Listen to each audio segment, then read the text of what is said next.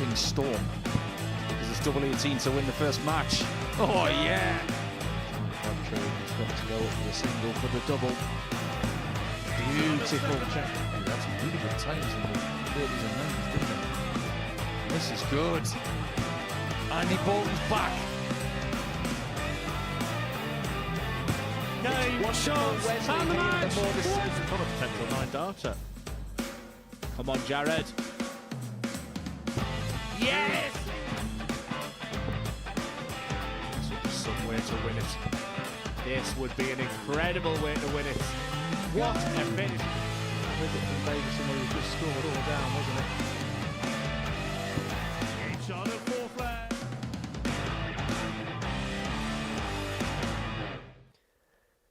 Good morning, welcome along to the Modus Super Series. Hopefully everything is okay after last night's action involving England and Spain. Football may not be coming home, but the darts has most certainly found its home here in Portsmouth. And we welcome in the second half of Modus Super Series 8. And what a lineup we have for you in week 7. Alongside me talking about all the action this week, it is prime time Matthew Edgar. And Matt, as far as lineups goes, this is pretty much as good as a Champions Week, this Group A. When you take a look around darts at the moment, you take a look at those players who do not have a tour card, and you put the lineups together and you think who's available, who could make one of those weeks, and I think we put them all into this week. Champions Week, I think, is an understatement into regards to sort of the standard that we're going to see here.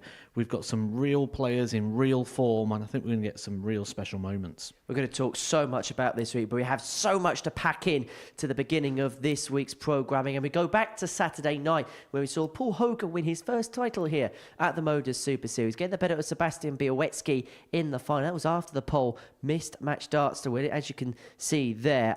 Paul Hogan, a player who's been here many times and now eventually getting over the winning line.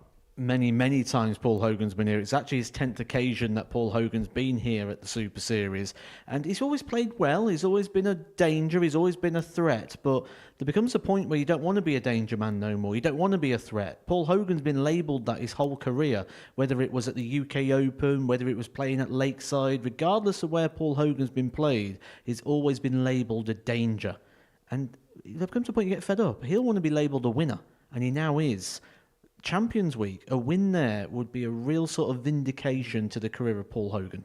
And last week we saw a couple of 9-darters as well. Both came in the same session on Tuesday, and they both came in back-to-back matches. Lee Cox getting the first and Tommy Lishman getting the second of them. And it's one of those moments you don't often get to see in the sport, but when they do come around, they're just so special, aren't they? Certainly here at the Super Series as well. You know, if you take a look at sort of 9 darts, how long we've waited since the last one and how sort of rare they've been in this venue, and then to see 2 on the same day, and no disrespect to the players that hit them, it is probably players you wouldn't normally expect to have been one of those 9 dart players, but they add themselves to that roll of honour, and that roll of honour is growing all the time, and you can make quite a nice little highlight video out of all these 9 darters now that we're starting to emerge.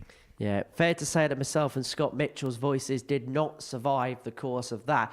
And they were 9-darters number 11 and 12 that have been hit here at the Live Lounge in Portsmouth. It began with Colin Heenahan all the way back in September, a couple of years ago now. Can you believe it? He hit the first 2. Steve West has had a couple. Andreas Harrison, former series winner, has had one. Of course, Fallon Shet became the first female player to hit one in front of the cameras. And some lad called Cole also hit one as well somewhere along the way. So that's the list of players that have hit a 9-darter. And we're going to see some players who've most certainly got those capabilities in action this week. We said that this Group A could well be a Champions Week lineup, and this is how it breaks down. Andy Bolton, Cam Crabtree, Mike Warburton, Ben Payne, Wesley Blazier, Victor Teacham. It's not a bad way to begin the week, is it? No, absolutely not. And when you look at that Group A lineup, that's just 5 phenomenal proven players, and Ben Payne in there, who is going to enjoy himself here this week. He's a qualifier. He's happy to be here.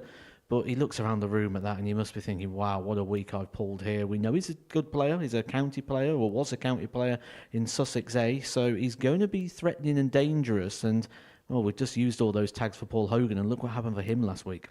Well, let's have a look at the odds, see what the bookmakers think about this week's action at the Live Lounge. They have Wesley Plaisir off as the 15-8 favourite. In fact, the top three in the betting all made semi-finals on the Pro Tour on the same day a couple of weeks ago. Wesley got through to the final that day, lost 8-7 to Ross Smith. When you consider the form that Wesley's in, a lot of people are calling him the best player about a tour card right now.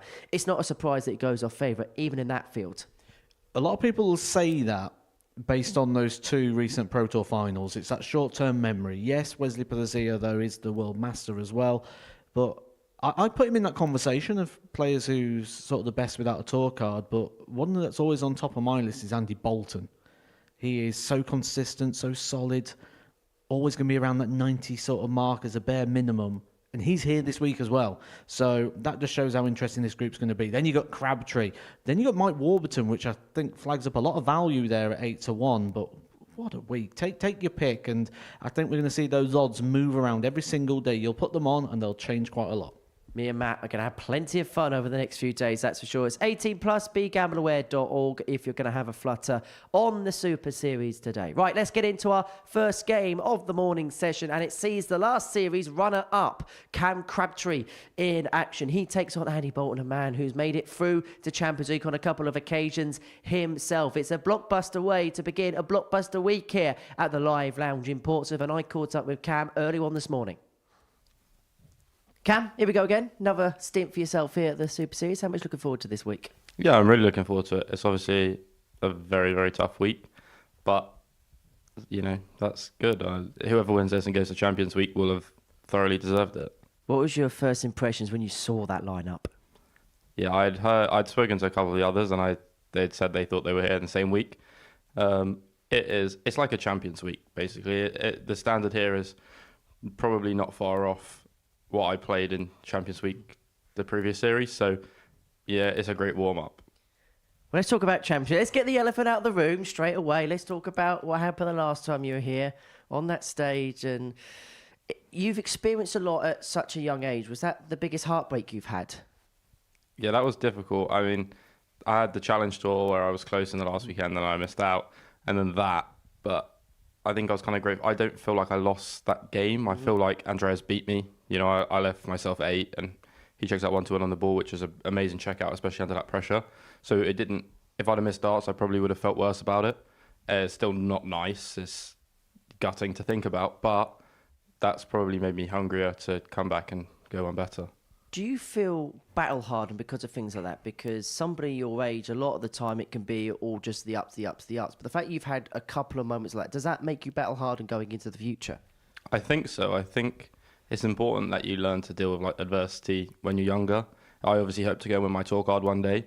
And I don't want to go straight on the tour, then get bashed up and be like, oh, I don't know what to do. Whereas I've had, where I played on the Pro Tour last year, I lost 8 games in a row. I missed out on my tour card. I had that checkout from Andreas.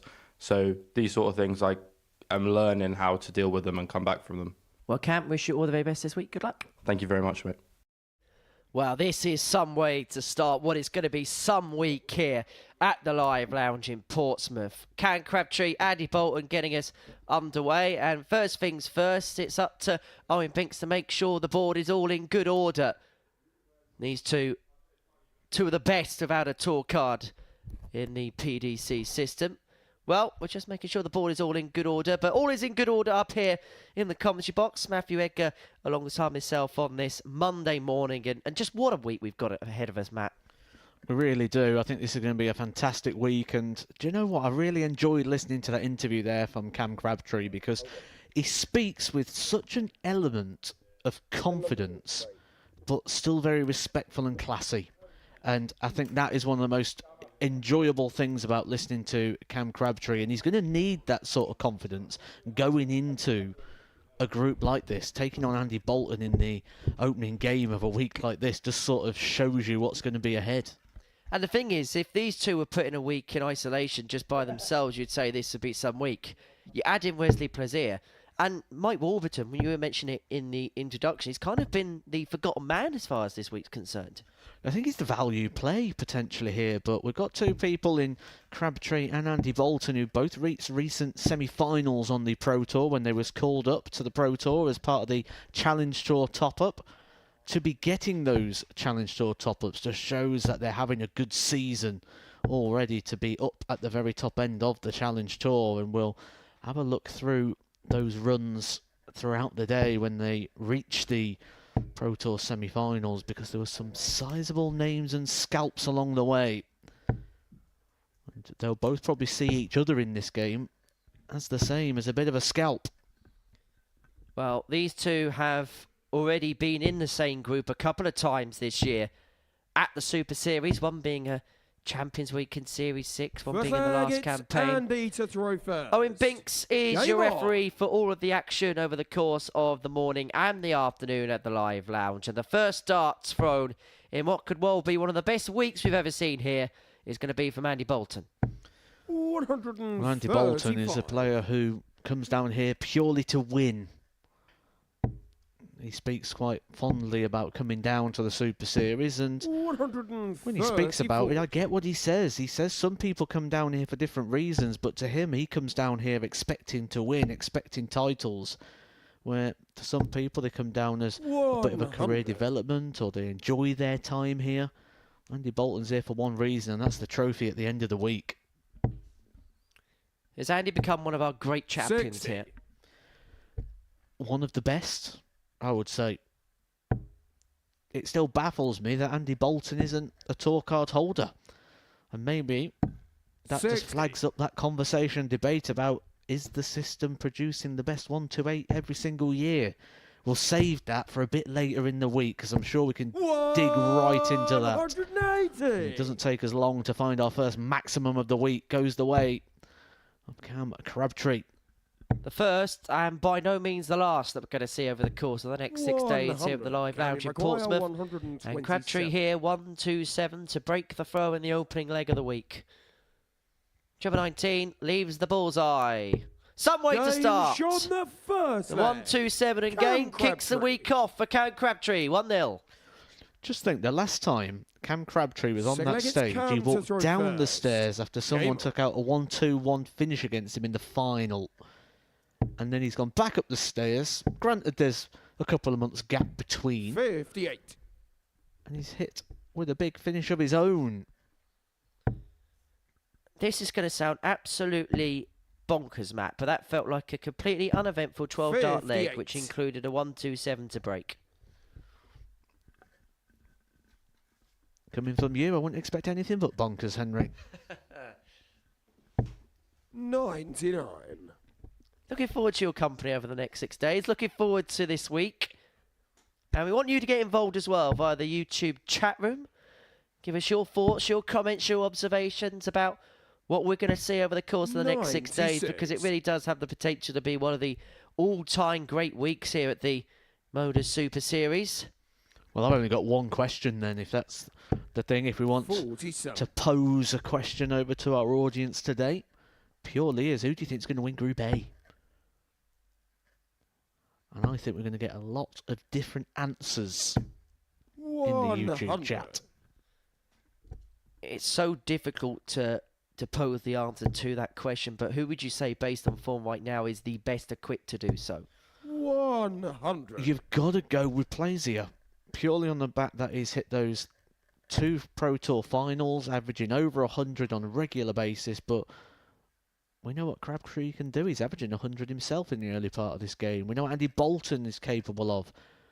Mike Warburton will play his hand. 140. Bolton, again after 12 darts, leaves himself in striking range.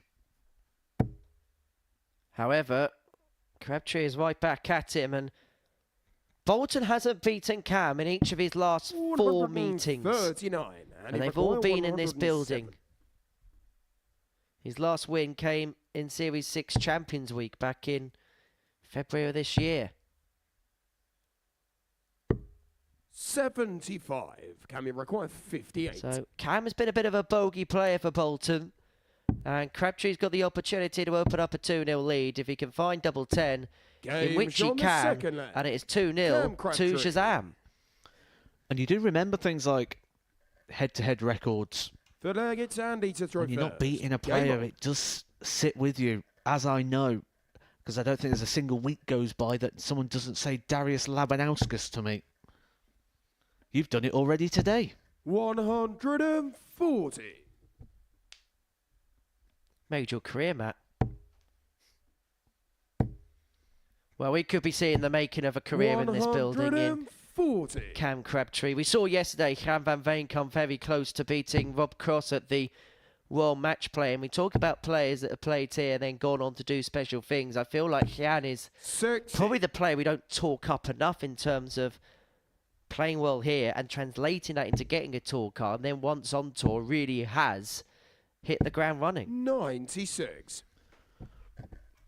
Yeah, 'cause the start of last season, you wouldn't have put him anywhere near, or the year before when he went to Q school and he was averaging 60s and 96. started the Challenge Tour playing bad, or was struggling with a bit of dartitis, and really found his form when he was playing in the Super Series.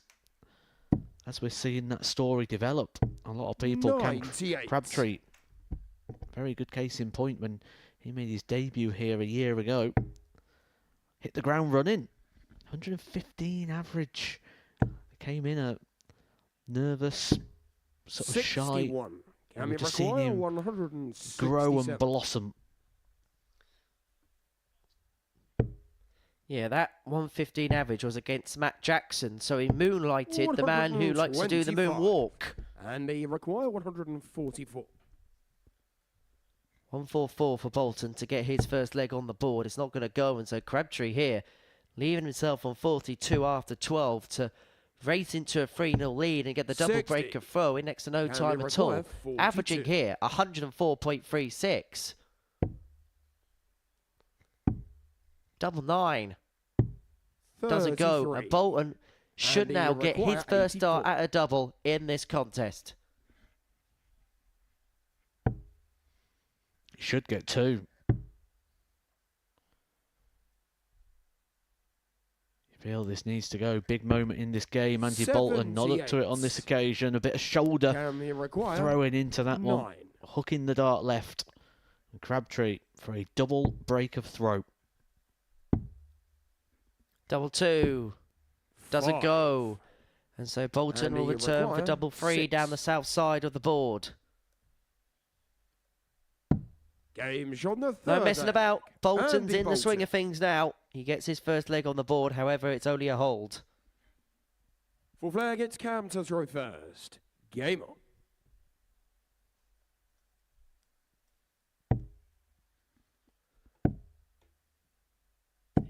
58.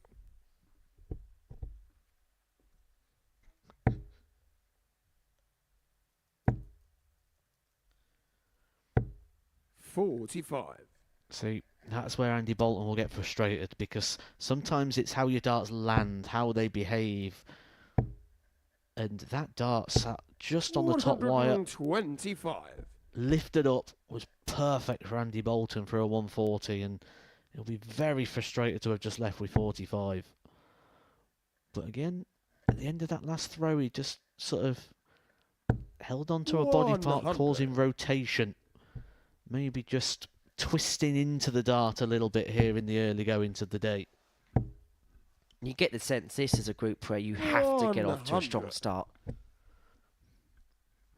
Oh yeah, today you'll be looking, going, right, I need minimum 4 wins if I want to be sort of in the race. But it's one of those groups where you can really lose it on day one. 58. We're guaranteed one thing this week, and that is a real big hitter playing in Group C, no matter what happens. 96. Realistically, we're guaranteed 2 big hitters to be playing in Group C, no matter what happens.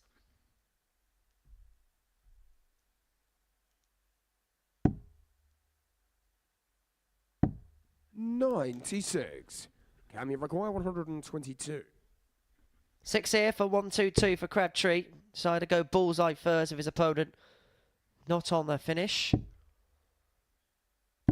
82. Take your pick of your double, and he's chose tops. Going to have a handful of darts to put himself a leg away from being the first player to pick up a victory here.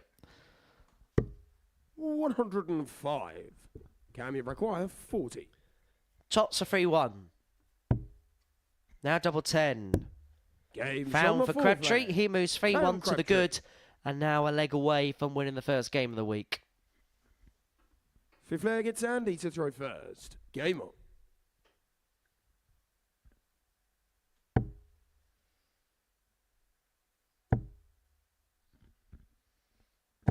Andy Bolton fires in his first 180. maximum of the week.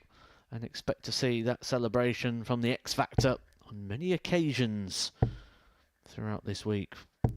Second maximum of the 85. game, one apiece in that column.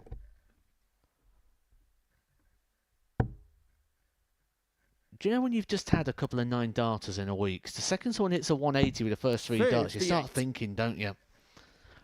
Maybe we got spoilt a bit last week. Randy did hit a 9 darter at a vault event not too long ago. 140. As a matter of fact, we do have a player that's hit a 9 darter here in action on Thursday night, Jared Cole, who's spending the beginning of this week in my 99. ear.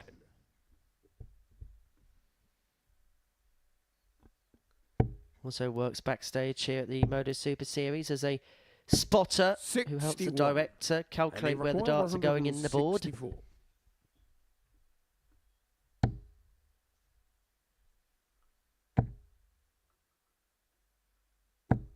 100.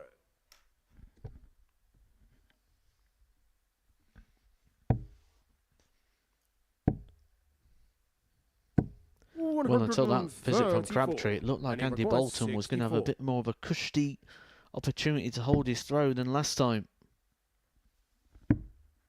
Double 8. Doesn't go, 48. and so Crabtree now back for the match, And we looking at require 81 81. to get the first chalk on the board for this week. 12 and bull. Bullseye. Doesn't go. 56. And he requires 16.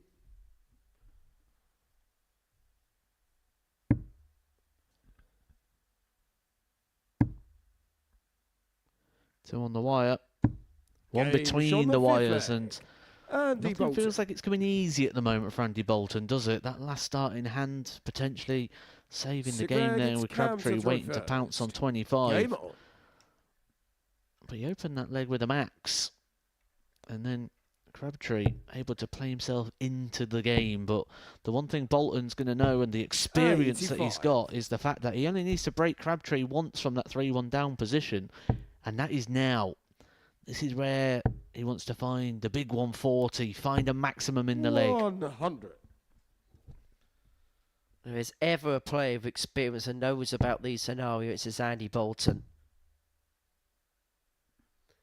There's a saying in sport, isn't there, with solid pro. 93. Andy most certainly falls into that bracket. Somebody's been around for so many years now and is just so adept at getting jobs done. 140. He's the standard. He is the standard of a professional player. 135. If you can beat a player like Andy Bolton, you know that you're going to be capable of moving on and doing okay on the tour. 60. Spoken to Andy in the past about the fact that this is his profession, doesn't have a day-to-day job. He is a professional darts player by trade, and he calls it one of his proudest things he can say is that he's a professional. He wakes up in the morning and darts is his job. And Crabtree here looking to get the job done. 105. 88 Can we now require for the match 88? and to seal a 4-2 victory to kickstart the week. Strays wide with dart 1, cannot recover with dart 2. As Bolton is back 72, for and he 96 to requires send us all the way. 96. Not only to save the game, but to make himself favourite to go on and win it. Choices for Andy Bolton Does he persist on the treble? Does he go on the double-double? Persists on the treble and hands 48. Cameron Crabtree an opportunity to get the job done. 16. Double 4 for the match, for the win. And to take the opening 14. spoils of the week, but everything's been okay up until And the you finishing require line here for 48. Cameron Crabtree, who has spurnt 3 match winning opportunities. And Bolton now will come back for double 16 to take Game us all the shot way is in the first game of the Andy week. Bolton. And just like that, Andy Bolton becomes big, strong favourite. He's been here 7th and final leg, it's thousands Andy of times to throw before. first. Game on. And he'll know any 3-figure score now will be good enough. You just want that first start to sit in the treble, and that's not ideal. Bit of experience here from Andy Bolton, just almost revisiting it, making this a new visit. Well, Cam here has missed 10 darts at a double in this contest. 24. But his scoring power has simply outweighed Bolton in this contest. You can get away with a bad visit when you've got the advantage of the throw, 85.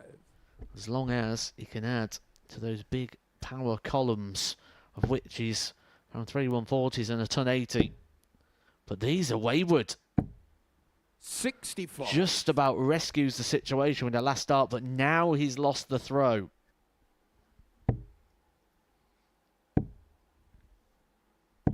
It was almost like the 134. lights are on, but nobody was home there for Andy Bolton for a moment. And it's allowed Crabtree with that 2 treble turn there to really take the ascendancy of this leg against the darts. 100. And he takes a throw as we head to the midway point of this deciding leg.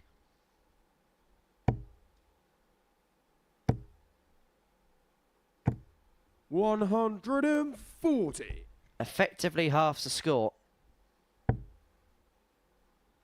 And is now de facto favourite to win this match. 125. Can we record No finish left there for Andy Bolton, which gives Crabtree 6 darts guaranteed. Just 1 treble. Trying to utilise the ball again. 64. We've seen him use that quite a bit within his shots. He's left himself a bit of work to do here, so Andy Bolton encouraged.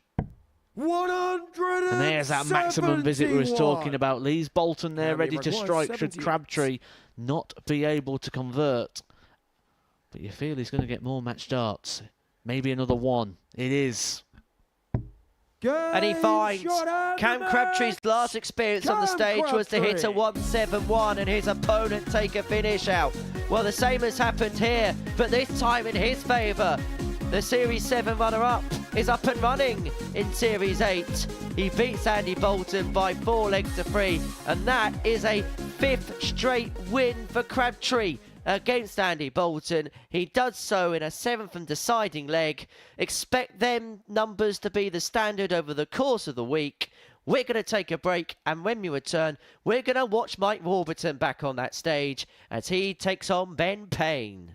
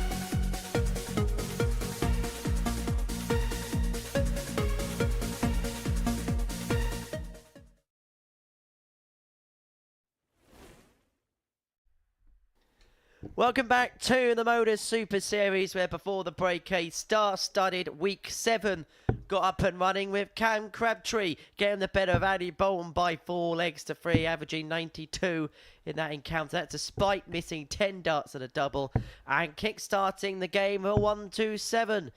No, next up for us, we're going to see Ben Payne in action. Second appearance for him here at the Live Lounge, up against one of the most experienced campaigners here at the Super Series, the former World Masters semi-finalist Mike Warburton, making a 9th appearance here in the Live Lounge in Portsmouth, up against Ben Payne, the 31-year-old from Uckfield, the southeastern London qualifier, a player who, well known, well versed in local senses, but what can he do on the big stage with the eyeballs firmly locked on him?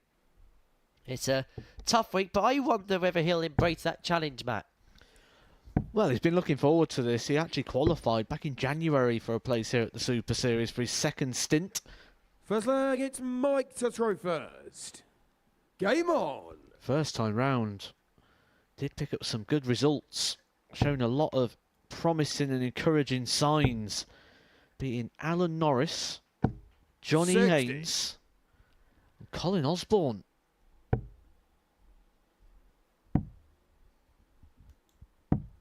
$42. I'm sure Colin got over that with a holiday in Tenerife. And it was a really good week that Ben Payne was in. It was won by Conan Whitehead in the end. Richard North runner-up, Scott Campbell, 43. Steve West, Willie Borland and Scott Walters were the other players that made the final. Colin Osborne didn't qualify. Neither did Johnny Haynes and neither did Wesley Harms. 100. Sure he wasn't too happy about that.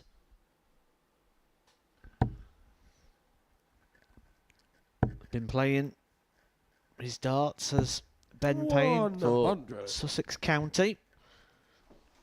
County season just finished and Sussex finishing mid-table in the championship, 61.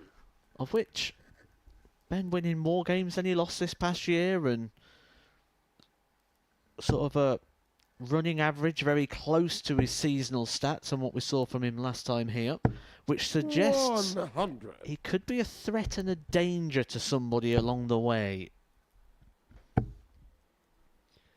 You just get the sense that this week for him is about trying to... Oh, that's unlucky. It's dangled in, it's dangled out.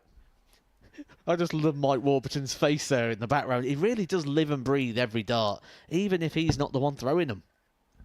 He just loves this game, does Warby.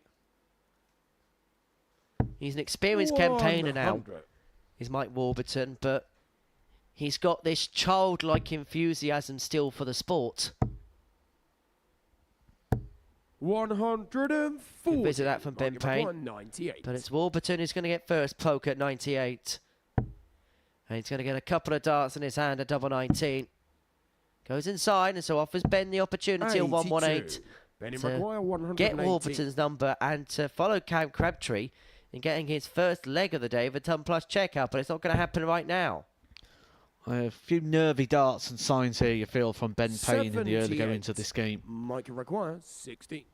A little bit of tension in the shoulders maybe, just not getting that extension in the early goings. Game shot in the first leg. Mike Warburton Mike stumbles over Warburton. the line in the opening leg. Warburton one up. Second leg, it's Ben to throw first. Game on. Player who has won a week here at the Super Series in the past. Did so all the way back in 45. Series 3, Week 5. He beat Conor Heenahan, who missed double 12 for a 9-darter in the final. Here's a stat for you, Matt. I know how much you like a fun fact. 130. Each of the last 10 matches have gone against the throw here at the Super Series. Cam's win against Andy means that on top of the 9 games on Saturday night that went against throw, that joins it. The last game that actually went with 46. throw was Sebastian Białecki's 4-1 win against Paul Hogan all the way back on Friday night. Well, I have a feeling that stat may be changing soon, because even in the early part of this game at the moment, Ben Payne 60. looking frustrated. Which, normally when you get frustrated this early, it means that the practice hasn't gone as well as you would have hoped in the back room. And you're hoping that when you get on stage that things change. 59. He'll be wondering, where's that form that he's had throughout the year? Why is it not arriving here in Portsmouth? And with that, you look around the 59. room and you see all the players that are here this week and the standard and the level, and then it just makes you panic a little bit. 60. Visibly frustrated despite the fact we're only a leg in. Well, at the moment, Ben Payne is sending out an SOS, and the message in the bottle is help. 100.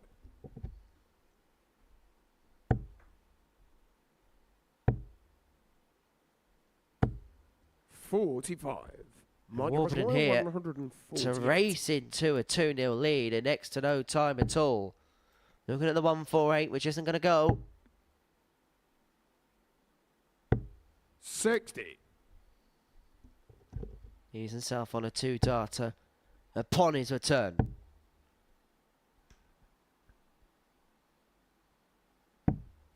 $82. Gets himself down to a finish. Big ask. And that's provided that Mike Warburton doesn't take out the 88.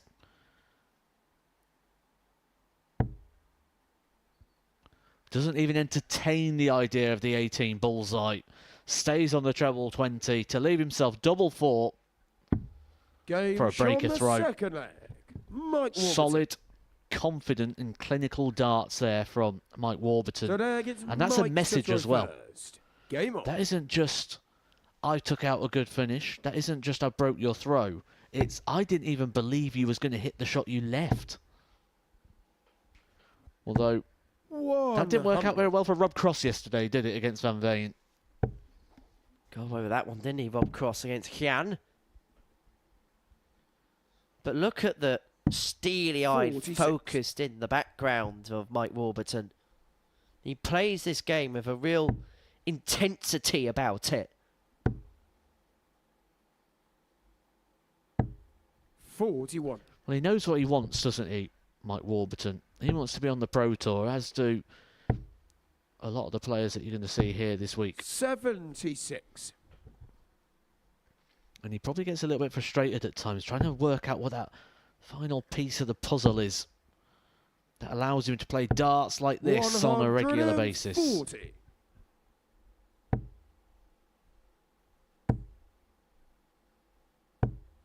$45. Well, this game is exactly where Mike Warburton wants it, all in his favour, and feeling like he can just get the job done all in his own time. 100. Ton there, leaves himself on 120 after 12 to move into a 3-0 lead. What Ben's trying to signal 85. there is that he's not throwing the Mike darts Maguire, through to the 120. board. Hand just opening a little bit early. Great dart tops for the 120. Game John the third Another leg. showreel moment Mike Warburton. on this magnificent Monday morning. And it's Mike Warburton who finds the 120 Warburton to move gets into a Benton 3-0 first. lead. Game It's the second ton plus checkout we've already seen today. And he's now a leg away from sealing a whitewash win. 100. Ben Payne just needs to get something on the board here, whether it's a leg, whether it's a good performance, a maximum, just something, so he doesn't come off the stage feeling like it all went wrong and all went against him. If that is the case, we could see that lag on into other fixtures, and that is the danger of this 40. format and Super Series here. You lose, normally you go home, you're out.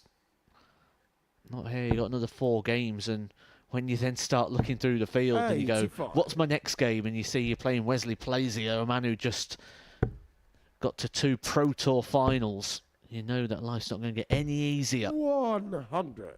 And I can imagine there's nothing worse than looking forward to something for so long, and then when that chance arises, it all goes wrong on the stage.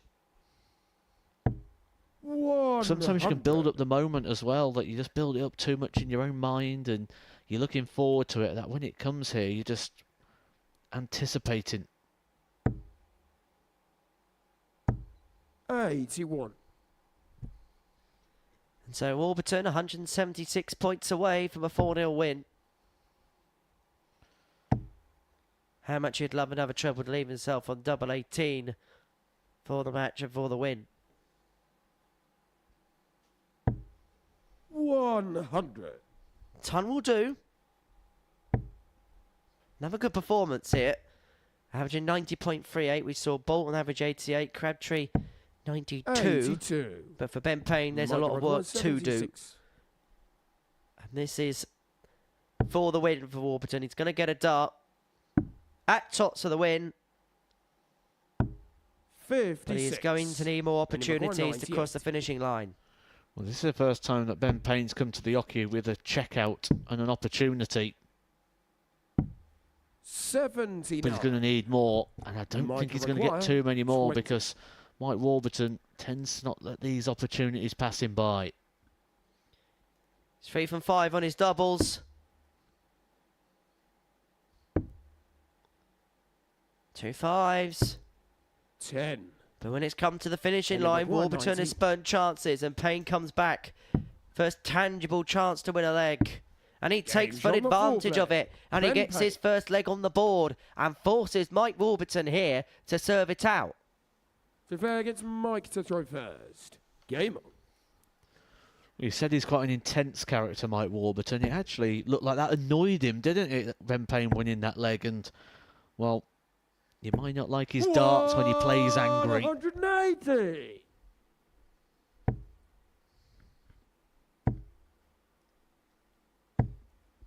$30.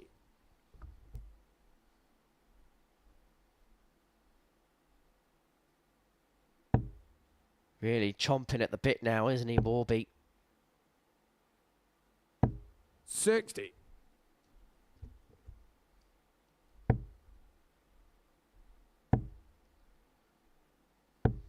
And again, in a situation to cross the finishing line, but he spurned a handful of darts to win the match in the previous leg. He's hoping to right that wrong here. And if he can win 4-1, just send a statement out to the field. 140. And it feels like a group where people just want to get the one up on one another. They get the points on the board nice and early, 45. and that looks like what's going to happen here for Mike Warburton. 200-point advantage. 205 points if you want to be exact.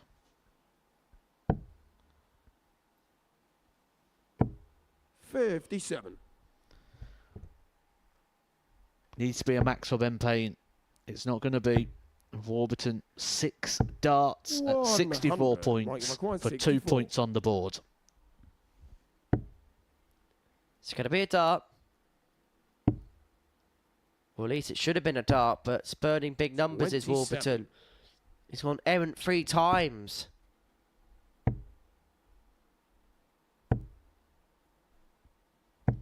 Well, he made a mess of it, and all of a sudden, Mike required there's 37. now a lot more urgency on the situation. Double 16 to eventually crawl over the finishing line. And Warby Game wins. shot and It's a match. 4-1 success for the Mike Welshman to Warburton. get his week underway. As for Ben Payne, you could tell that there was some pain on that stage for him. Some disappointment.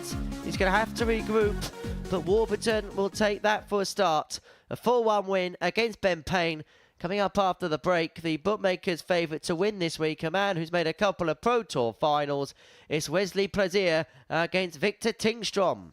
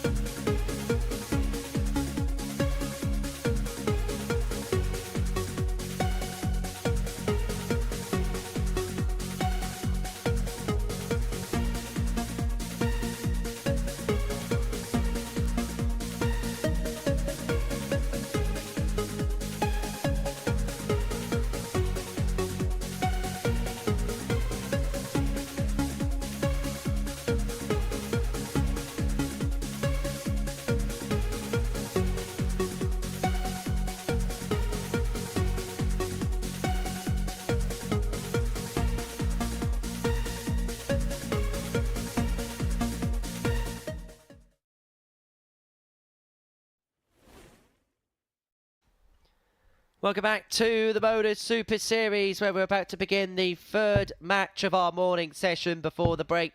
Mike Warburton got the better of Ben Payne by 4 legs to 1. And now we see the favourites in action. Wesley Plaisir, a man who's made a couple of Pro Tour finals in the last couple of weeks. Could have been a Pro Tour champion. Lost out 8-7 in that final to Ross Smith on the same day that Mrs. Crabtree-Bourne got to the semis. As far as Plaisir is concerned, 34 years of age from the Netherlands. His career best, the reigning World Masters champion back in 2022. That's a tournament that will be back on the calendar in October, and he'll be looking to retain that title up against Victor Tingstrom, the 23-year-old from Stockholm, the reigning Finnish Masters champion. B8 finish. He's only 23. And the Swede looking to join in the footsteps of Anton Östlund and Andreas Harrison in terms of being Swedes that have tasted Saturday night success on the Super Series stage. But we've been waiting for Wesley's reintroduction to the Super Series for a long while. Now we'll see what kind of fettle he is in. Many people think he's the man to beat this week. The odds compilers think so as well, and that is because of those Pro Tours where he got to 2 finals, but it was the way he did it. Beating players like Gerwin Price, Steve Beaton, Stephen Bunting. 60. Big averages. 104, 101, 103, 104. And anything outside the 100 was always at mid to high 90s.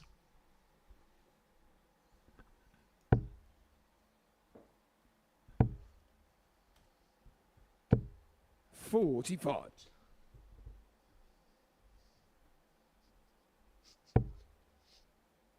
When you look at his seasonal numbers, Wesley, averaging just under 90 for the last 12 months. Checkout percentage of 38%. And the last time that Wesley Plaisir was here, he made it through to the semi-finals on the Saturday night. He lost out to Patrick van den Broekhaard in that semi-final, who'd go on to win that night, beating Jared Cole in the final. He bashed up Jared Cole in that final, the truth be told. Took him to the cleaners. 42. Well, this is not the Wesley Plaisir that played on the Pro Tour recently, is it? A slow start for Wesley. I can assure you it will get better. 100.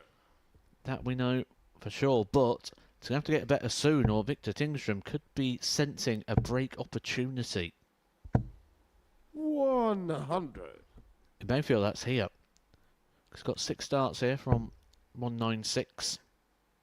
The sort of range you'd have been practicing. 6 darts from 201, 9 darts from 201. 100.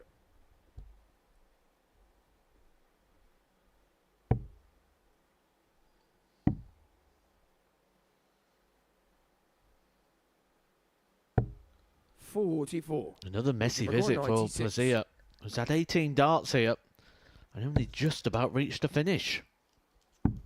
The finish he's not going to get a shot at. Victor Tingstrom. Slow start for Wesley.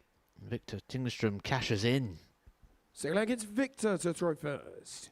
Game on. Maybe he's not a morning person, Mr. Plaisir. 100. Know how he feels.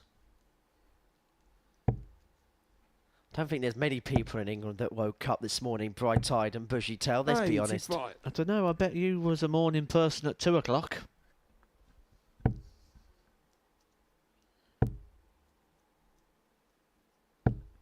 $85. Mind you, how would Scottish-born Andy Bolton... Well, no, Scottish Andy Bolton, who was born in Stoke-on-Trent, who would he have supported last night? Interesting question. We'll have to ask him. But for me, I wouldn't even class it as coming home if we'd have won it yesterday. For me, that's the World Cup. The World Cup's the "it's coming home" song and theory, isn't it, rather than the Euros? 96. Better from Plaisir. Much better, in fact.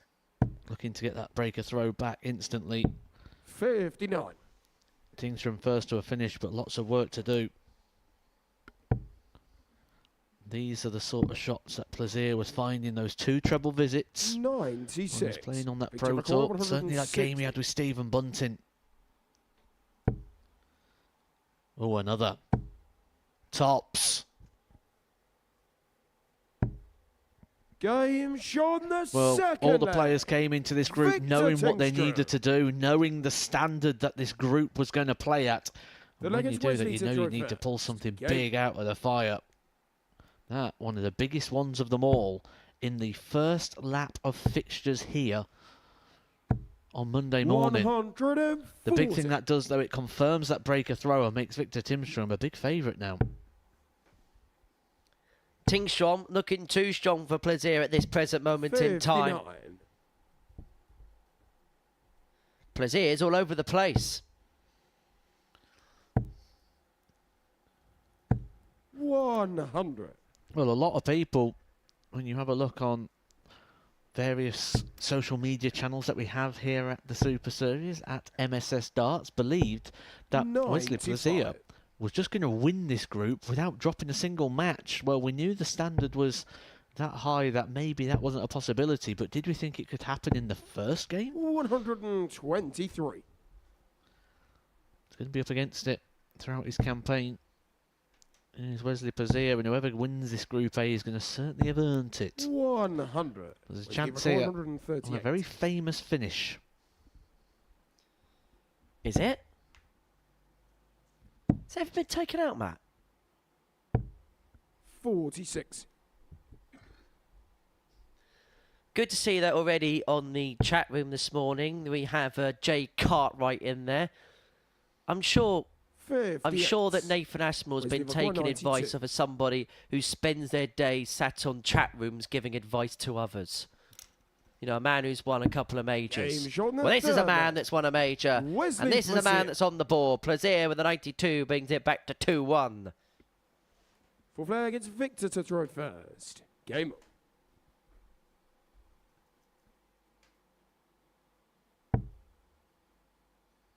Felt like Chris Mason for a second.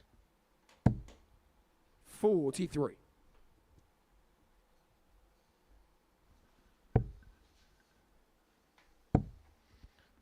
Although it's a double stats, not a dart missed 58. at the outer ring so far in this contest, including that 160 check. And a matter of fact, every single leg in this contest has been won with at least a check out of in excess of 90. 60. We've had a big finish in every single game as well so far. Cam Crabtree kicked that off with a 127, Warburton the 120, and now Tingström with a 160. But Plaisir 140. now warming to the task. We were waiting Wesley to wake up. Maybe like Oasis, he needed a little bit of time to wake up, wake up. As you can see there, Wesley has a bit of a swing, doesn't he, with his first dart? 93. Almost like teeing off. It's a bit of a rotation, isn't it? Part of that will come down to his height as well. Obviously, different players have to throw differently depending on the height. And 58. part of it will be that. Part of it will just be how the technique works for him. Ideally, you don't want that movement because it's another thing that you have to get into sync. 140. Not only are you timing the backwards and forwards motion of the arm, you've then got to get in sync with the left and the right and the swing coming across the body. 56. Wesley requires Do 70. you see people with that body movement find ways to manage it well? Double 16. It's the first dart 54. missed at a double in this match, but Plaisir, after what was a very placid start to this game, is now averaging on the cusp of 90, and that comes from a very low ebb. That's how much he's 44. raised the level in the Wesley last couple of requires legs. 16. 2-8s for 2-2. That could be getting a little bit tricky because of that swing across the body. It makes the darts kick out a little bit, and you can see how tricky it is. He's having to slide right the way across 8. to try and find a way Did you into the require double eight. He's not able to do so. He's already had the 160 in this game. But the 140 isn't going to be added to the Ton Plus catalogue. And so 60. Plaisir comes back Wesley for double Require. 4 to square this 8. game up after 4.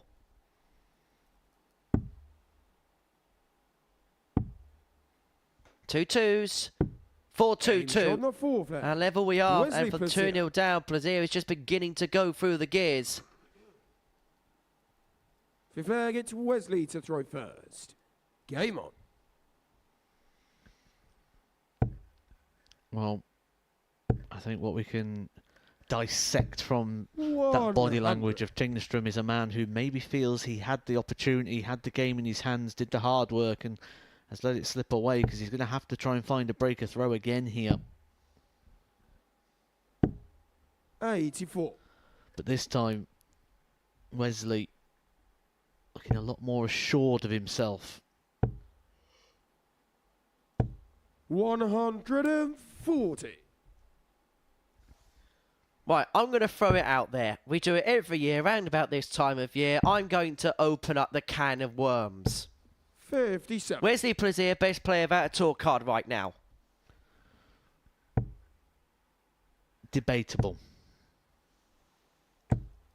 80.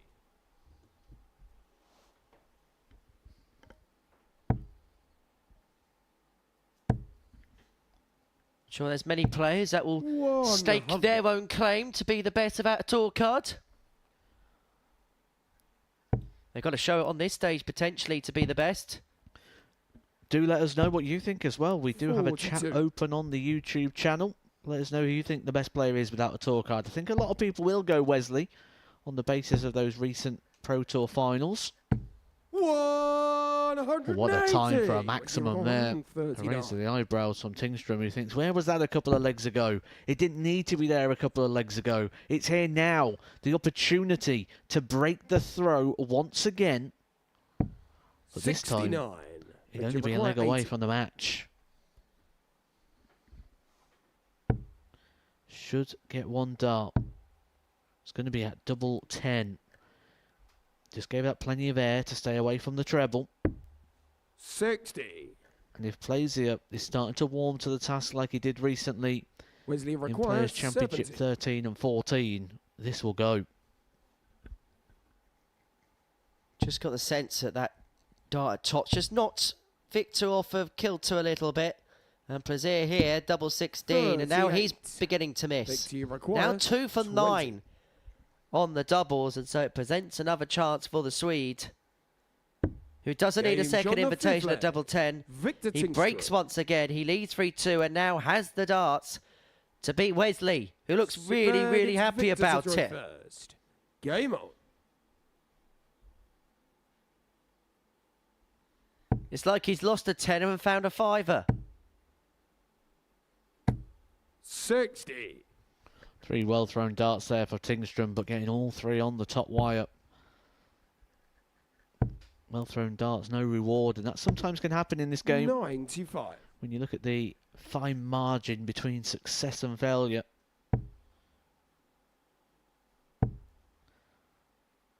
But 60. needed a treble there to keep the advantage, and Plaisir all of a sudden will become favourite once again. 96.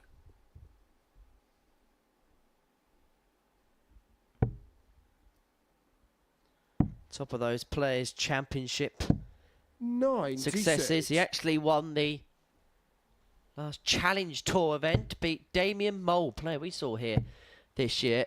A player who actually played for 5 days 100. at the Super Series. He failed to get through to the Saturday night. And do you know how he tried to get over the disappointment of not qualifying through to Saturday? He got a tattoo of a 45. platypus on one of his fingers.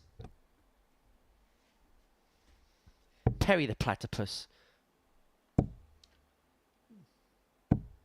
96.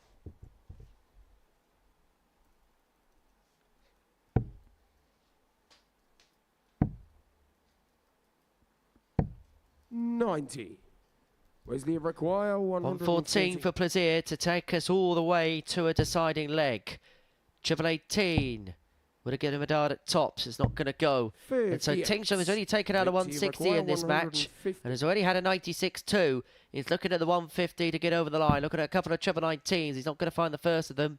And so Plaisir will come back for 56 to take this game into a deciding leg. And unlike the World Match Play, we will not be heading into overtime. 56.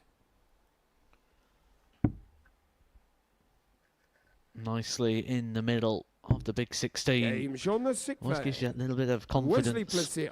when you're going for the double. It can throw you off a little bit. Sometimes we see people get darts right by the wire, and it just gives you that sort of worry, that panicky moment. Game on.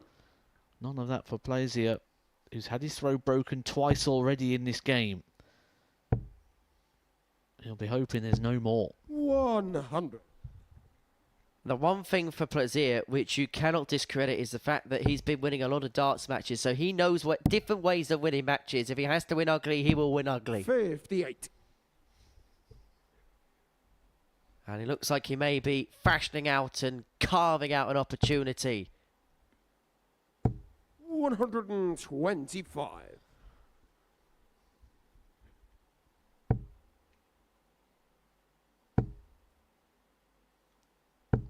140. There's only so many times you can give a player like Wesley Plaisir an opportunity before he says thank you very much.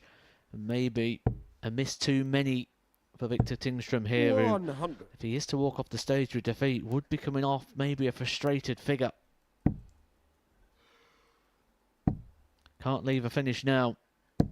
57. So it's all about Wesley. 6 on 176 to get over the line and to seal a 4-3 win. 60. 60 leads 116. You saw the 160 go. Are we going to see the 116 taken for the match? It may have to be, with Tingstrom on a finish of his own. 116. Has to stay there, has to move across, but then cannot find the treble, which would have left him double 18. 60. Two trebles and a double required here for Tingstrom. 146. He's already done a combination like this already in the game. This one would be bigger. Purely for context. It wouldn't have been bigger in terms of the numbers, and a wire dart there for Tingstrom. Wesley Plaisir breathes again, an opportunity to get the job done with the same finish that he took in the last leg. Tops for the match. And tops for the win. And Wesley Plaisir is up and running with a victory. He was the bookmakers' favourites at 15-8 before a dart was thrown in this group. It was a slow start for the Dutchman, but when he got going, he showed signs as to why he has made a couple of Pro Tour finals. That is how the game went from a statistical viewpoint. Plaisir, the 4-3 winner. Coming up after the break, we're going to watch Cameron Crabtree against Mike Warburton.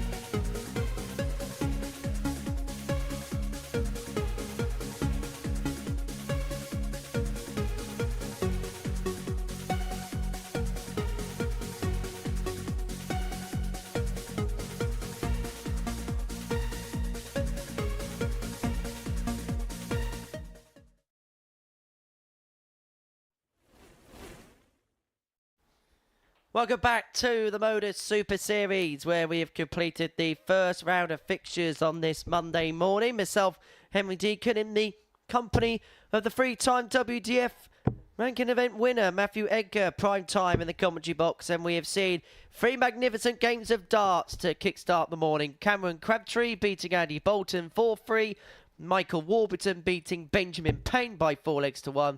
And before the break, Wesley Plazier, the victor against Victor Tingstrom, 2 strong, 4-3 to the Dutchman, the bookmakers' favourite to go on and win this group and win this week. So Warburton and Crabtree is match 4 of the day. And this feels like a Modus classic, this game, doesn't it? Two of the real all-time campaigners going toe-to-toe, jousting it out amidst this magical hockey. Yeah, and it was one of those where you look through 139. sort of the form lines, and it's a really tough one to predict. Both these players did win their opening games, both of them very solid in their opening matches.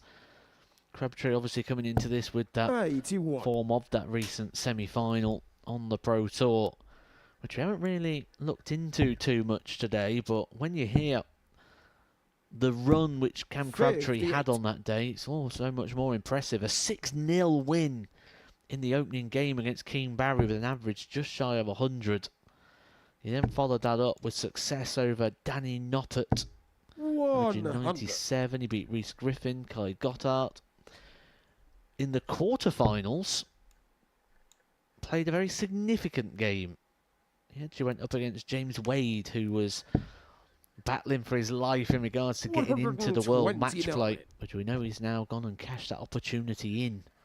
6-3 victory in the quarters for Crabtree against Wade, before losing 7-3 to Wesley Plazier. 60. Very much a player that's moving in the right direction. Very much a player we don't expect to see much more of here. And we mean that in a good way, because I think there's a lot of expectation that he'll go on and get his tour card in the not too distant future. And in terms of bright sparks and bright starts, he's making exactly that in this contest. He required 41. Double 16 to take out leg 1. Can he just clip it over the top of that barrel? Just overcompensates. And Warburton back for a finish. You've already seen taken out today by Victor Tingstrom in the last match.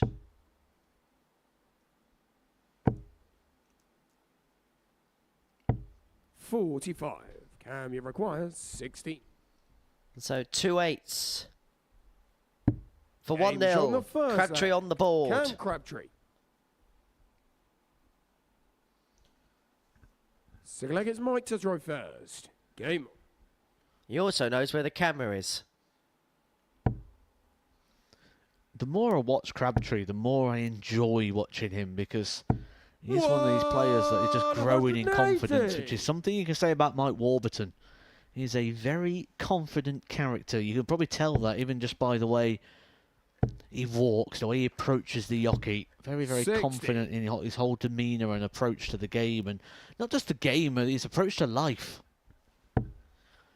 He's not a bad singer, is he, as well, Mike Warburton? He may be about to sing some more songs for us here. 180. Is there a 9 darts song, Henry Deacon? Well, he's playing all the right notes at this present moment in time. How about the winner takes it all? 141. For a moment of perfection. Even Cam was cheering it on in the background. He is so far adrift that this leg probably is over anyway. Nice sign of respect between the pair. To be honest, the biggest surprise is we actually got this darts match on, because these two are probably two of the biggest chatters I have ever met in my life. And that is saying something coming from me. Well, he started the leg with back-to-back maximums and then misses the big number. He was on for the 9. He missed the 9. On the second leg, Mike Warburton. But levels us up in the end. 12 darter there for Mike Warburton. He'll be hoping for something similar. Cam to throw first. And Cameron Crabtree has the throw.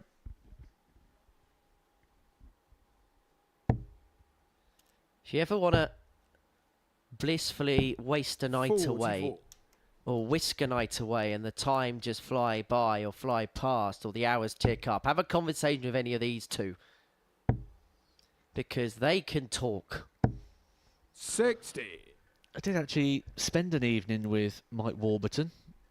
It was in Germany. We were sat outside the hotel.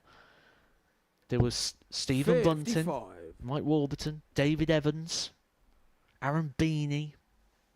And somehow we was having a conversation about having a bath 100. full of baked beans.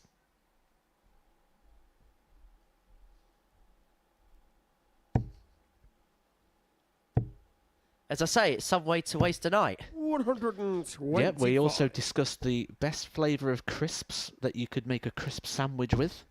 What is the best flavour? I think prawn cocktail's very underrated. Oh, good shout. I like that. And Warburton agreed with me on 26. that because he said a lot of people go straight for cheese and onion. See, this is stuff you don't get. Cheese and onion is an awful crisping sandwich anyway. It's awful. There's just too much flavour in it. 34. Ready salted. I tell you what, when I'm ill, I do like a ready salted crisp sandwich.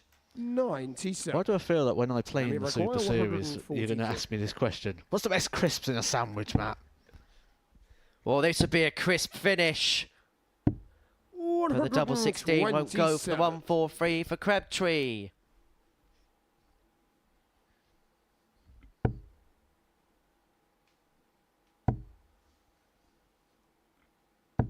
$100. Can we require 16?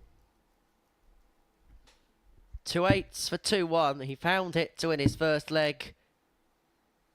He finds Game it shot to on win the his third second leg. And Cameron Crabtree is halfway towards the victory post. Full flag against Mike to throw first. Have we just seen part of the evolution next of counting within the sport? Because I'm looking at that 143 for 100. Crabtree, and when you went that way, I thought, what on earth are you doing? We'd never see that. But actually, when you think about it, had he hit the big 18, 99. he could have utilised the ball then to leave tops for the 103, the 25, and the treble 20. So, actually, it makes a bit of sense.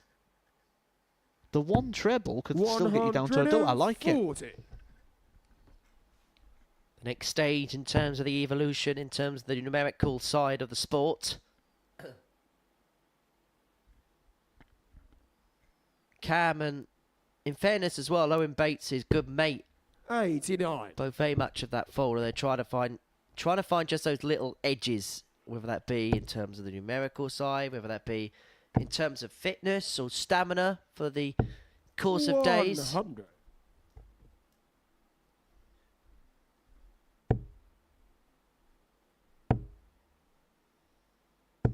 He also says Cam is 45. very analytical about the sport. He will watch his games back. He will pass comments on what he's seen. Right, you record 161. Almost a bit like a football coach. Play on the Saturday, analyse the video, and go back to training on Monday morning looking back at the video. So I'm going to blow your mind very briefly. I'm going to say hello to Cam, who will be watching this later on, but that'll actually be in 65. the past, even though it's now.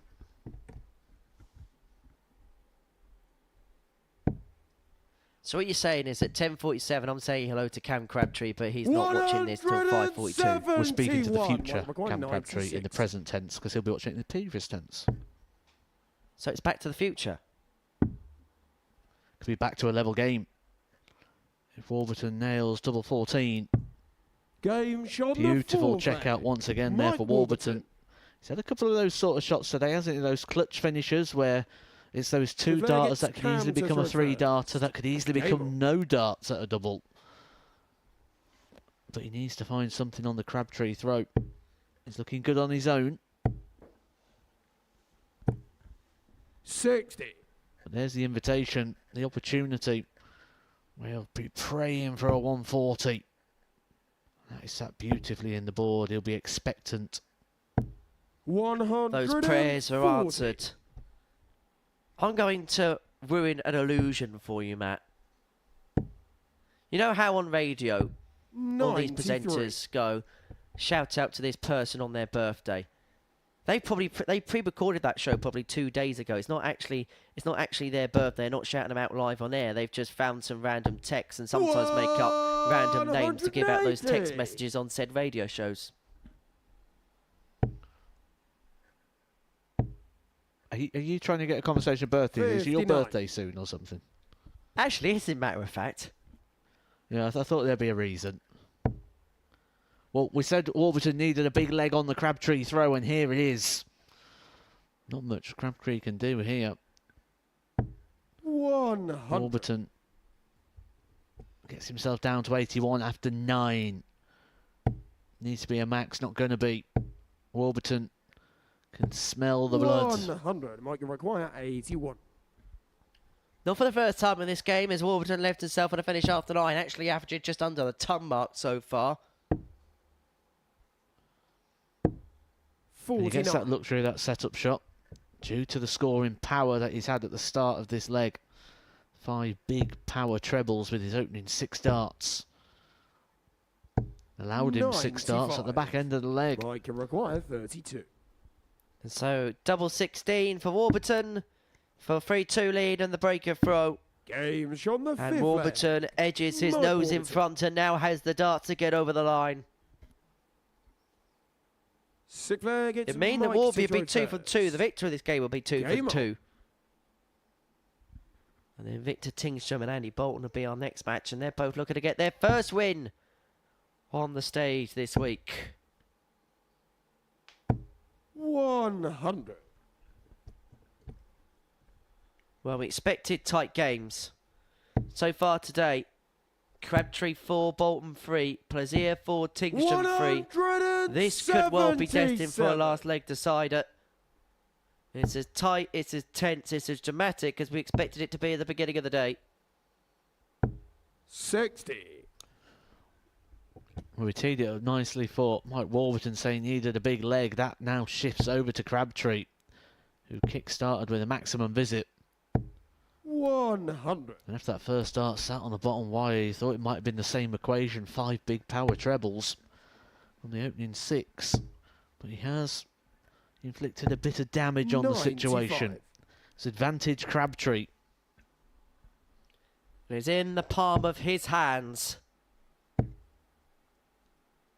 And boy, is he running with the advantage that he's got 140. against the throat.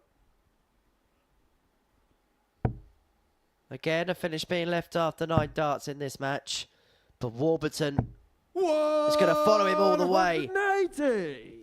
4th And maximum of the game 84. there for Mike Warburton. 4 180s.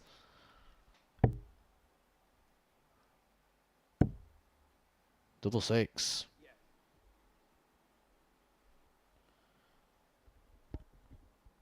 Warburton pacing round in the background, hoping for an opportunity. He's going to get one. 78. But 66 Might looks require easy in regards to 66. the numbers. But it may just be a dart. It's all on the first dart. He found a treble, but it wasn't the one he wanted. Should get a dart. He's going to get a dart, double 16. Game And he shot only and needs a the one match. to get over the line. Mike And Warburton. Warby follows up with his second win in succession. He gets the better of Cam Crabtree by 4 legs to 2. Good performance, good average. Just under 97, 4 maximums in there, 4 from 6 on the doubles. Coming up after the break, we're going to watch Victor Tingstrom up against Andy Bolton. Welcome to the party in Portsmouth here at the Modus Live Lounge. They've both got the talent where they can just reel off leg after leg and dish out a heavy defeat. And what a way to start the day. We're up and running here on Champions Week with a maximum. Well, what a way to finish. A 12-dart leg. Beautiful check out there from Cam Crabtree. Only needs the one. Game shot on the second leg. Darius What were you saying about efficiency? Game shot on the third leg. Reece Is that Robinson. the moment that Reece Robinson comes alive in this crucial clash? Looks like he's going to go for it. Game shot. And it is right next to his favourite double top. And he gets the job done at the earliest possibility. That is Cam Crabtree through. Case not so. Harrison gets the all-important win. Game shot on the second leg. Darius Labanowski. Game shot. Oh, Smith, is it a Darius Labanowski. 9? Took me a long time. And that clenched fist. Game shot on the mark. He gets the job done in the end. He's nodding in total agreement because Game shot on the fourth leg. Just Darius like that. Labanowski. he needs the one. There you can see. That she can unlock at any moment, but that is quality from Harrison. This would be a wake-up. Welcome to the party in Pompey. Should be a good marker for him, and is. It was a great dive. Game shot on the first leg. Andreas It's a Harrison. breaker throw for Andres Harrison. Game shot on the second leg. Cam Crabtree. Consecutive breaker throw, double 16 is found. And he does lead. It's not an 11, but it's a beautiful 12, treble 17, which he gets. Bullseye for the win. Absolutely incredible by Andreas Harrison. He's Andreas Dirty Harrison!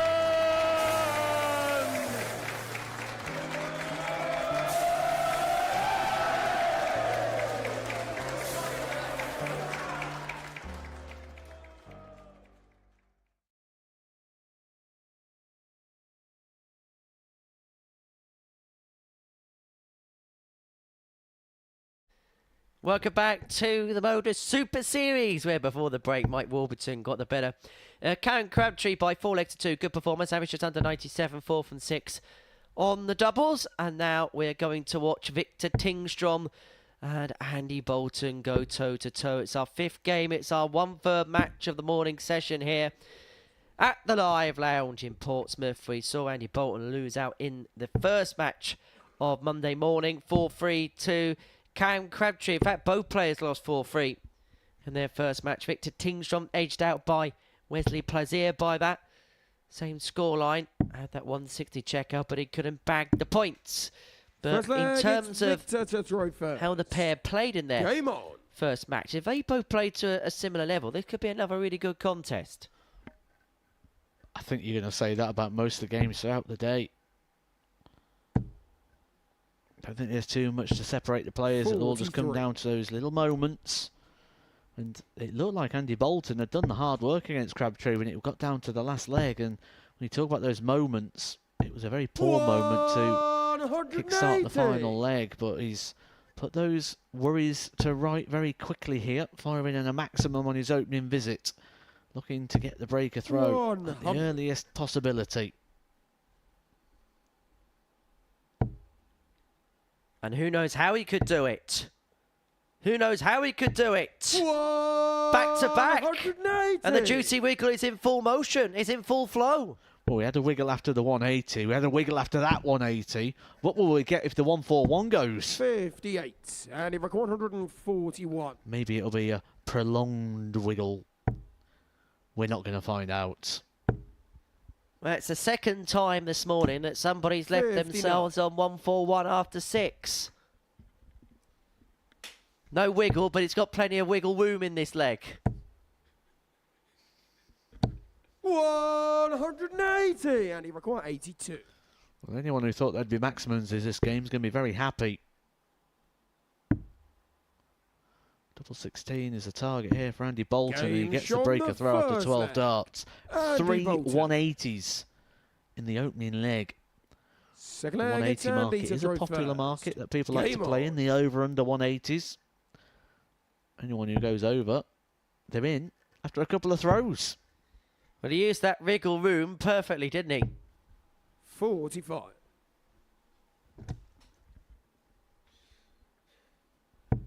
There we go. That's another meme that's going to be out there soon. 100.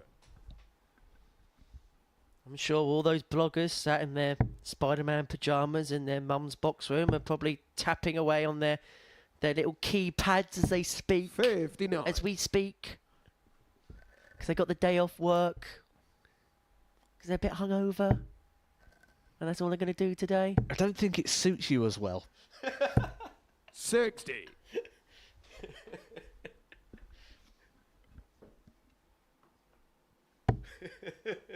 You don't make a very good Chris Mason. 42. Why doesn't that sound like a surprise?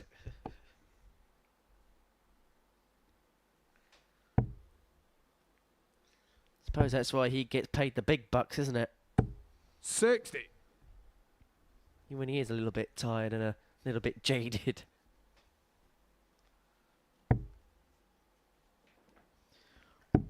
This will be frustrating, though, for Andy Bolton. You've just had that great 43. leg, broke the throw in 12, and then after 12 darts with the throw, is yet to register 3 straight darts, never mind a treble.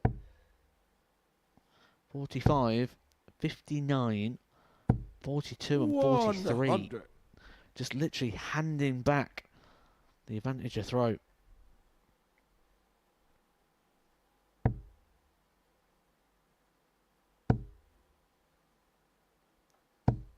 $100. This game just reaching a little bit of a stalemate. 125. I think the pace of this game, neither player were slow, not by the stretch of imagination, but it's not like a phonetic pace of a 100. Crabtree, say, for Victory required example. 56. So you're going to have a little bit of time at the back of the yockey between visits. Game As shot the Tingstrom second levels up leg. at 1-1, pinning the Victor tops for Tingstrom. the break back. And time at the back of the hockey is So there absolutely gets fine Victor when to things throw are going well. first. Game on. But when you do what Andy Bolton's just done, that time at the hockey, you hate it. Or the time away from the hockey, should I say. You hate it. You just want to be back on the hockey throwing, putting it right. 140. The action today, refereed by Owen Binks, one of a couple of referees we're going to see this week. Paul Hinks will be back with us for the second half of the week. 100.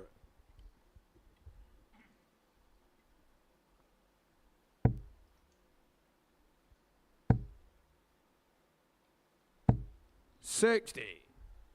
Paul Hinks, who has had a number of 9 darters here at the Super Series. Not actually physically hit, but on stage anyway. 140. As the referee actually was the referee for the first by Conor Heenahan.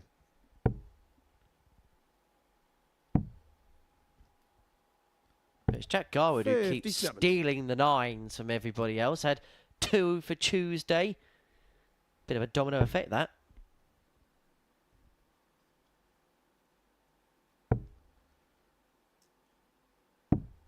$59.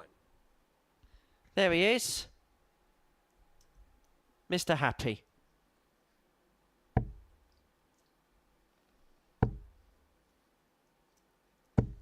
$100.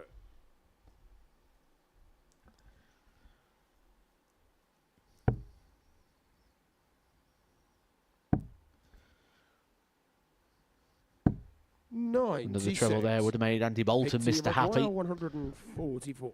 Instead, it's going to be Mr. Hopeful. Perfect first start.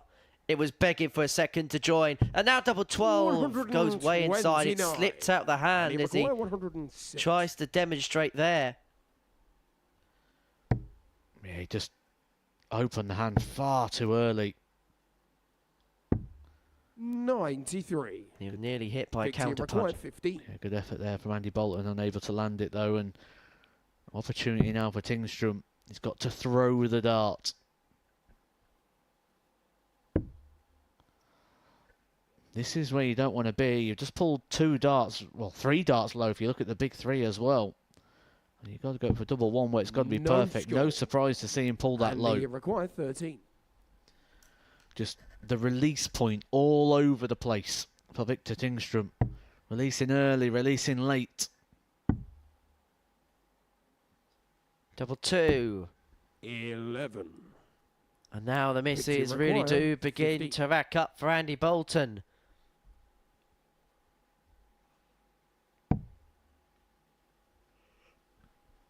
Losing composure here Victor Tingstrom, you feel this needs to go for him, for his own state of mind in this game.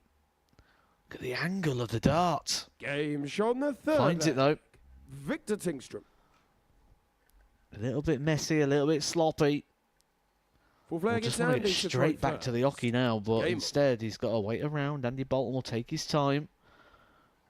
The release of Tingstrom right now is not on point. He's losing that rhythm in this game, and maybe that's something to do with the 60. pace of Andy Bolton. He is a bit slower, a little bit more deliberate. He may be losing that, but he's winning the match by 2 legs to 1 as we 44. creep towards the halfway point. Middle match of round 2 of our day. Game 5 of 15 that we're bringing to you at the Modus Super Series on this magnificent Monday morning. 97. Some way to forget about the football last night.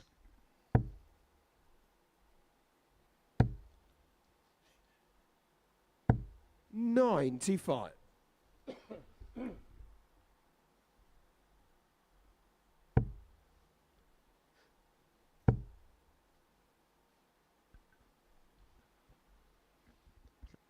And of course, outside of here, 59. big night in Blackpool for the World Match Play. Gary Anderson up against Michael Smith and Luke Littler up against Michael Van Gerwen in a 59. first round. Going to be some night. We'll have a chat about that as the day develops. You can send your comments and thoughts and observations about that in as well on the YouTube chat room. But they were asking the age-old debate, weren't they? 147 or 9-darter, which one is harder? Well, it turns out that Bolton, who's hit a 9-darter recently, cannot take out the 147. And leaves it quite tricky. Can get messy, shot like 61. 81. And he requires 61.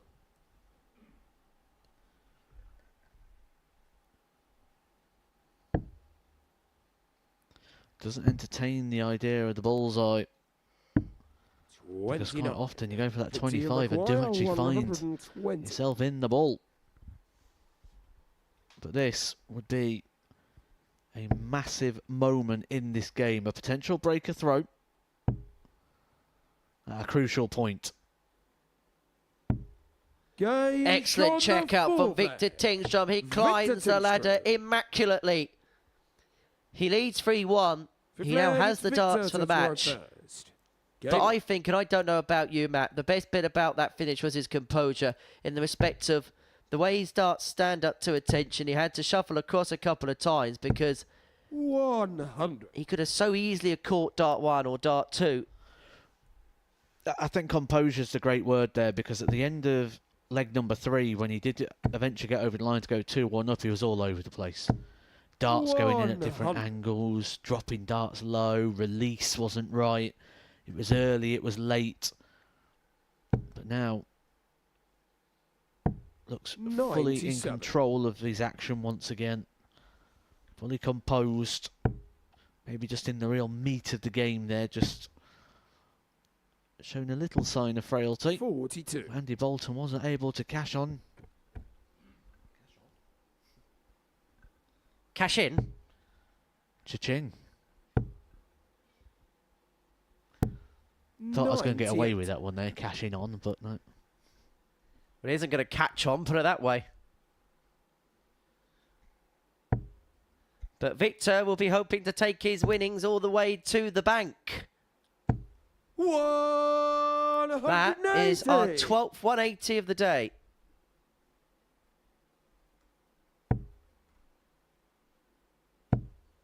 As beautifully demonstrated by that graphic there. 100. But Tingstrom 106 for the match and for a 4-1 win. 140. Well, Victor two Maguire, big visits there for 106. Andy Bolton to give himself some hope. But Tingstrom's just took out a very similar combination. Treble, single for double. Tots of Tingstrom It's a win for Tingstrom, and it's with back-to-back ton toppers. He gets the better of Andy Bolton by 4 legs to 1. A bow of approval from the Swedes. As for Andy Bolton, well, he's in a little bit of trouble here because he's lost 2 from 2. He sees the funny side of it, sends his congratulations to his victorious opponent, and that is why Tingstrom's over the line. Those 2 ton-plus checkouts swinging the game in his favour. A 4-1 win against the X Factor coming up after the break. We're hoping to see some X Factor from Wesley Plazier as he takes on Ben Payne.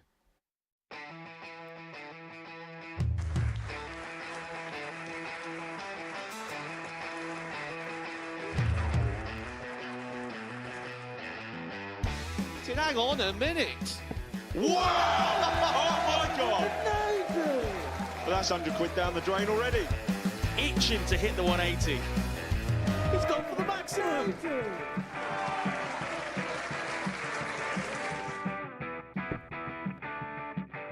18 for the bull. Bull. 53. No, he said bull. That's a great first start from Adam. Oh, look at this. He's going to leave Scape. Oh, can you believe it? That is unbelievable.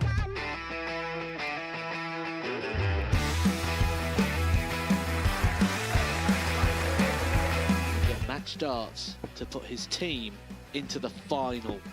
And through to the final they go. Charlie Murphy has hit the match-winning dart on both occasions.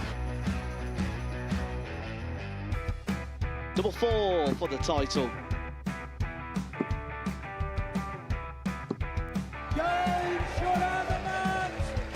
Please show your appreciation for the winner of the Influencer Pairs event, George Scaife and Adam Lipscomb.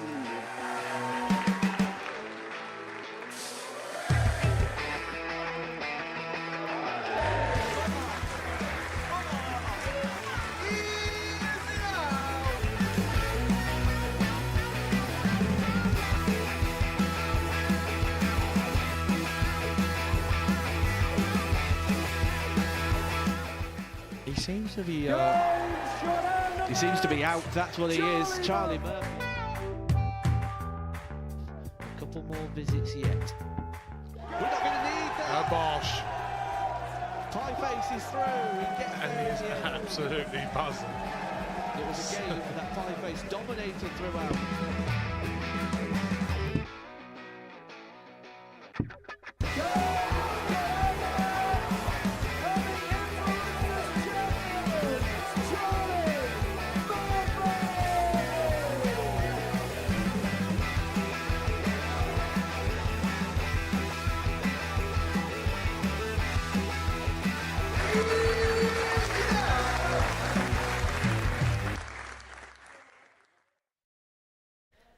Welcome back to the Modus Super Series, where before the break, Victor Tingstrom got the better of Andy Bolton by 4 legs to 1. Couple of ton-plus checkouts to win the last couple of legs, and it means that he gets his first win on the board, and Andy Bolton's about a win to his name. Wesley Plazier looking to make it 2 from 2 in the wins column. Ben Payne looking to avoid making it 2 from 2 in the defeats column. It's the final game of the second round of fixtures on this Monday morning at the Live Lounge in Portsmouth. Very much looking forward to this, and I hope you're looking forward to it wherever you're tuning in from, whether it's a bit of an early lunch for you, bit of a mid-morning snack and sandwich, or you're watching at work, working from home. We won't tell the boss, we promise. First leg, it's Ben to throw first. Game on. And you get to watch all the games with the expert eye of Matthew Edgar casting his thoughts all over the action. 55. Well, Wesley Plazier here, big favourite. And despite the fact he's a big favourite with the odds compilers, I think a lot of people will be taking that on the evidence of what we saw in the first game, because Ben Payne was a long way off the player that we saw when he joined us for a Group A campaign at the end of August 23. 100. Averaging just 71 in his opening game defeat. He went down 4-1 to Michael Warburton. 56. But Wesley wasn't at his very best, was he, in his opening game? He did get the job done when he beat Victor Tingstrom, 96. but he did leave a little bit to be desired. Some may say that maybe he's just warming to the task and that the warmth is lukewarm. 140. Well, already it's looking better for Ben Payne, but still that sign of frustration clear to see when he's 71. missing or coming off of the line. You tend to find that boils over from not having performance in the practice room, not having performance in the build-up to the events. Or can it also be a case of when you're in this position, you're just chasing a little bit, you can try too hard? 99. Wesley required 40. Well, certainly against a player like Wesley, because look what he's done here. 12 darts thrown and he's left himself on a double. 35. Hasn't taken it though. 80. And so Payne here is going to get a dart at tops to get on the 40. board. He's unable to Wesley do so. required 5. But this could get a bit messy for Wesley. Can he clip it up Game shot just on beyond the Thursday. barrel? Yes, is the Wesley answer. He Brazier. gets the break and he leads 1-0. Second leg, it's Wesley to throw first. Game on. Well, he got there in the end, didn't he, Wesley? It took him 5 attempts there to get the opening leg on the board. I suppose he earned that luxury from the big power scoring, 140. which he's going to continue here into the next leg. 121. I think Ben Payne's probably hit more trebles in this game already than he did in the whole of his last one. So certainly a lot more consistent on the treble bed. 91. The concern for him will be those darts going left and right, the 5s and the 1s, because they're the ones that frustrate. 32. Again, losing the light. Darts kicking to the left. They're the ones that he'll be concerned about. They're the ones that are going to be changing his demeanour and why he poses that picture of 140. frustration at times. The issue Ben's got is the other side of the hockey. You've got a man in 100. Plaisir who's now averaging just under 97, and it just feels like he's only warming up. He's got time on his side to open up a 2-0 lead, and so doesn't chase the 90. bullseye. And what he will do is, for the second leg in succession, is leave tops after 12. Been a really good 92. performance this so Wesley far. required 40. And the Game's 2-0 on the lead he now second leg. has Wesley is most Brazier. certainly warranted. 13 darter, and Plaisir is halfway there. The leg, it's Ben to throw first. We've had some very Game on. interesting characters, haven't we, at the Super Series, and certainly in recent times. We had Paul Lewis not too long ago, the 43. singer and guitarist for Two Aces. Well, I think Ben Payne's got quite an interesting occupation as well. 180. He actually works in water sports, making things like kayaks and waterboards. That's if he gets to try them out. 84. So that's something that doesn't tend to come down for him. So that'll have been in front of the queue to volunteer that. Testing out kayaks. 125. Well, the issue Ben Payne's got here is he's up a creek without a paddle. 140. Probably hasn't found too much time for practice as of late. Does have a boy on the way in the very near future, expected to come in the next 5 weeks. I said, you tend to be up against it in those situations 58. because Wesley required the 96. missus will tend to have those cravings where you need to go get a bag of cookies at 1 o'clock in the morning.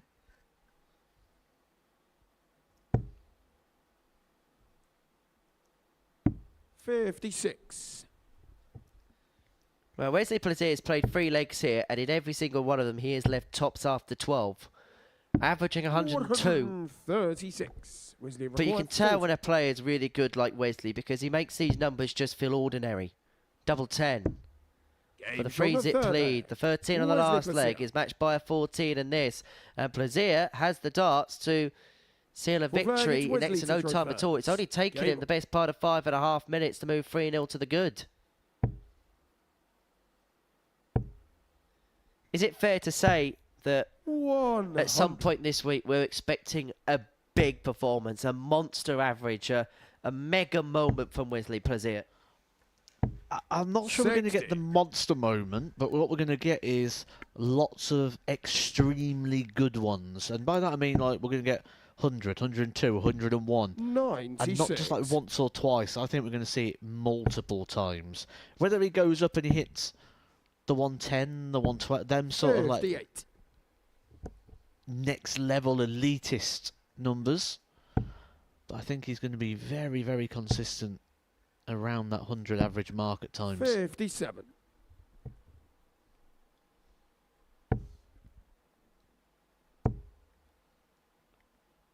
Well, it could be a very 39. exciting back end to the year for Wesley Plaisir. Currently in a World Championship position. Could well see himself in Minehead. You think he's pretty much at Minehead now. 140. The Players' Championship final, because of those back-to-back finals. It will take a lot to 44. dismiss him Wesley from that Maguire, race. 108. And he's looking to win this race 4-0. And he is going to get a dart for the match. A double 16, and he Game, only shot out needs the the match. one. And Wesley Plaisir fires up back-to-back wins to kickstart his week. And that the performance of a man who's made a couple of Players' Championship finals in the last couple of weeks. 60 darts was all it took for him to get over the line. 4-0, 100.2, 4 out of 9 on the doubles. A really, really good performance on Wes. Coming up after the break, we're going to watch Cam Crabtree and Victor Tingstrom.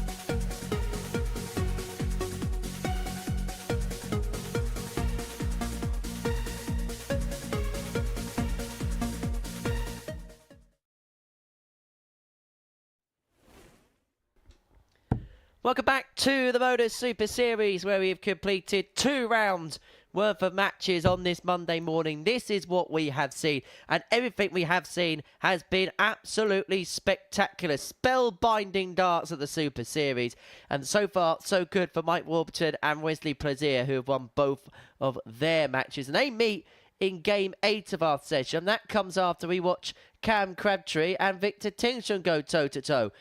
These two 1-1, lost one so far on this Monday. Looking to put a positive spin on their day with a victory in this particular contest. Both players have fired in some good stuff. Victor Teamster's been firing in ton-plus finishes off the lampshade so far. 3 in 2 matches. Cam got his campaign up and running with a 1-2-7 in the opening leg. We hope for some big scoring, some big finishing and some highlight moments. And talking about a man that's well versed for big hitting, big finishing for his opponent is Matthew Edgar. Cam to throw first. Game on. Oh, I've seen it all. From the back of the stage, yeah. The one thing you do like when Matthew Edgar's playing a session is you know it's going to be over 85. quickly when Darius Labanauskas is there.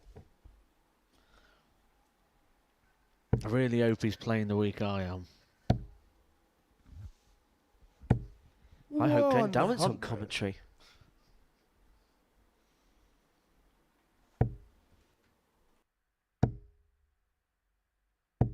125.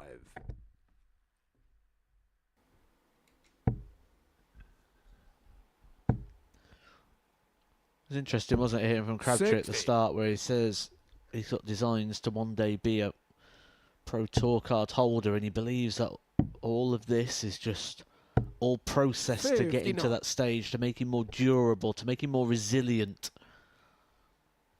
And he's right. There's a lot of setbacks when you're on that tour. You can do all your practice, do all your 57. routines, do everything right.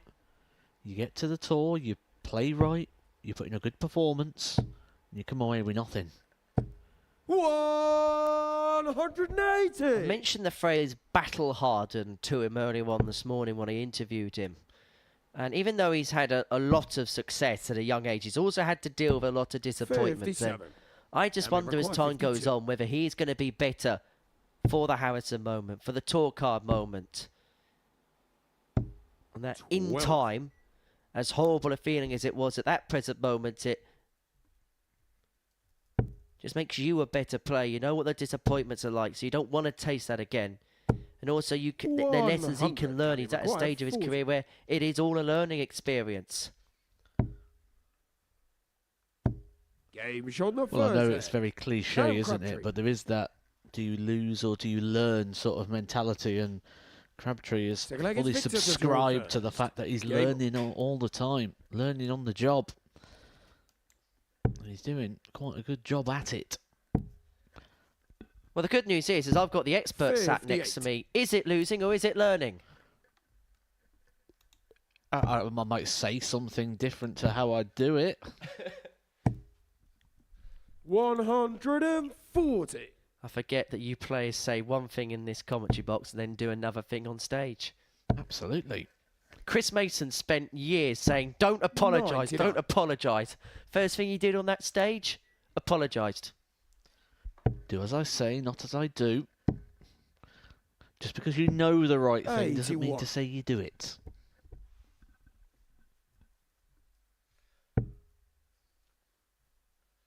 Don't have a commentator looking to win a week this week, but 100. Jared Cole is part of our backstage crew.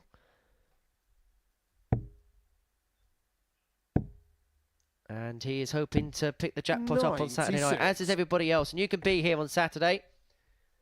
Dartshop.tv, the place to be to get your tickets. £2 booking fee. That's the QR code that you need to scan if you're going to be here for Saturday's 42. finale here at the Live Lounge. And it's not going to be a bad night of darts. Have you got your signed photos to hand out again this time, Henry? Yep, it's all in the bum bag and all 90. the rest of it. It's all ready to go, Neil Warnock style. Are they still a fiver or? No, they've gone up in price now, tenner. Well, he's gone for the dead cat. 180. Cammy required 94. He's hoping that it just applies a bit of pressure on this 94. Goes double-double. Finds the double-double Game shot to the double his second lead. leg. 2-0. Crabtree. Superb. I like the way he had a look at him on the way back there as well. That is the confidence and the growth in Cameron Crabtree. Takes the shot, knows it was a good one, and then just wants to have a little read, see a little tell, see what his opponents thinking. Keep him stood at the back of the stage. 140. The 180 was a good play there, though. It got the noise, it got the lights flashing. Trying to get that little bit of distraction in for Crabtree. 99. But he's far too experienced now. Maybe a year ago you could have caught him out like that, but not in July of 2024. You dead cat me and I'll show you. 97. Was basically the message that he laid out. And now he has the game very much where he wants it. 2-0 to the good with the darts here to move 3-0 up. 140. Remember, next up, Mike Warburton and Wesley Plaisir. The winner of this game will have the monopoly of the group.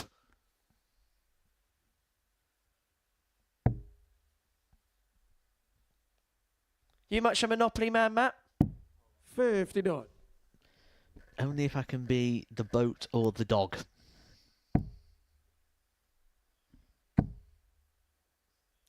Got no idea what all this 95. Monopoly Go fuss is all about. Anyway, Tingstrom leaving himself a finish to bring it back to 2-1.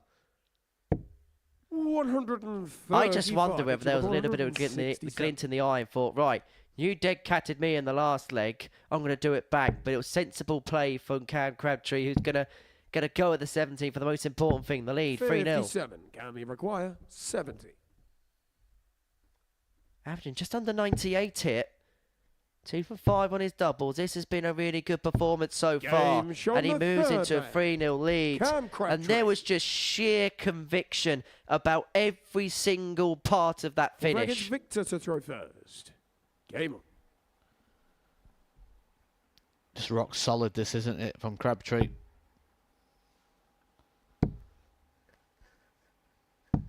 $58. He would have been disappointed, Crabtree, when he got beat by Mike Warburton in his last game, but putting that disappointment aside very quickly. 91.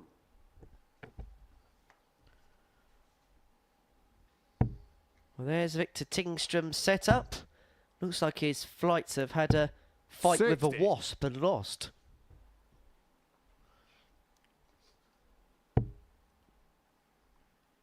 A wasp? With him, it looked chewed up. 60. Do wasps chew things? You could have said a hamster, a rat. This is 1-1 for cashed in, isn't it? 42. Anyway, what do you make of Victor Tingstrom's setup? You get this with this sort of setup quite a lot. People really... 100. Because he's got this, not the foldable flight, it's a fixed, moulded system. That you tend to find that people don't change them or switch them around as 41. much. I mean, I'm looking at his shirt. He does look like he is sponsored by manufacturers who make this sort of setup. 100. Because traditionally it costs quite a lot of money, so that's why people don't like to change them too much.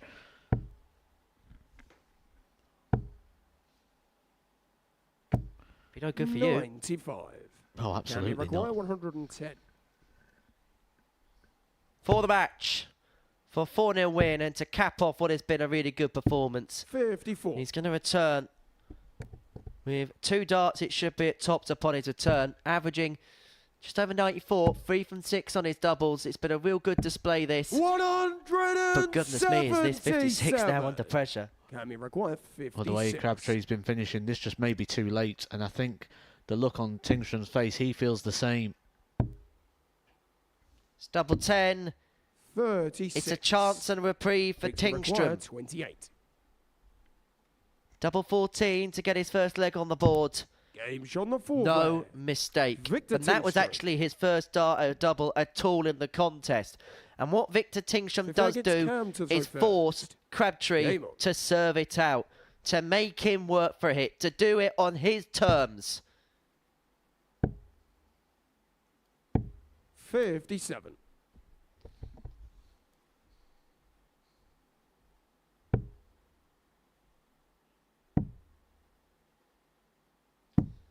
We 58. seemingly have this conversation every single time we see a Swede here at the Super Series. The direction of travel that not just Sweden but that 60. whole Scandinavian region's going on, it you'd hope that maybe in time that gets awarded with maybe more opportunities, maybe more events in that region. I've spent a lot of time over in that part of the world. 96. And, like you say, not just Sweden, but places like Iceland and the Faroes and what they're doing. Wow, that was a flyer, wasn't it? But what they're doing, the way that they're managing it, the clubs that they have, the facilities, the way in which they play their localised darts, it's ambitious. It's good, it's correct, it's what I advocate for all the time. It's one thing we get so wrong in the UK, even with things like the county system. 18 matches on a county day, you play one. Use your whole day. You spend more time watching other people play darts than you're playing darts, and that ratio needs to just alter a little bit, especially if you're winning. Because the last thing you want to do is go out win, then sit around for hours on end watching other people. You want to play again. And that's something they're getting right, and that's why we're seeing players develop in places like Sweden, and it really is a heavily developing nation. And this game could be developing here as well, because Crabtree just had 2 match darts to get it done 4-0, and all of a sudden, the lead could be more than halved. Tingstrom could be halfway. 57. Tingstrom chipping away at the 3-leg lead that Crabtree had in this match. However, when you're in this position, all you need is a couple of good moments to go your way. And that 140 now makes this 110 must hit. He's got the treble, he's got the hard part of the bargain. And now it's double 18 for another tongue topper. His 4th for the day. Forget Victor Tingstrom, he's Victor tongue topper. His 4th already. And Cam Crabtree, who is in full control of this game, has been broken, and this match returns to throw. And boy, is there a different complexion about this darts match now, because Tingstrom is growing in belief. He's growing in confidence. He's getting better. 180. It's taking a little bit more time to approach the hockey on this occasion. Crabtree was saying, okay, game on then. 140. What a game it is. Well, well, well. 131. You have to give full credence and full credit here to Victor Tingstrom. It could have been so easy at 3-0 down, having been severely outplayed, for him to have just waltzed into a whitewash defeat. But he's now here on the cusp of leveling this game up. And from having a 10-point deficit in terms of the averages, could be about to leapfrog Cam in that particular graphic in the next couple of moments. 60. He may be level in a couple of moments.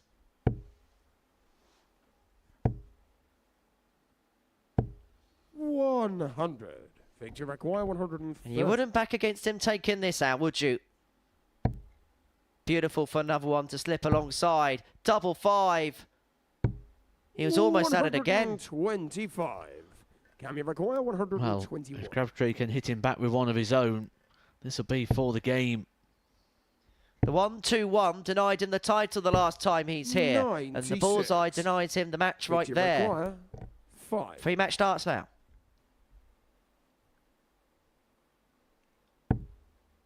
The 1-1-1-1 combo. No score. And that require frail of the 25. arm may well be the signal in Victor's mind that this contest may well be over. He's had to stave off the Victor counter-attack. 9. But Crabtree's spurning more and more chances. Victor require 5. And that was a poorly thrown dart, because the first one did look inviting. That better from Tingstrom. 2 at 2s.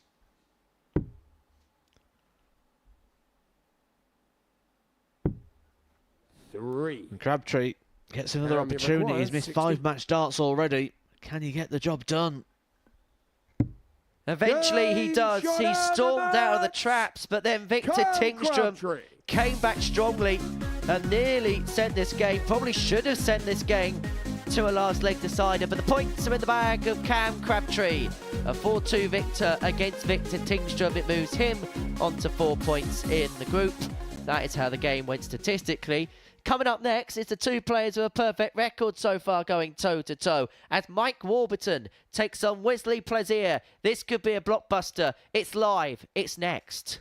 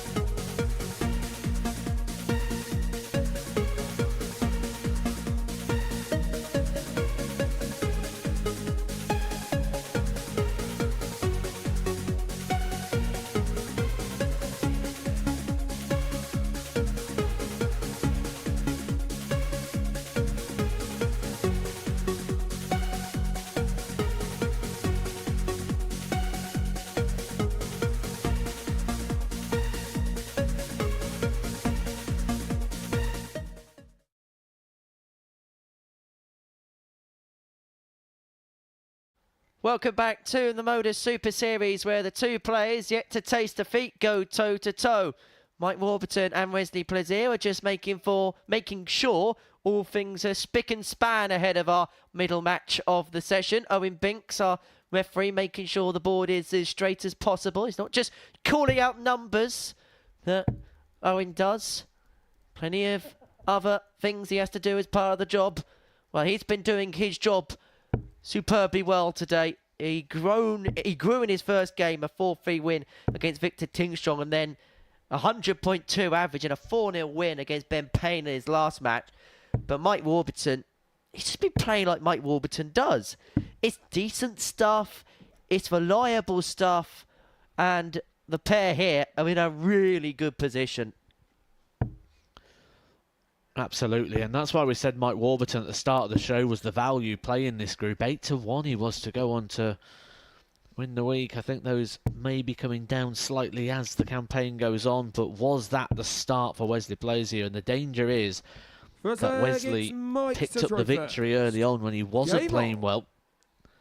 When he got over the line against Victor Tingström, that last game was what people are expecting to see when they saw Wesley Plaisir on the lineup. Well, when a good man is down, you've got to trample all over the opportunity. 100. They were unable to do so in the case of Wesley Plaisir, and it wouldn't be a surprise now if he really does go on and dominate this group. 95. And let's get this right, and I don't want to go too big too soon, but I'm going to go there, Matt.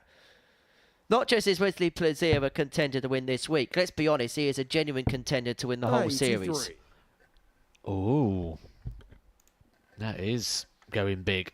I mean, he's probably going to have choices to make come the back end of the year. He's likely to, well, he is going to be at Lakeside, provided he doesn't qualify for Ali Pali and choose that instead. He's currently 5th on the Challenge Tour Order of Merit. Potential there that he could get into the top 2 positions to get his tour card. He's going to be at Minehead for the Players' Championship Finals. There's a chance that Wesley Plezier could get a tour card by reaching the top 64, the old Christoph Ratajski way, and ultimately it also became the Scott Williams way recently as well, didn't it? And essentially the Luke Littler way. Well, at the moment, he's 80th, 94. or projected to be 80th in the world by the world champs on 28,000. Now, to get to 64, they reckon it's 57, which is what Vincent's on, and 61.75 is what Liam's actually in 64th is on. He's pretty much going to be at the World Championships. He's pretty much going to be at Minehead. And he's pretty much got the first leg where he wants it. Once again, leaving tops after 12. He's done this so many times today. Game shot the first leg. 6 legs in a row. Wesley Plezier. Just took it up another level recently, hasn't he? And maybe that is the confidence and the vindication that will come from that good run in the Pro Tour. And the thing is, the sign's been there for a while. He's still the reigning World Masters champion. He won that in December 2022 in the Netherlands. But I just get the feeling that maybe when he won that title, he didn't get the respect for winning that trophy that perhaps he should have. Maybe now it's starting to do so. It is, in the modern day darts, a bit of a springboard championship now, rather than what it was back in the day, which was one of the biggest titles on the calendar. Now you look at it and you go, well, the winner of that, maybe we're looking and going, what are they going to go on and do? That might be the future of that trophy, because actually if you look at like sort of previous winners, they've all gone on to be tour card holders. 75. And I think the WDF have got such a great opportunity with that tournament to, as you say, make it that stepping stone competition, because their mission statement is to give us the best players that then move forward in the ecosystem up towards tour card status. Well, only one winner of that event since 2011, when Scott Waits took it away from the grasps of Martin Adams, who won it 3 times in a row. There's only been one player who hasn't gone on to go tour card, and that was the 2014 winner, Martin Phillips. 77. In fairness to Martin, he was at the latter ends of his career at that point. Well, it's double 16 here for Wesley. 14 darter, 2-0. This is just superb for Plezier. 111.33 the average right now. We said that there could be a monster coming. And Mike Warburton averaged 105, and he hasn't even had a double yet.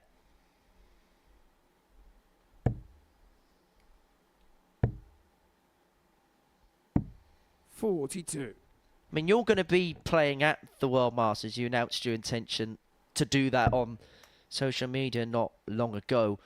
What would you like to see from that event, and how do you feel like it'd be best purposed and best marketed, the best way they could go about it, in your opinion?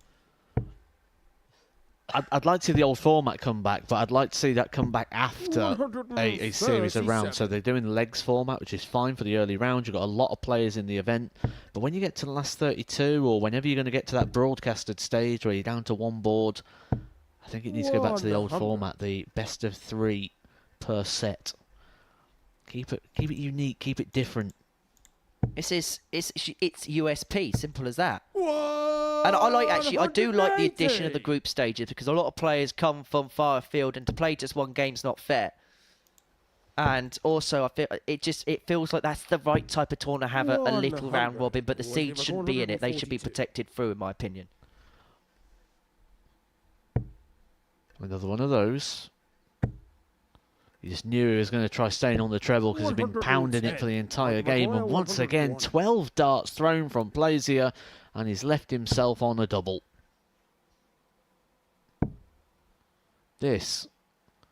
is that performance, 54, Henry, that I Wesley think you was required waiting for. 32. That performance you said was on the horizon. Double 16 for the double break, but that is awkward. Once again, he's going to have to move across, not for the first time today. And that's mainly because his score. dart's going just at a little bit of an angle, which will obscure a bed. This is Mike Warburton's first dart at a double in this match. And he cannot 50. take it. He could find himself 3-0 down. Wesley required 32. If Plaisir can finally Game mop shot up the on third double leg. 16, in which he Wesley can. Plaisir. 3-0 he leads, 105 the average. Statement darts these from Full flag against Plaisir. Wesley to throw first. He Game. averaged 100 in his last game. This is going to put the group on notice. After that first game, they might have thought, well, maybe he's not going to do what he did up in the Pro Tour a couple of weeks ago. 140. In fact, he's going to do exactly that.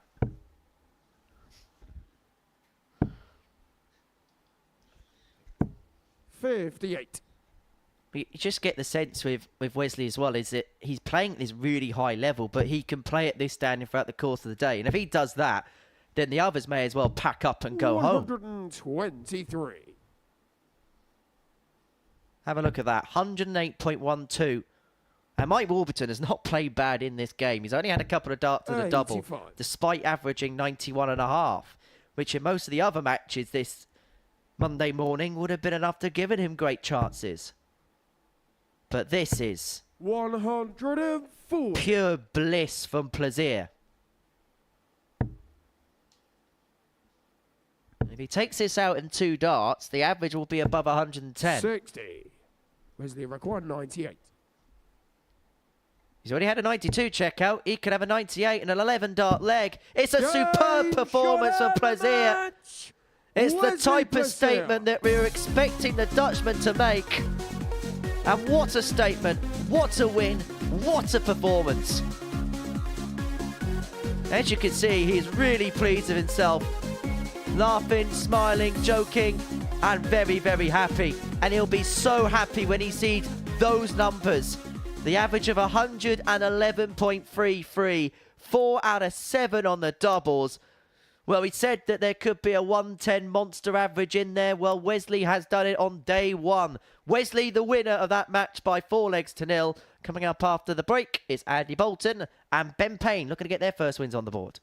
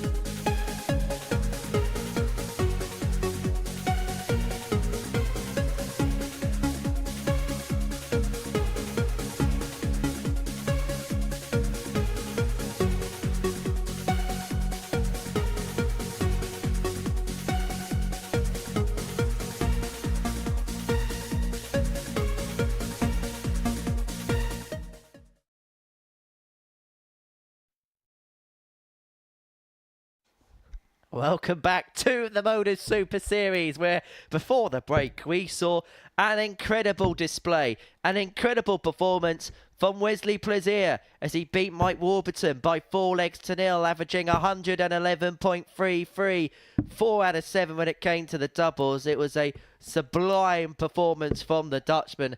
He's the first player on to 6 points in this group, but for this pair, Ben Payne and Andy Bolton, it's about getting their first win of the day. And for Bolton, perhaps a bit of a surprise that he's chasing around for his first win when it comes to game 3.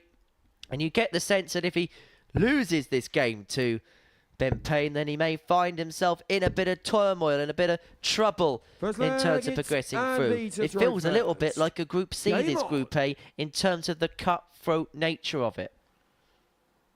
I thought you were going to say he may be feeling a bit in pain if Ben was to get the win. Surprised that's a pun or a play you've not tried yet. It's a long week, Matt. Don't peak too early. I'm sure we've got plenty of time together to fashion that out. 35.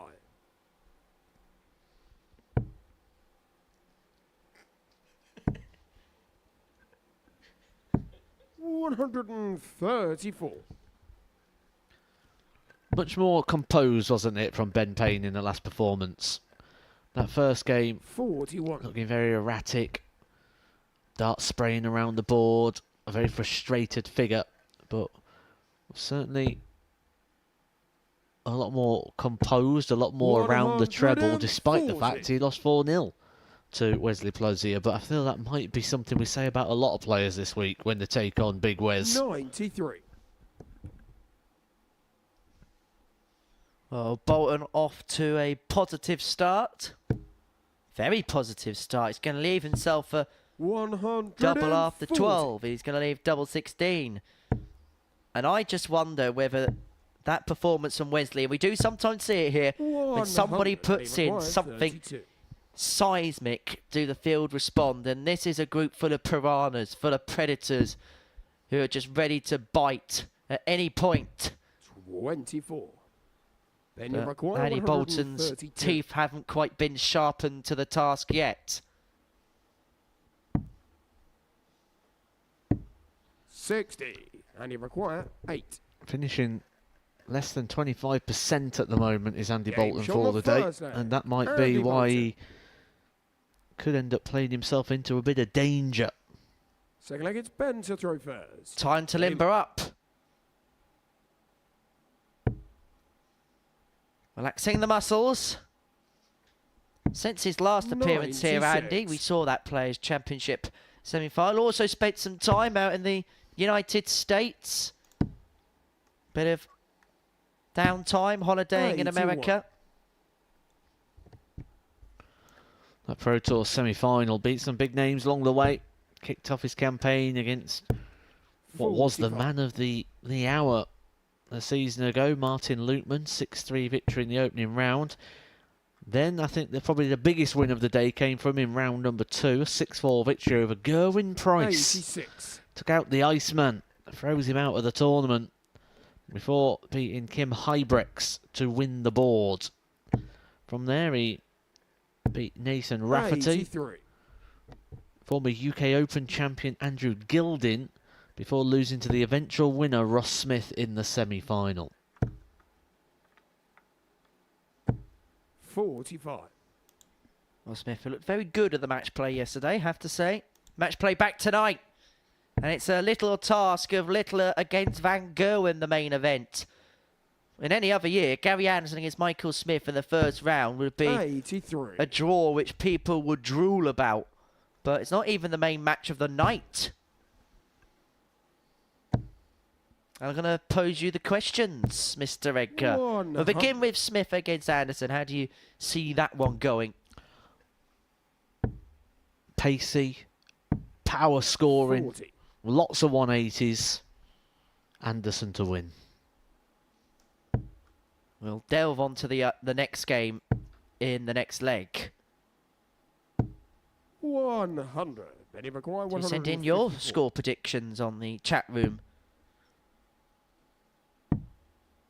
Bolton's going to come back for 89 to get the break of throw to move 2-0 up and really hold all the cards in this contest. 20 and Bull. Bullseye.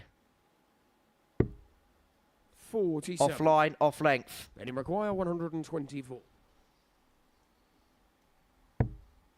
Ben Payne will be hoping for a dart at the bullseye himself, unable to find the treble 18, which gave him the opportunity. Andy Bolton now an opportunity to break the throw of Ben Payne. There was only one leg so far today now. Ben Payne in the 11 that he has played.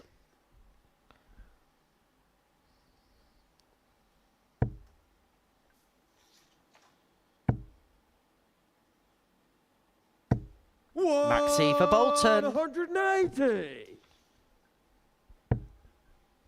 it going to be a Maxi for Ben?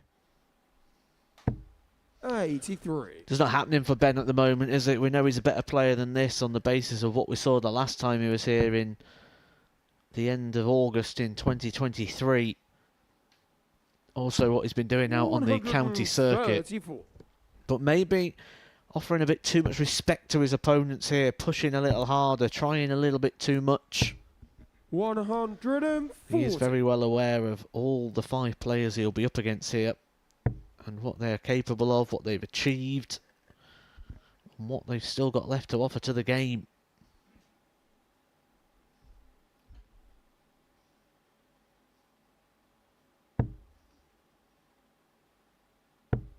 $45. I believe Bolton's actually eligible to play in the World Masters later this year. Now, if he did make the decision to go, he would be a real 50. contender. And he required 142. To meet you in the semi-finals.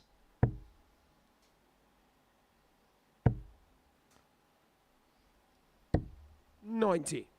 That looked good in your little name strap, wouldn't it, at the beginning of every day? Matthew Edgar, 2024 World Masters champion. 38. Get used to it. And he required 52. And another one. And another one here for Bolton. But he hasn't quite got that aura right here, right now.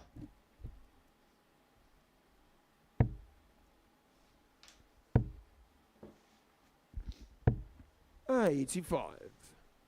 And he required 32. Double 16 for a 3-0 lead.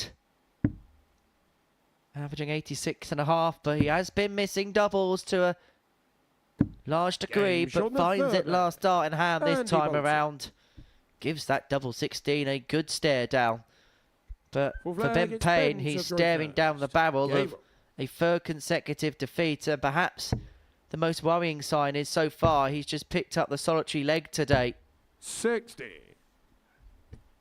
In matter of fact, throughout the course of the day, he's only had 4 darts and a double. And I'm just looking at his scheduling moving forward as well, and it doesn't read very well for Ben Payne because it's miss a game, play a game, miss a game, play a game. And you feel like he'd probably be better off just having a bit of time between the matches. Because when you're losing, it can all just feel like it's unravelling for you very, very quickly. And Bolton's really growing to the task. 125. And he has had poor days before here in a Group A, but 57. has got a great power of recovery when it comes to either day 2 or day 3, depending on when that comes.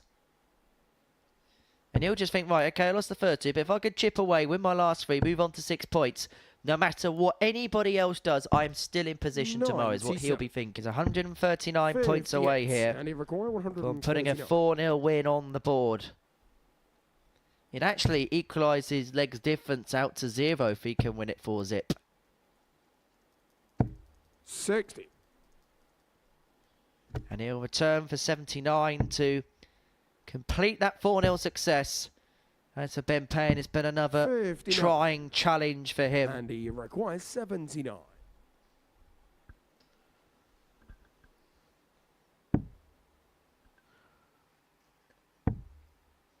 Well, pulls it low. Single 18 was the target there to try and leave tops.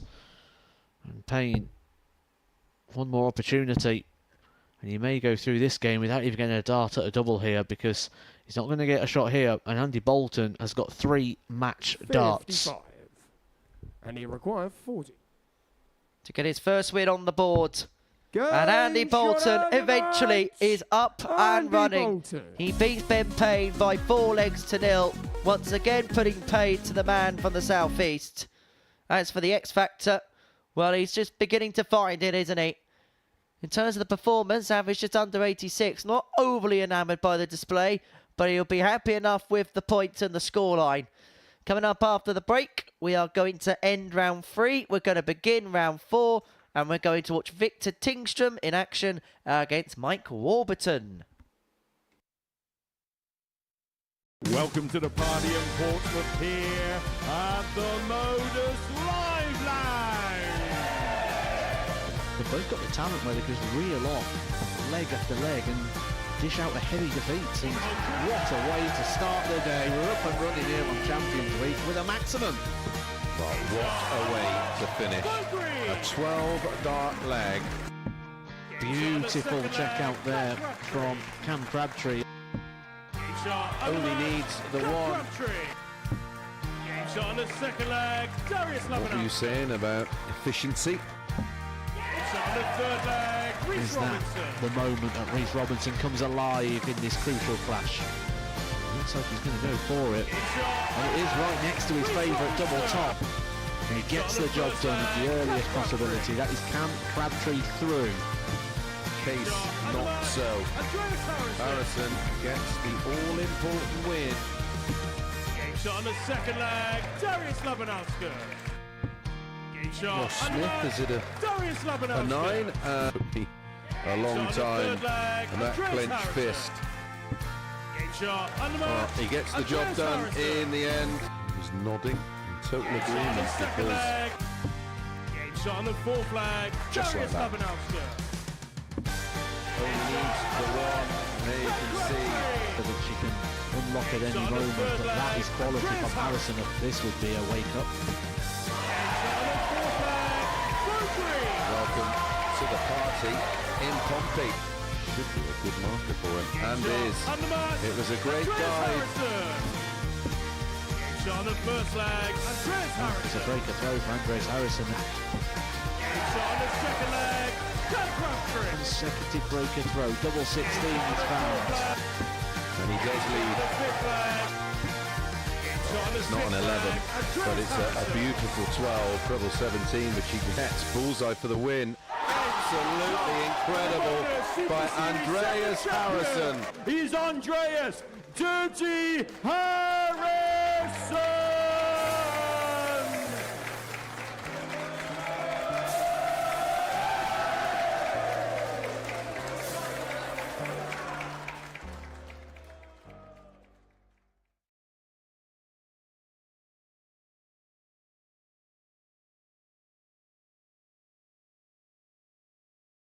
Well, what a morning we've had here at the Modus Super Series. We are 9 games down, 3 rounds down.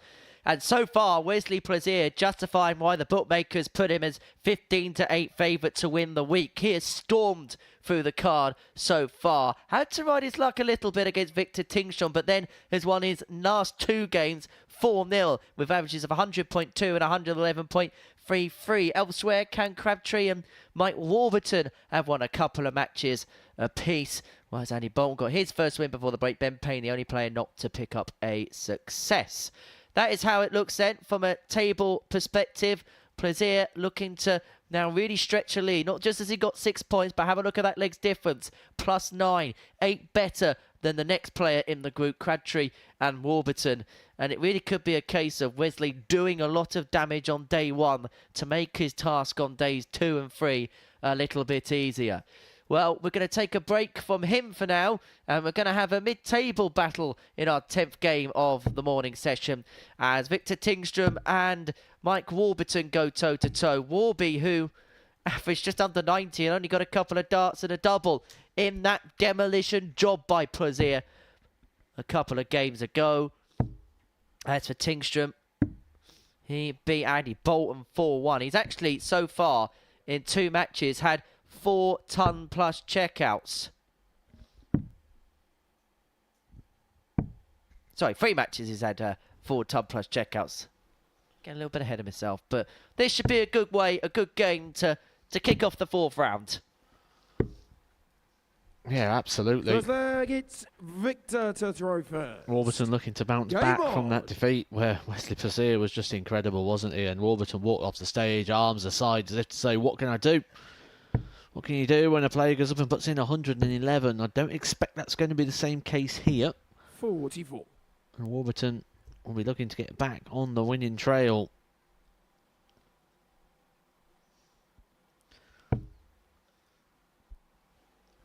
Well, before we begin, I'd like to say good morning to Gareth Southgate, who is in the YouTube chat room this morning.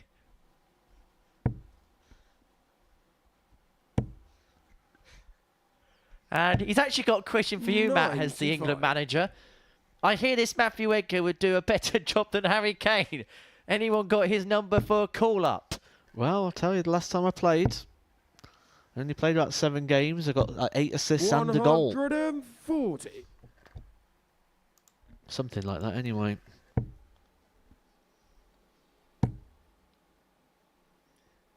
So what you're saying is you're available for selection.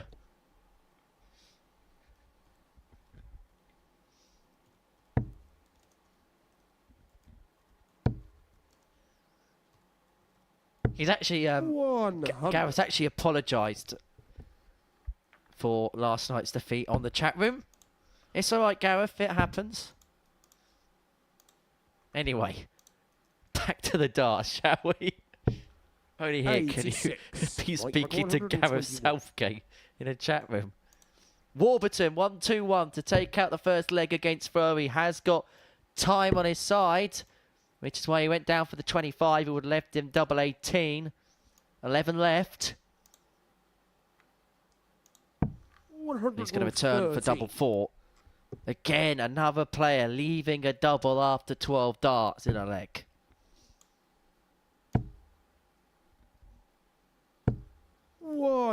Ton for Tingstrom. Double 4 wanted by Warburton.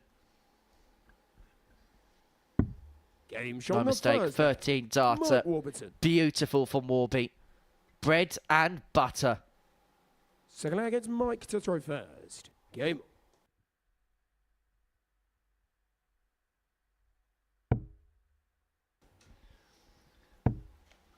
To be honest, Matt, I don't think it was Harry Kane's position that Gareth Southgate should have been looking on the side, considering that we've had such a difficulty in terms of getting a proper left back. You should have got the call up in that position. Explain more for context. 58. Well, Henry Deacon's just looked at my stats from the last time I played, haven't you? And I played left back, 7 games, 1 goal, 7 assists. Not bad for a left back, right-footed left back, should I say? You definitely would have got picked then. 60. So Gareth, if you're looking for a squad, if you're still going to have the job in a few weeks' time for the UEFA Nations League campaign, then we will relieve Matthew Edgar of his duties here. Well, you'll have to do overtime when you return. 60. I think the danger this group's got is Wesley Plaisir doesn't want to be doing any overtime, does he? He's doing everything super quick today. Standard through the roof, continuing where he left off.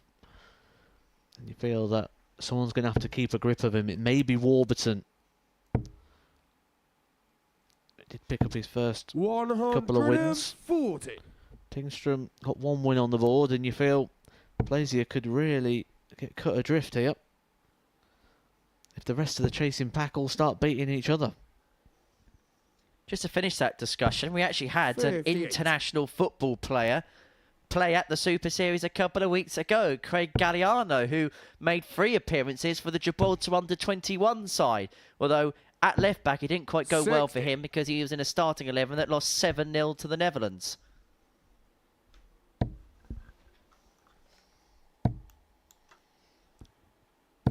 $180. Mike, 121. 121. Could go with double 14. 93. Victory require 20.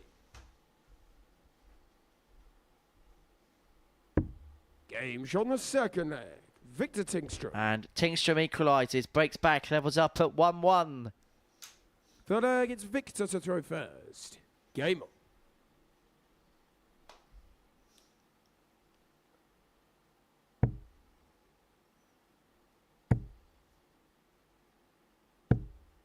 $30.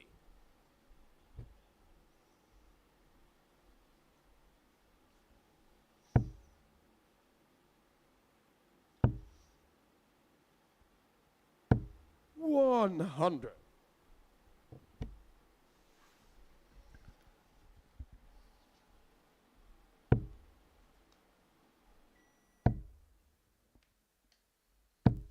$100. Makes you wonder, doesn't it, what the rest of the players are probably thinking, sat watching this group and seeing the standard and the levels. 60. Probably be straight on the practice board trying to get ready for what's going to be a campaign. Because only one player is going to be going out of this. The rest of the players are going to be divvied up into Group 57. B and C.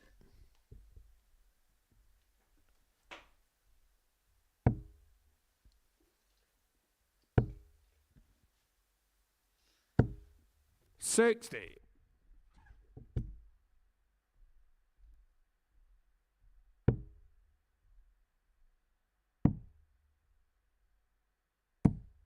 $58.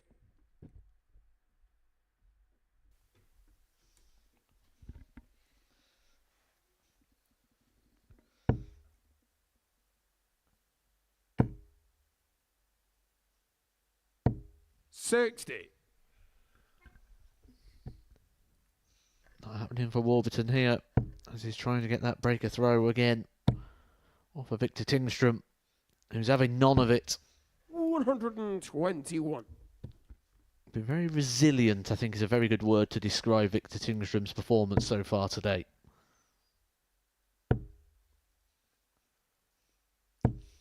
$60. Victor require 135.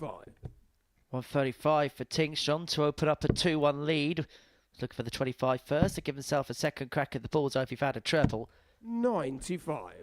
Mike He's require himself tops and 2-1 in front. And after a really good first leg for Warby, this game really has stalled in terms of pace and quality. I mean, this says a lot about how good this week is, by the way. That we're calling a game where both players are averaging 82 and 84 respectively. Pretty poor. You can only judge by the standard that the players have set for themselves. Victor Tingstrom. But Victor Tingstrom turned this one around. He lost his throw in the opening leg. Resilient was the word I used before, and case in point. Well, the thing is, you look at the 6 players here, and say this was the Lakeside, and it was a free match session, and these were the 6 players that were playing. You'd be very happy to pay money and watch that session. 100.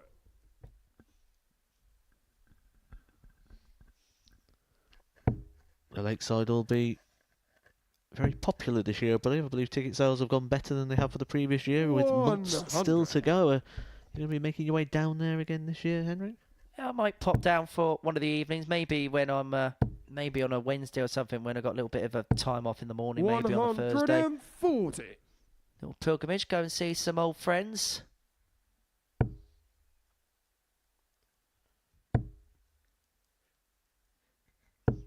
95. Meet some acquaintances at the same time. For those I think are friends but not friends. 100. Which is around here otherwise known as colleagues. Beautiful dart there, plenty of room to the right hand side. 124. And had that last dart just not kicked across, he may have tried to fill that one up. Because there was plenty of space. But the obstacle in the way. He will get an opportunity now to level up the game. Mike can require 82. 82 for 2-2.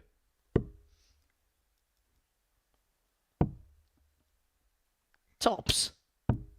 62. Doesn't Richard go McGuire, until Tingstrom. 118.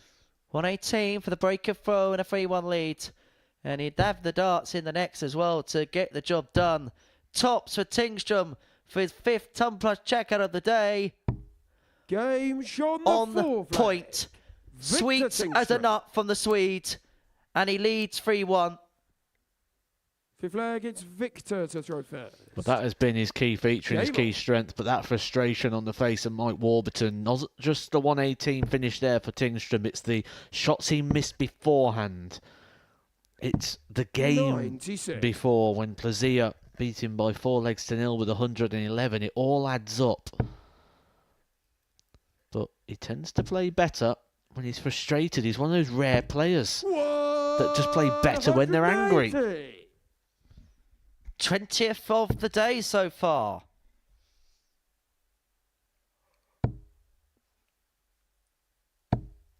$100. 19 became 20. Are we about to see 21?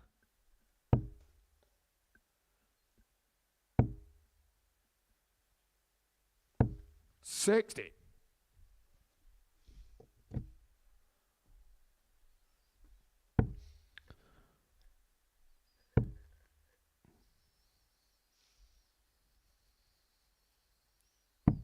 $38.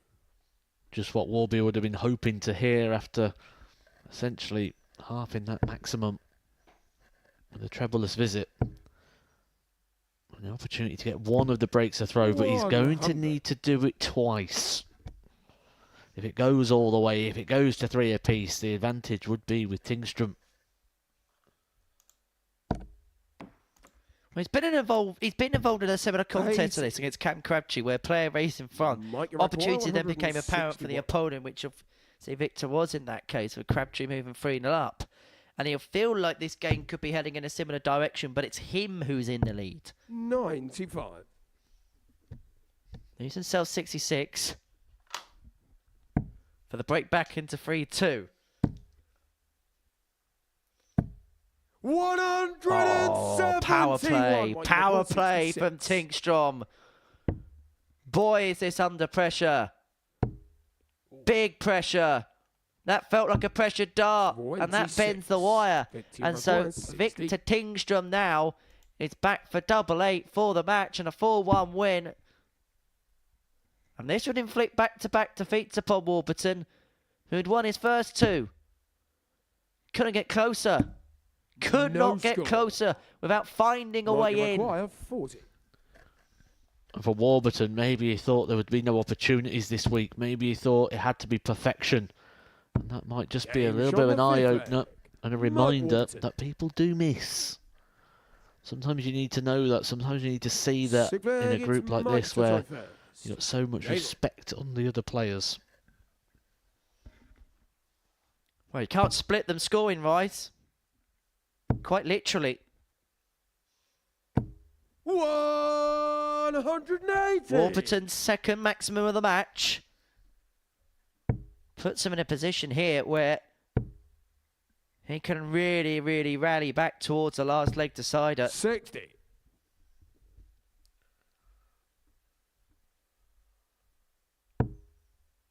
He could be doing more. 100. Are we spoilt because we had 2 9 darts here last week? We've already had 1 9 dart at the match play hit by Dimitri Vandenberg. Are we spoilt to the fact now that we're almost expecting one, or is it that this group is actually going to produce one? Because when the levels are close and people can just concentrate on the actual game, you forget about those little side stories. That's when they tend to happen. I wonder what tomorrow's going to bring, because usually we say, don't we, day one, just settle into proceedings. Well, they've done that and then some. But I just wonder whether tomorrow we will see the standard go up. And it's fairly good to begin with. I'll tell you what, I'm going to put this out here. I think at some point this week, the record average will be under threat.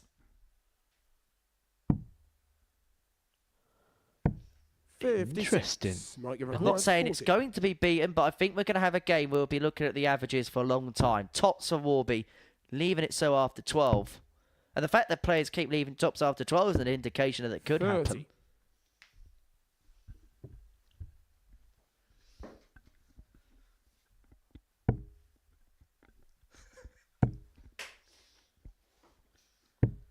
134. Excellent setup. Like you require, 10. And if Warburton misses this, Tingstrom could be heading towards the green grass of home. But we go all the way to a last leg decider.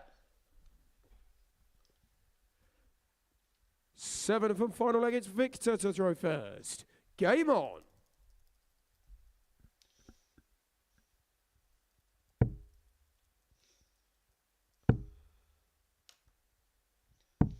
$137. Fair to say, Matt, everybody's rocked up here.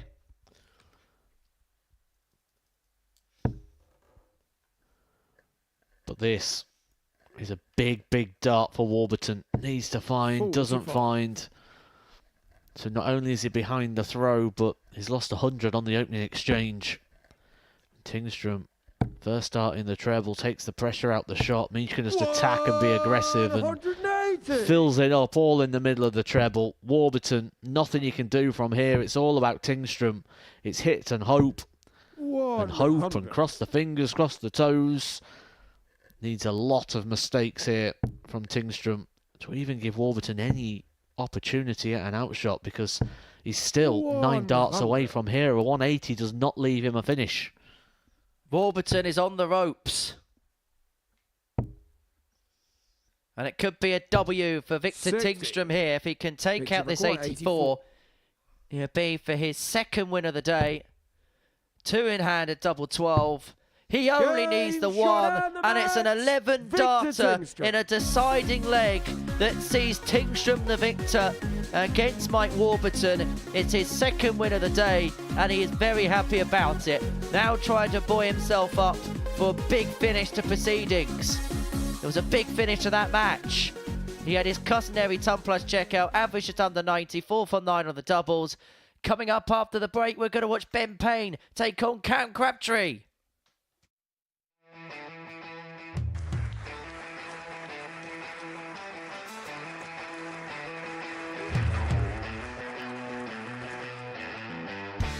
Hang on a minute. Wow! Oh my God! Well, that's £100 down the drain already. Itching to hit the 180. He's gone for the backside.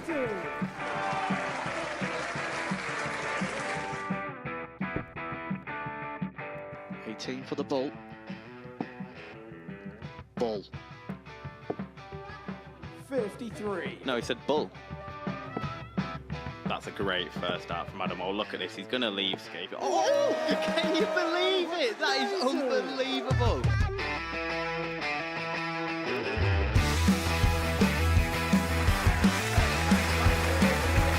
Get match darts to put his team into the final. And through to the final they go. Charlie Murphy has hit the match-winning dart on both occasions. Double 4 for the title.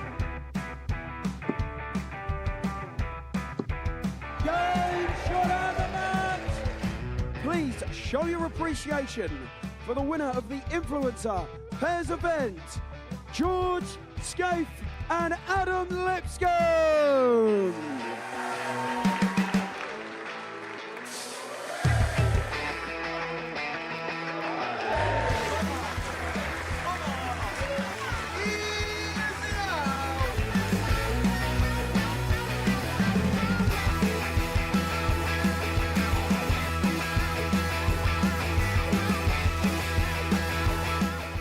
He seems to be out. That's what he is. Charlie Murphy. A couple more visits yet. We're not going to need that. Bosh. Pie Face is through. He gets And he's absolutely buzzing. It was a game that Pie Face dominated throughout.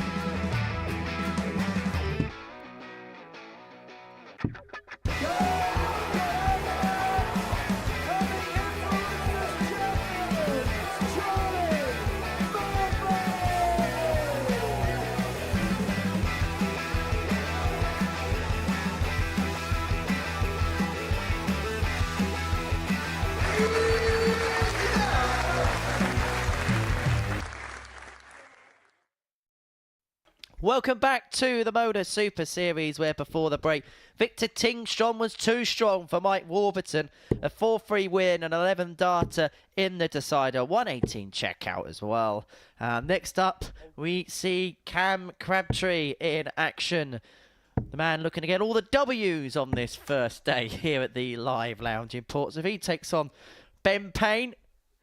It's the 11th game of our morning session. 5 more to go. And this could well be a game where you just begin to fear for Ben a little bit, because he has been struggling a little bit today. And I always have a concern when a player doesn't have a double in a match. And that was what happened in his previous game against Andy Bolton. Well, it's not like he's had too many darts at doubles throughout the day. To throw first. Game on. He had 3 darts at a double in his opening game. He had 1 in the second. Just 4 darts at a double so far across the day for Ben Payne. He's going to have to up it quite significantly, you feel, here to get any sort of opportunity against Cam Crabtree, who, 60. although it hasn't felt like he's been at his best, again, a testament to sort of maybe the expectations and the standards of we hold now against Cam Crabtree, because he's still been averaging over 90 for the day. 92, 91 and 88 his averages. 60. And that's just kind of where he is now. That is him as a player. 60.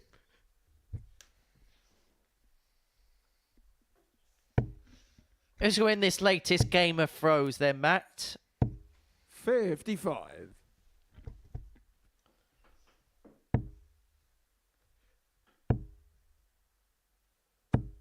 60. Crabtree yet to find a treble in this match. You feel like it's not going to be too much longer, but the wait continues. 12 darts to find the first treble, and that's the encouragement there for Ben Payne, and the opportunity for him to get a chance at the outer ring, a chance at the doubles. Something he's been lacking darts at throughout this campaign so far. Are those darts lying flatter in the board than they usually do as well? Well, this is a big moment, big chance for Ben Payne. The bullseye! 97. Can you require 127? And Crabtree's already taken this finish out today. He did it this way. The treble 19 for the bullseye! But he cannot repeat the feat. Can you require 25? Game shot in the first leg. Well, no problems there for Ben Payne. When he gets a chance at a double, he's taken it. The problem has been for Ben getting down to the finishes. Game. It's always handy, though, to have that little strength, that little bit of confidence in the back pocket, knowing that when you get down, you can take it out. Gives you something to build on, something to trust. That's what he needs right now, just a bit of trust, a bit of belief. 140. Maybe he's starting to warm to the task. We know what he's capable of. We've seen him beat some good players up there on that stage in his Group C campaign. So the most notable win would have been against Colin Osborne, a player who has lifted a trophy on the stage before. 41.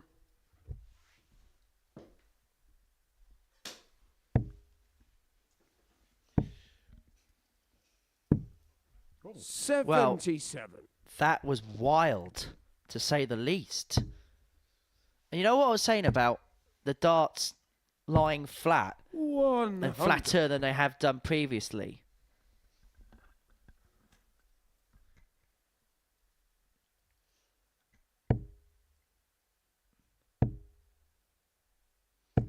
$60. And the reason I say that is the darts are going in flatter, but they're also going in much lower too. 60. Can we require 164? Yeah, an eyebrow-raising moment there for Crabtree. Maybe just didn't have proper grip on the dart. Sometimes people will still try throwing the dart even if they don't have it set in the hand correctly. 60. Can we require 72? I'm hoping to get this one set correctly because Ben Payne is in striking distance here of a potential breaker throw. Tops. Game's on the second. Drama averted. 1-1. Crabtree. That was more relief than anything else on the face of Cam Crabtree. Game.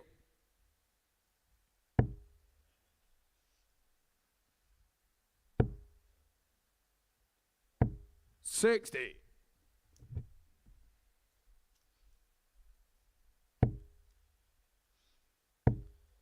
Well, Crabtree in this game, after a poor start, is just looking to squeeze that lemon for all it's worth. 60. Gonna have to go to the well in this one more than maybe a bit of brilliance. Here we got Scott Campbell in our YouTube chat today. He was actually in the same group as Ben Payne, and he's an advocate for his personality. He says, good lad.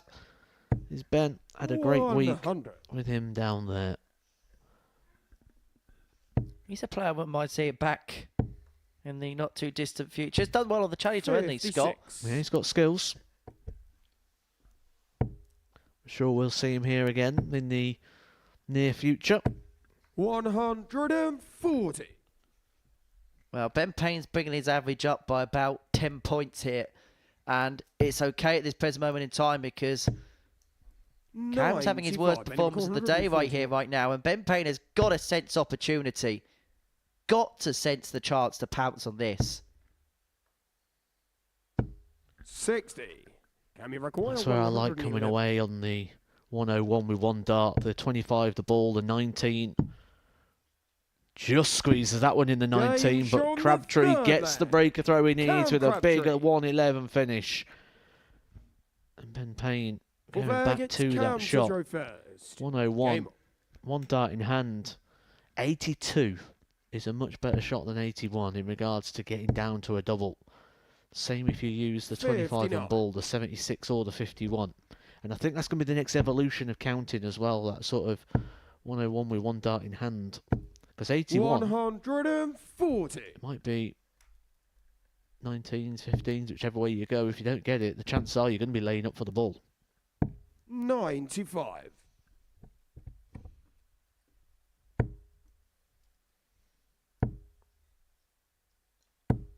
Much better, though, this from Ben Payne, isn't it? Significant improvement, not just in regards to looking purely at the statistics, which 60. he's put round about 10 points on his daily average.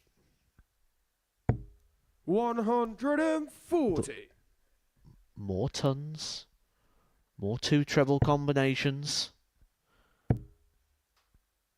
Maybe he's sensing what you're sensing, Henry, that there's an opportunity here against a underperforming Cam Crabtree. When you're a dart player, you sense that there's points where players can be got at. And at this present moment in time, Cam is. 31. Well, he hasn't left that too handy. 65 can start getting tricky, especially if Crabtree can find a couple of trebles. 64. Just like utilising the bullseye, doesn't he, Crabtree? And that's how it can get tricky and messy. Because that successful target you're looking for is just surrounded by misses on the inside and on the outside. 57. Can we require He's been good when he gets down to a double, as Ben Payne, on a rare occasion. And he's going to get an opportunity, 3 darts in hand, to break the thrower Crabtree. 88. Well, this is for the break, and the game to be back in his favour. It'd be 2-2, and he'd then have the darts in the fifth. And a level match we have. Ben Payne. And Ben Payne just going straight back down the hockey, ultra focused, not engaging with his opponent. Ben to throw first. He senses this, and he senses this. I think for Crabtree as well, he'd have seen Ben Payne lose his opening 3 games, and it'll almost pressurise the game as well, because he'll know he has to get the victory himself against Ben if everybody else is. Otherwise, essentially, he's handicapping himself against the chasing 70. pack. Cam's last game as well is against Wesley Plaisir. Doesn't get 96. easier, not by any stretch. You could argue the toughest game that you will ever see here at the Super Series, or the toughest opponent you could have here at the Super Series is present moment in time. Wesley Plaisir. 140.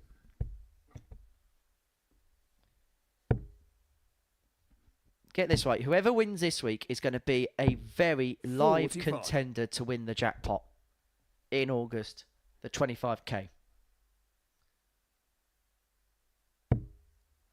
That's a beautiful dart at the bottom of the treble. He'll be expecting to fill it up. 140. He'll be more than happy though with the 140. Gets him down to a finish. Gets him potentially control again of this match.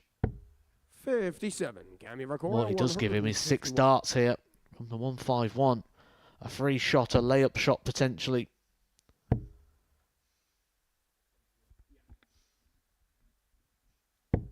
A beautiful layup shot it is. After just 12 darts, great resilience and bounce back ability, as we would have once said. Well, this is what great players do. They just flick the switch when they need to, and that's exactly what Cam Crabtree's done here. Game shot in the For a couple of legs, he looked really off the ball, and then he pulls a 13 darter out the fire. He breaks the throw of Ben Payne. He leads 3-2, and now has the darts to win this match. Game on. Oh, how it can change, Ben. Oh, how it can change. And those darts are going in. I know his darts go in anyway quite flat, but they look like they're a little bit more up to attention. 100. They look like they're going in more authoritatively than it did early on in the game, where we saw a couple of wild ones.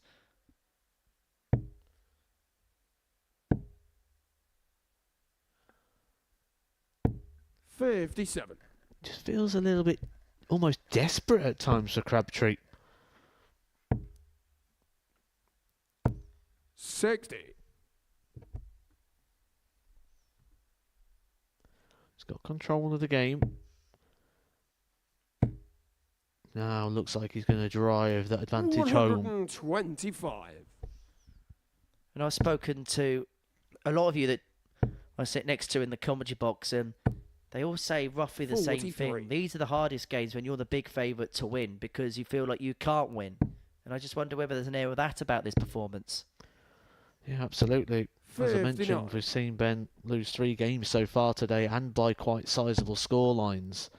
So you almost feel you have to do the same. 78. And Ben has rose it here. There's no debating that. By every statistic, by every measurement, this is the best performance of the day so far for Ben Payne. 100.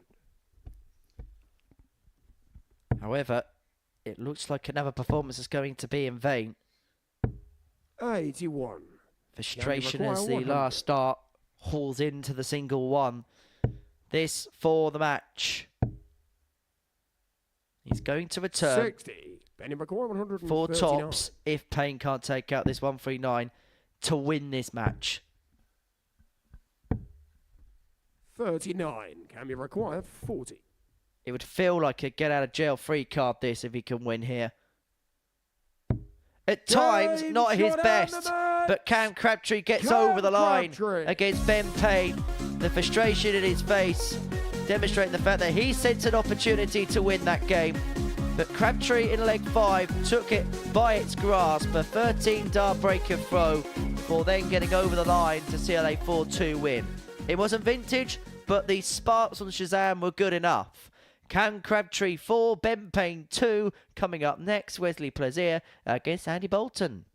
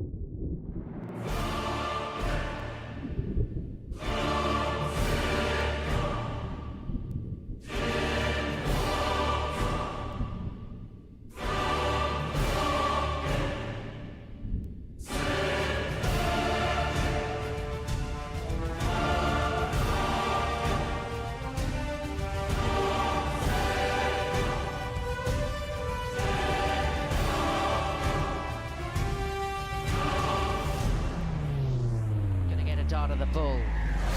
Gets the ball. And the 1-2-7 again.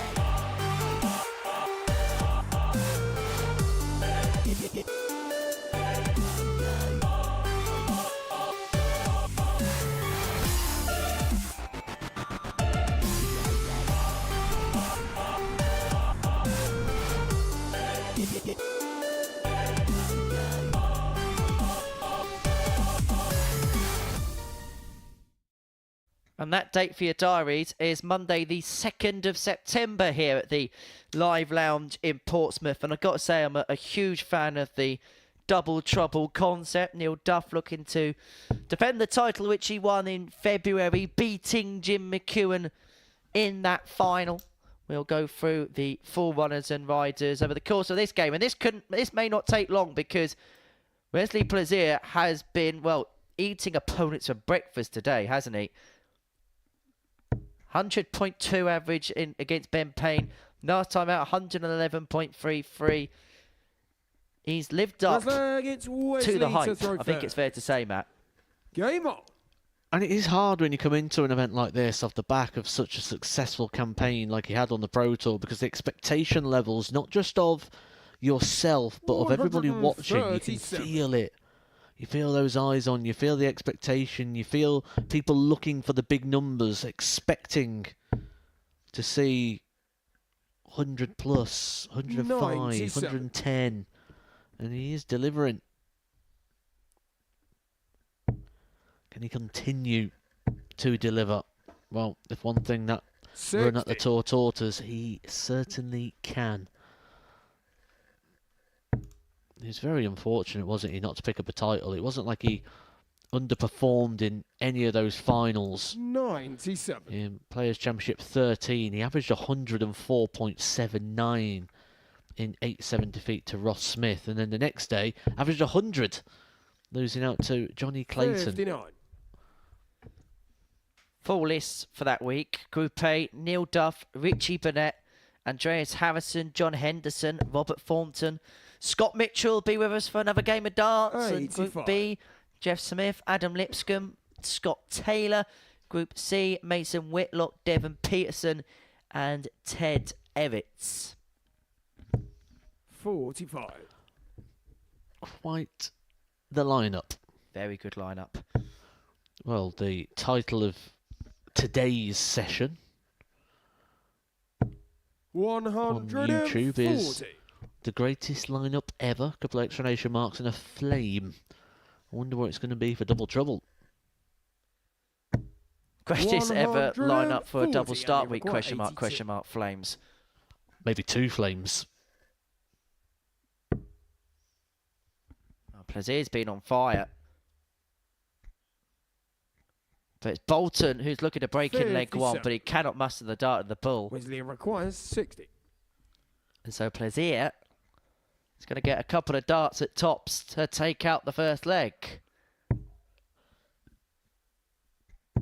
In it goes, 1-0 to Plaisir. Wesley Plaisir. I'll tell you what the biggest shame is, actually, we're not going to see Wesley in that double start week, because he would cause some real problems in that double start format.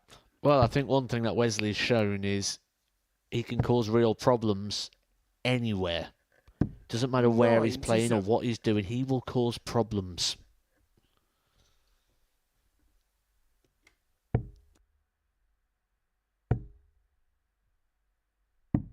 $32.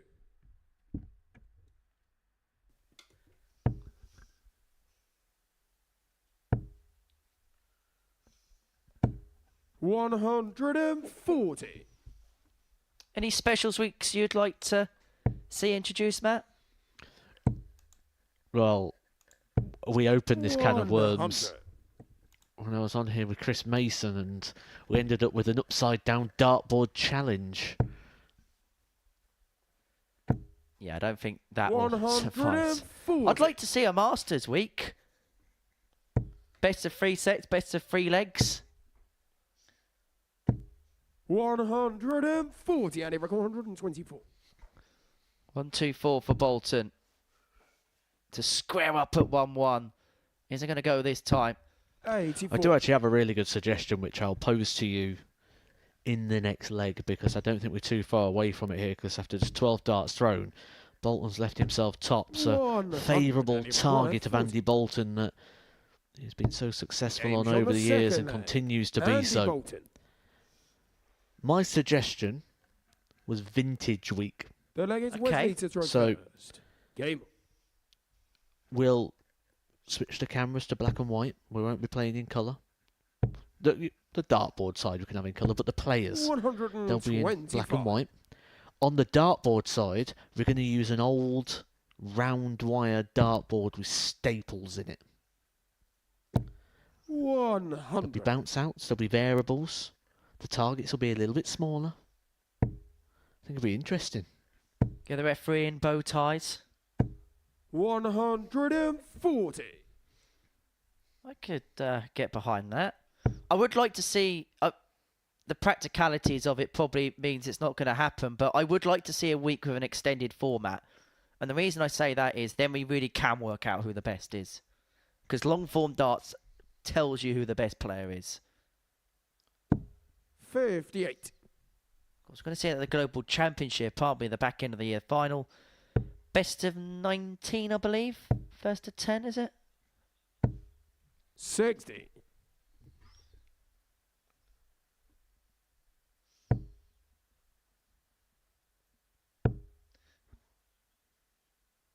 Well, this is a high-quality contest. Plaisir averaging over 92. Bolton averaging over 98. I think this was one of the fixtures that when we knew this lineup was going to be this good, this was one of the fixtures we looked at and thought could well be one of the best of the lot. I mean, the 4 games that take us to home is this one. 50. Payne against Tingsham, Bolton, Warburton, and Crabtree Plaisir. High quality drama. High quality excellence. And Plaisir moves himself 2-1 to the good. Full flag gets Andy to throw first. Game on. Though I do believe that double start week, some bloke from Middlesbrough's commentating. Hi Glenn, hope you're enjoying the coverage today. He'd be a good one to have in on Vintage Week, wouldn't he? Yeah, but just don't put him against Scott Mitchell, otherwise it'd be a vintage fortnight.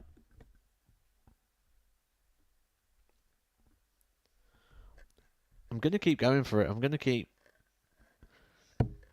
pushing until we get Vintage Week. Or Retro Week, whatever you want to call it.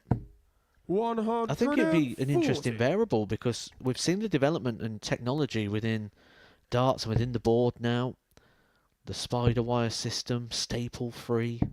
92. Very rarely now do we get a bounce out where you could lose a game based on the wrong time bounce out. Added a completely different factor. 109. I'll tell you what, if we can, because we're here all week, aren't we? We're doing every session together on commentary. I wonder if we can find an old school board and maybe between sessions on Thursday do some filming on that. I have one in the back of my car. Well, there we go. That's that sorted then. You never know when you're going to need a round wire staple dartboard. Breaks glass in case of emergency. 60. Can I ask why? Always prepared, always prepared. Always ready for another game of darts. Well, look at Scott Mitchell. He went to the gym, didn't he, in his darts shirt? You never know when a game of darts is going to break out. 138. And he record 133. Well, it's a game that could be slipping away for Bolton if he can't take out the 1-3-3, because Plaisir is sat here on 76 to move 3-1 to the good, and he'd then have the darts to see this match through. Bolton laid on tops. Plaisir 8-8.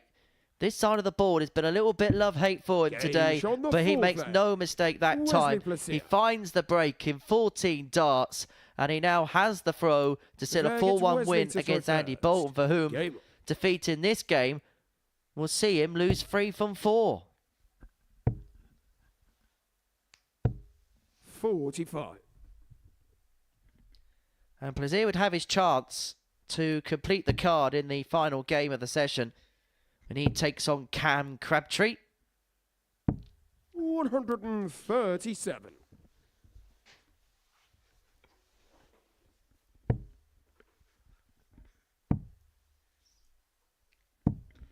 We've had a suggestion for a specials week with good-looking darts players. That's me and you ruled out, Matt.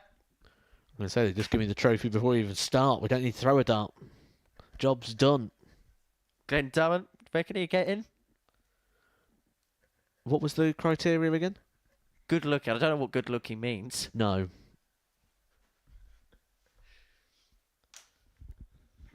We'd be very short of options, actually, wouldn't we? 46.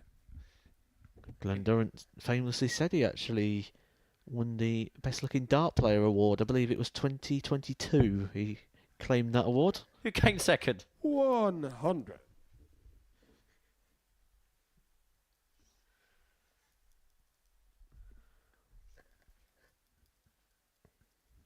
It's getting a little bit messy here. Plays here. You can see the finishing line here. 84. Andy Bolton again just finding last start in hand to keep himself interested.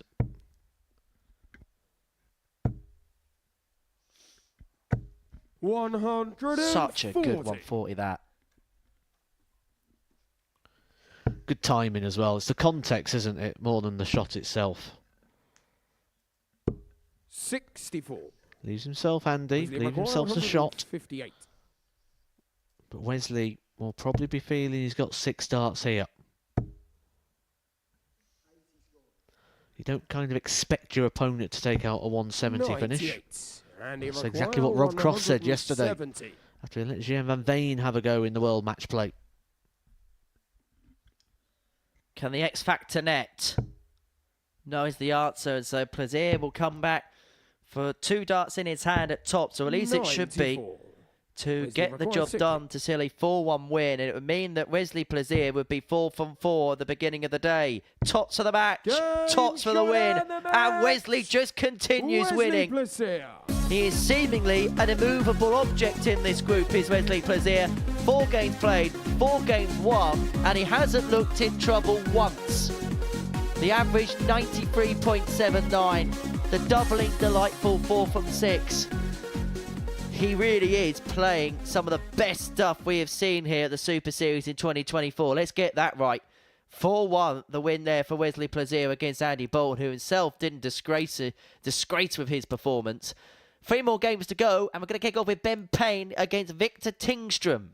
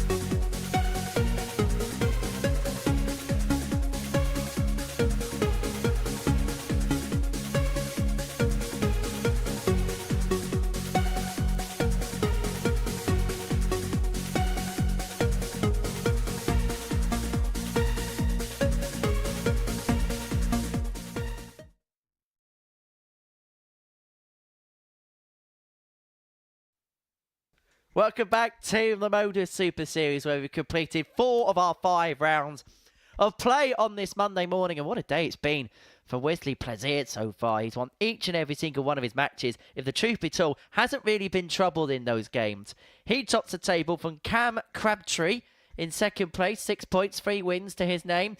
Victor Tingstrom, Mike Warburton, both on 4. Andy Bolton, though, the big surprise, having only picked up 1 win so far from the day's action. He'll take on Mike Warburton in the penultimate match. Plazier will take on Crabtree to close. But before all that, Ben Payne and Victor Tingstrom will do battle. A win here for Victor. We'll see him on 6 points. A good day's work for him if he can do that. But for Ben Payne, well, he's been in plenty of pain today, hasn't he? Losing each of his 4 games so far. Had a chance against Cam Crabtree in match 11. Went in front, but then Crabtree just hit the afterburners after getting the game back level at 2-2. And so, what are we going to see from this pair? And to be fair to Ben, he said at the beginning of the day, he had a little chat with a pair of us before the session started, that he was under no illusion how difficult a task it was going to be in this group when you consider the opposition he's up against. And he kind of said, win or lose, he's just gonna enjoy himself out there. And that's what he's got to keep in his mind. Just although the results haven't gone your way, just keep enjoying it, keep smiling, keep throwing, and hope that it turns around. Don't try forcing the issue. The thing is, for Ben, you can flip the coin the other way, and for him, the opportunity to play on a televised stage against this level of opposition is not something that happens all the time. And so, flip it the other way. Look at it as a learning experience. And I mean this with the greatest respect in the world. Nobody would have expected Ben Payne to have won the group at the beginning of the week, apart from Ben Payne himself. So, he can just go into this with a bit of a free roll and see where it takes him. Well, we never know what's going to happen for Ben Payne moving forward. Certainly over the next couple of months, he's expecting a child on the way very, very soon, about 5 weeks out from the birth of his son. And with that, will become sort of a distraction and other priorities in life where darts will kind of take a back seat. So he can really enjoy this, knowing what he's got coming up over the next coming weeks. But this is a great start to the game here for Ben Payne. He had a significant improvement in the last performance, and this one already showing signs of continuing that form. A 14 dart leg there for Ben. That is a warning sign to Victor Tingstrom. He has been put on notice. Second leg, it's Victor to throw first. Game. Beginning to build to the task. To Victor, that was a very sluggish start for the Swede in leg 1. 60. The only thing really that he can clutch to is the fact that that was a leg on the darts of Ben Payne. But this against throw, and he could be stealing the darts 121. here. That would be the only concern I've had with Ben today. The amount of darts going left and right, 5s and 1s. 99.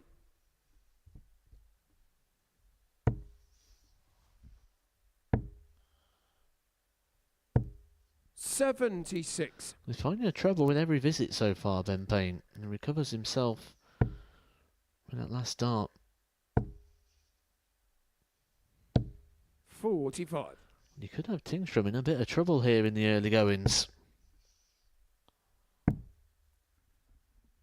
And I just wonder whether he's learned the lessons of that game against Crabtree, where pretty similar situation where his opponent wasn't firing at the start and he couldn't really kick on from that point, did Ben. And Victor similarly just taking a little while to get going, but is first to a finish in this second leg.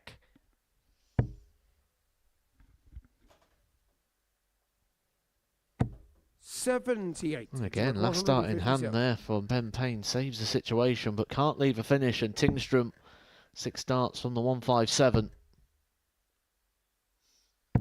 97. Nice set of play. Leaves himself in a position he'll be expecting to get 2 darts at the double. 94. But that last start in hand for 60. Ben Payne comes to the rescue again.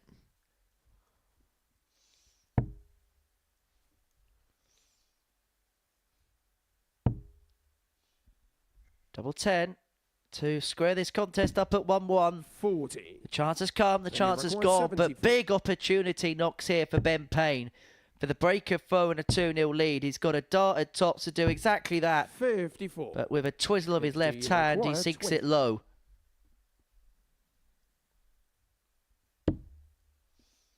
Double 5 for Tingstrom. Gave on the 1-1. second leg. Level we are. Victor And Tingstrom. Victor will feel like he's got away with one there because he isn't playing at his best, but his opponent couldn't Well, capitalise. against Ben to throw first. Game. If Tingstrom is a player who watches his opponent, that's where it becomes a little bit more disheartening when you look up and you 100. see no darts in the treble, and it always goes in with that last dart.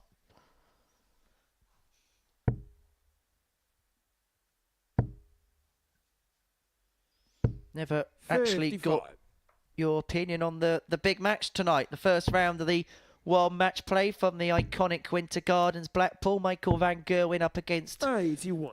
Luke Nittler. I've never known a first round game in a PDC event to be as tantalising as that. 140.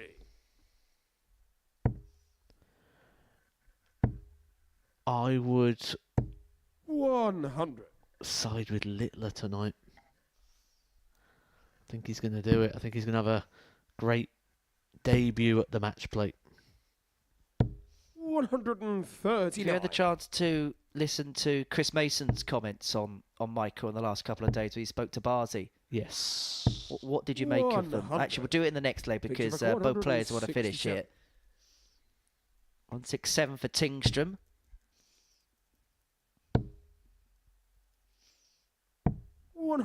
Beautiful setup play there, and that forces the issue now for Ben Payne to take out his biggest finish of the day. He's not going to get a dart at tops. 60. Victory required. And so 36. double 18 here for Tingstrom to get the breaker throw and to take the lead in this contest. That should be an inviting guide. Cannot utilise it, so across the board to double 9. 18. And Ben Ben Payne requires comes 60. back to move himself in front again. I know double trouble's in a couple of weeks, but Ben Payne's looking to go double-double, but not that way. 52. Victory required. 18. Well, he might end up having to hit 3 doubles here to win this leg, should Victor Tingstrom not be able to take out the 18. Big moment in this match. 14. He's had 2 handfuls of Then you darts here require to get the breaker throw and not been able to do so. Game shot on the third. And Ben leg. Payne takes full Ben advantage to move himself in front once again. 2-1 to the good, halfway towards the finishing post, but Well, he'll it's know Victor that to throw first. it was at this stage against Cam where things just went a little bit awry. For Victor, it's been a very off performance at the 96. end of his day. His average, not even in the 80s region. But let's go back to what we were talking about in the 59. previous leg, and in particular what you thought about Chris Mason's comments regarding Michael Van Gerwen when he spoke to Barzi in the week. Well, he was questioning the desire, wasn't he, really, 99. of Van Gerwen, and it's an interesting thought, and it's, 100. you know, you can make a valid case to support the argument. He's gone on holiday in preparation for the event. So, yeah, there's question marks. There absolutely is 99. question marks over MVG at the moment. Do you feel like Michael's at a sliding doors phase of his career in the respect that it feels that the next 6 months are very big for him? 85. I know not in terms of maybe defending as much in terms of prize, although he does have to defend a final of the World Championship in December. But when you consider what the two Lukes are doing, 133. what others are doing, do you feel like he needs to win something big just to put himself in the conversation? Because it feels like for the first time in about a decade, Van Gerwen isn't the player people are talking 44. about. He'll always Victor be in requires the 74. conversation. I don't think that's ever going to be an issue. He's earned that sort of legendary status. But this, from Tingstrom, much better leg. 42. But same problem again. Missed doubles. He's had 11 darts at a double now, Tingstrom, and only hit the 1. 38. But he's going to get Victor more. required, He's got 2 32. handfuls should he need them. And he doesn't, and that is what he'd been hoping for. Tingstrom. Yes, he had 6 darts, but you want to get it first dart, second dart, build the confidence. You don't want to be chasing it round and leaving it late. Just all unnecessary anxiety. Feels like the warm-up act before the main band get onto the stage, and that's the main moment for Ben Payne. A maximum on the big stage. It's his first one of the day. 60. And that just maybe rocked Victor Tingstrom there, who maybe thought he was going to start motoring. 123. Well, this is a great leg here from Ben Payne, certainly after what he did in the last leg, where he's left stranded, back on 175. And he really has upped it numerically as well, averaging 88, by far the best numbers he's punched in today. Had an 81 against Cam, that was his previous best, but 138. this is absolutely superb. He's left himself on 60 after 9 to move 3-2 to the good. 58. Benny requires 60. And Tingstrom is nowhere to be seen here. This is a real off performance from him. Game's But that on is the magnificent fifth for Ben Payne. Ben It's Payne. an 11 darter to put himself 3-2 in front and to put him a leg away from Sinclair gets victory. Victor to throw first. Game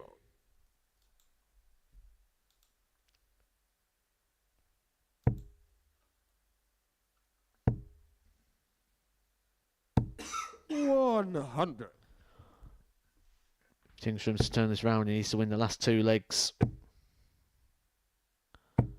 45. Ben Payne not doing too much on the Tingstrom darts. Doesn't need to. He just needs to find a leg like he did in the last one. With the throw in the last one, there's nothing Tingstrom can do. It's almost a bit of a freebie. 59. One of those, if he hits, great. If he doesn't, he should be getting an opportunity in the next. 58. And just remember, this is just part 1 of what is a magnificent week. Our Group B lineup as well, littered with 58. big names. With Aidan Kirk, former weekly finalist. Actually, 2 players who lost weekly finals in week 11 of a series. Fun fact 56. for you. Aidan Kirk lost in week 11 final of a series to Andy Davidson, whilst Jared Cole lost in a week 81. 11 final of a series to, well, our good mate Patrick van den Boogaard.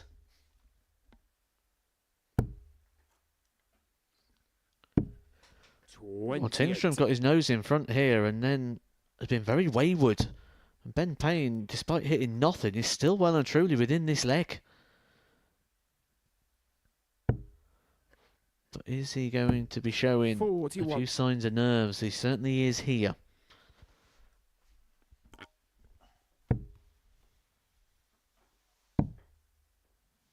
Another one of those would have left him on 80. double 16, but wayward.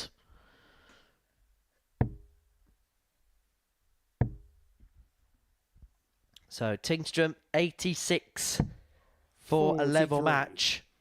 Victor, you require 86. Doesn't have to go the bullseye route, but he's going to go for it anyway. 39. Agree, disagree. Oh, I would have set up there, absolutely. Could find it boxing himself into a corner 98. here. Victor, you require 47. He's going to have to spurn a dart here. Double 16. Awkward angle. And Ben is on a finish 50. here for the match to Then you require seal his 76. first win of the week here at the Live Lounge. He's going to get a dart at tops to get his elusive win. It is a victory for Ben Payne against Victor Tingstrom. He's worked hard all day to accrue that special winning feeling. He can taste success on the Super Series stage, and he can relax now with a win in his leisure at the end of his day. That's the tail of the tape. 4-2 victory for Ben Payne against Victor Tingstrom. Coming up after the break, 2 heavyweight battles here at the Live Lounge. We have Crabtree and Plaisir in game 15, but before that, the hors d'oeuvre is Andy Bolton against Mike Warburton.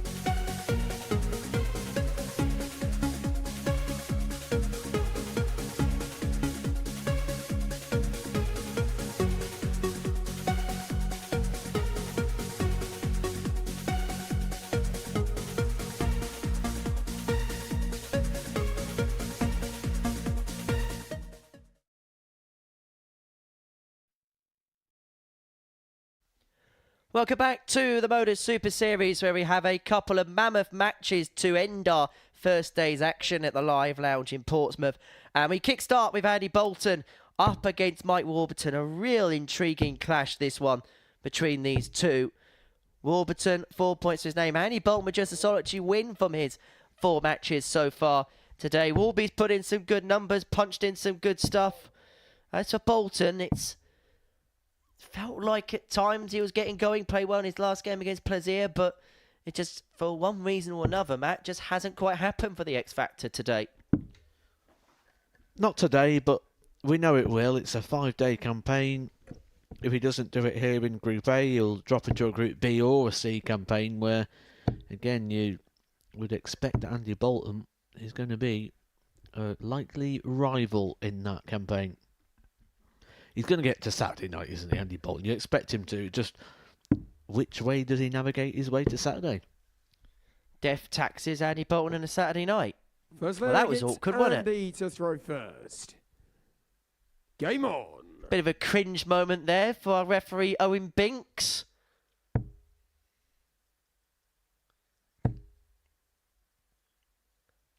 Who does a sterling job as one of our match officials. One of the best in the world at what he does. And that must be a really nice thing, Matt, to feel like the job and occupation you do, you're one of the best in the world at. And he is one of the best in the world.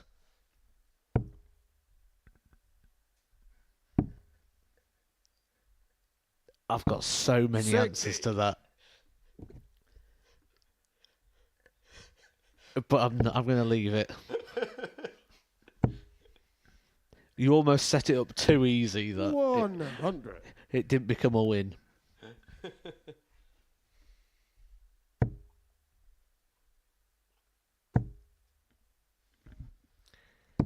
Well, if Owen Binks is one of the best referees in the world, I'm one of the best in the world at being cringe, I suppose. Yeah, absolutely. 180. The bellow from the referee as Warby piles in his first max. 122.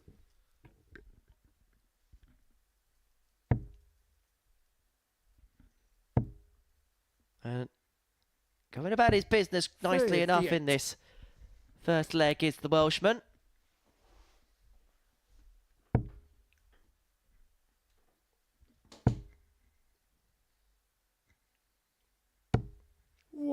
Be disappointed with just a ton. You can see it on his face. But it's time now for Warby to try and climb the ladder. Has to head down to go up. But cannot find the 120. 60. And so Bolton will return looking at 116 to get the opening leg on the board. That might not be the worst lie there for the treble, which leaves double 18. Beautiful from Bolton, and he steals that leg from Warburton's grasp. Second leg, it's Mike to throw first. 1-0 to Andy Bolton. Actually, his first ton plus checkout today. 60. We've seen Victor Tingstrom go crazy in the ton plus column. 96. So far on this first day, hit 5 ton plus checkouts, did Victor Tingstrom. Cam Crabtree's had a couple. Mike Warburton's had the 120. And now Bolton adds the 116 to the collection. Well, the biggest one of them all did come from Tingstrom, didn't it? As part of those 5 that he did take out. The 160. When you get that on day one, you know there's not much room to go in regards to seeing the big finishers. That really got 4 more that we could go. It wouldn't surprise you if the fish went this week. It really wouldn't surprise you if anything happened this week, whether it be big finishes, big scoring, 9 darters, last leg deciders, big averages. We're already seeing the 111 from Wesley Plaisir earlier on today. 122. And actually, as a matter of fact, the record average for the year in any competition match was held here for a long time before Jeffrey de Graaf put in a 120.43 individual match average at a doubles game at the World Cup. But the highest individual performance this year, in terms of the best, was held by a Harrison, 117.88. Can't be bettered in any arena, anywhere else in the world. In fact, we have 2 of the top 10 because Bo Greaves' 114.56 is also on that list. 126.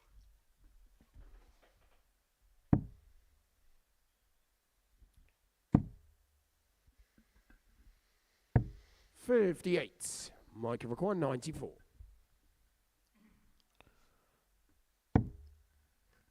Goes the more modern way, not entertaining the old school route, the bull and the 25. 54. And Andy Bolton now will return back 68 points away from doubling his lead, and more importantly, getting a breaker throw here of Mike Warburton. It's double 4. 64. It doesn't go. And so Warburton returns 40. For Tots to square this contest up. Double 10. Can he just nudge it the other side? Yes is the answer. And level this game is at 1 apiece. The leg, it's Andy to throw first. Game on.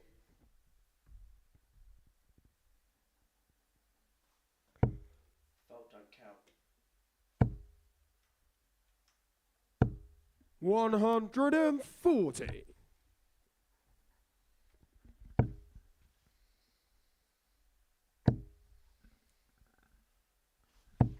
100. We do have a danger here that we could have some clear separation at the top of the table. If Andy Bolton is to get the victory here over Mike Warburton, 180. That'll have Warburton on 4 points, Bolton on 4 points. Crabtree's on 6. He's the closest rival to Plazia. But Wesley plays him 95. in our last game today and then our first game tomorrow. He could be 6 points clear going into tomorrow morning's play. 96. He's making a very hard group look very easy right now, isn't he, Wesley Plazier? And we'll see him in the last game of the session against Croydon's Cameron Crabtree. 99. And he required 85. But with that, we expect the rest of the group's going to beat each other, though. It could really just become almost simplistic for Wesley Plazier. 57. Bolton spurning a couple of opportunities at double 14, but it's still a real grasp of this leg. That was for an 11 or 12 darter, 100, respectively. And he required 28. To re-establish his advantage at 2-1. That first Game dart shot was in the such third an leg. inviting guide for Andy dart Bolton. 2. And Bolton is 2-1 to the good. Full flare gets Mike to throw first. Game. Not 100%, but he's looking a little bit more confident, a little bit more at home on the stage now, does Andy? 100.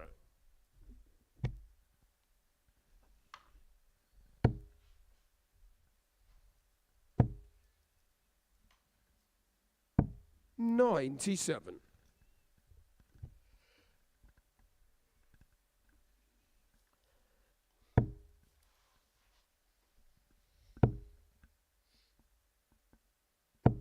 $60.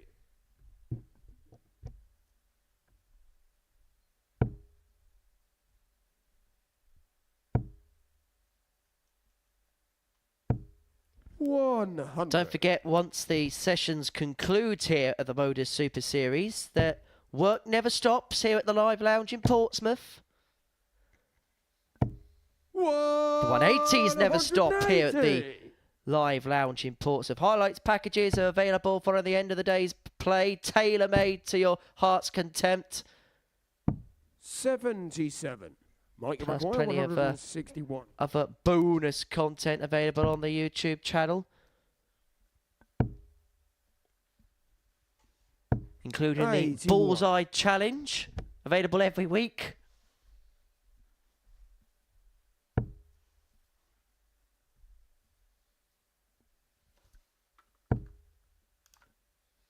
And of course, you can rewatch every 57. live show Mike, you require if you 80. so want to, if you so have the time to. Warburton to square up at 2-2. Tops a double 10. Oh, Game yes. shot on the full flag. Lovely Mike finish that. And we are back level again, 2-2. Fifth flag gets Andy to throw first. Game on.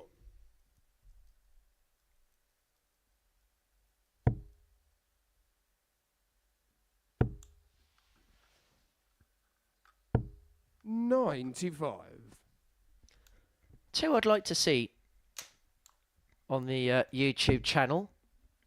Edgar. No. We've got enough Edgar on there. 100.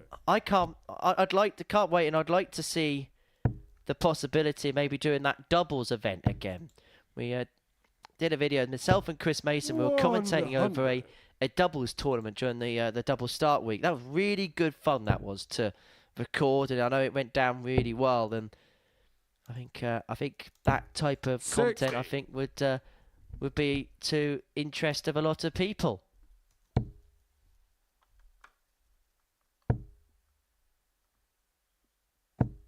$140. Locked at 2-2. This our 14th game of 15. 100. Bolton with the darts, using it to the fullest of his advantage. Setting up here to move himself 3-2 in front and to put himself a leg away from his second win of the day. The points tally, no matter what happens in this game, is going to be a disappointment for Andy Bolton, but if he can win this one, it will be at least damage limitation for him. But this leg now has a completely different complexion as Warby piles in his third max of the match. And suddenly, if this 106 don't go, Warburton's out on 61 for the break. And suddenly he's on all the cards in his favour.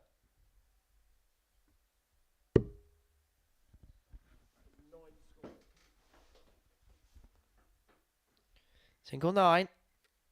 He's himself on 52. And so he's got options here. 12 or 20. 20 leaves double 16. 29. Zooms in on the double, but he cannot find it. So Bolton will get a reprieve. To put himself one leg away from some very, very valuable points. Andy Bolton. It's not been Andy Bolton's day in regards to the winner's enclosure, but he may end the day there. Against Mike to throw first. Game on.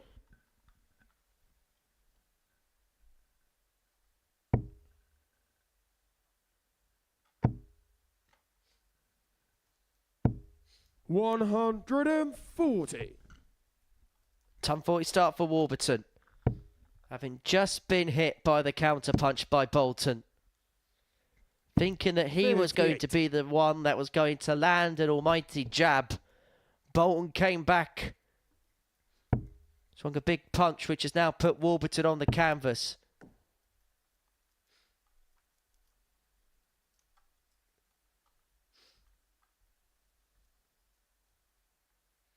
These are two players 140. Fairly similar to one another, both in their mannerisms, the way they play the game. 140. Perhaps it's no surprise that these two really are locked into battle and are going deep into the contest.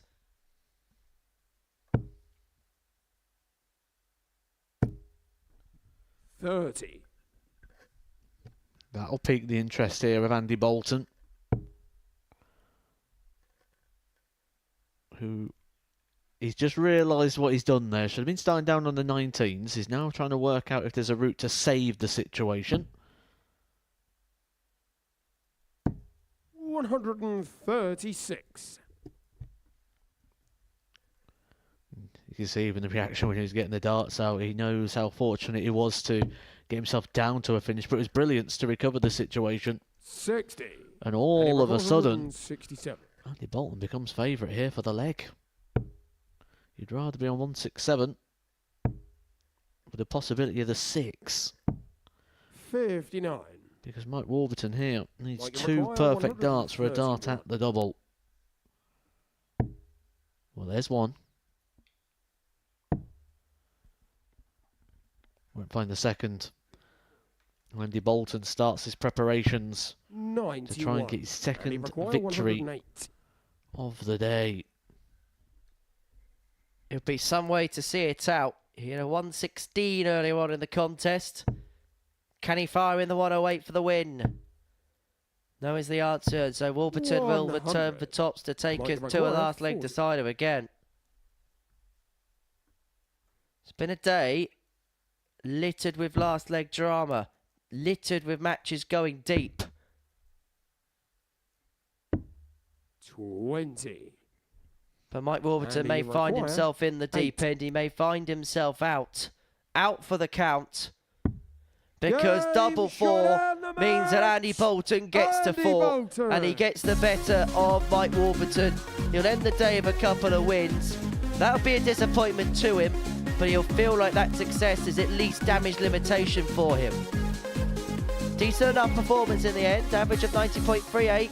4 for 9 on the doubles, including that 116 checkout. And so he will end the day on 4 points. But Wesley Plaisir has got the chance to complete the card. If he gets the better of Cam Crabtree in our last game of the session, he will be 5 wins from 5. And he will be the player to beat. Welcome to the party in Portsmouth here at the Modus Live Lounge. They've both got the talent where they just reel off leg after leg and dish out a heavy defeat. And what a way to start the day. We're up and running here on Champions Week with a maximum. But what a way to finish. A 12-dart leg. Beautiful check out there from Cam Crabtree. Only needs the one. Game shot on the second leg. Darius What were you saying about efficiency? Shot on the third leg. Is that the moment that Reece Robinson comes alive in this crucial clash? Looks like he's going to go for it. And it is right next to his favourite double top. And he gets the job done at the earliest possibility. That is Cam Crabtree through. Case not so. Harrison gets the all-important win. Game shot on the second leg. Darius Labanowski. Game shot. Ross Smith, is it a 9? A long time. And that clenched fist. Oh, he gets the job done in the end. He's nodding in total agreement because game shot on the fourth leg. Just like that. Only needs the one. There you can see That she can unlock at any moment, but that is quality from Harrison. This would be a wake-up. welcome to the party in Pompey. Should be a good marker for him, and is. It was a great dive. Shot on the first leg. It's a breaker throw for Andres Harrison. Shot on the second leg. Consecutive breaker throw, double 16 is found. And he does lead. It's not an 11, but it's a beautiful 12, treble 17, which he gets. Bullseye for the win. Absolutely incredible by Andreas Harrison. He's Andreas Dirty Harrison!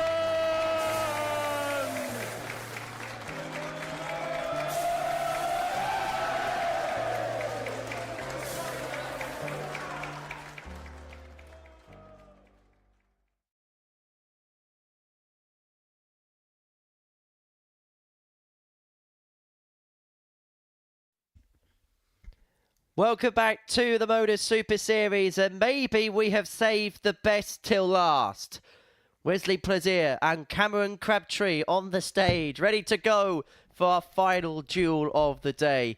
Plaisir, with a win, will be through the card. He would have won each of his 5 matches on this Monday afternoon, and he would have a 4-point lead at the top of the table from this man in your picture here, Cam Crabtree, who has put in some good performances, but nobody, and I mean nobody, has been able to touch Wesley Plaisir today. That is how far clear he has been.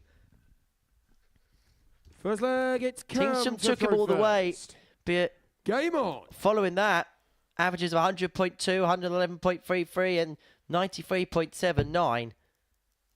Some of the best performances we've seen on this stage. 60. The chance came really game number 1, didn't it? Wesley Plaisir did not hit the ground running. And then since then, it's been head and shoulders above the rest. And I don't just mean because he's a tall guy, I mean in terms of performance.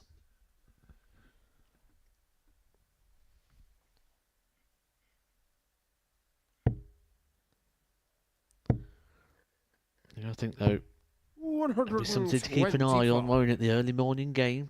Is there potential vulnerability there in Wesley Plaisir? If it is, it'll be Crabtree taking him on first tomorrow, as the fixtures do flip and reverse. So the last game you see today will be the first one you see tomorrow.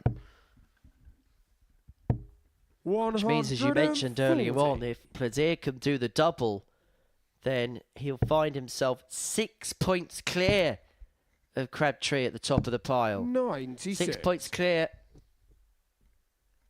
And then with a massive gap of 8 points from Tingstrom, Bolton and Warburton. 50. Well, after lap 6, he would be guaranteed to be 6 points clear because no one could get to 8 at that point.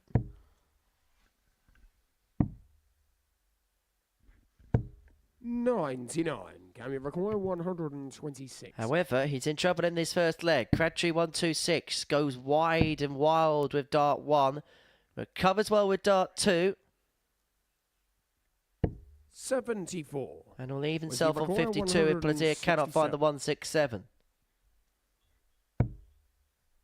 For everything he has done today, he hasn't found a ton plus checkout. That could change here. And he grazes the bullseye to do exactly that. Cammy required 52. Tops.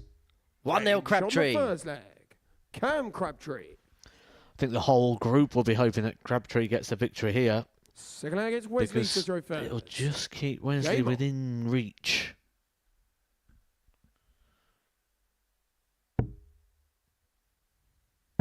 You don't want a runaway leader in these Group A campaigns. 140. Can get away from you very, very quickly.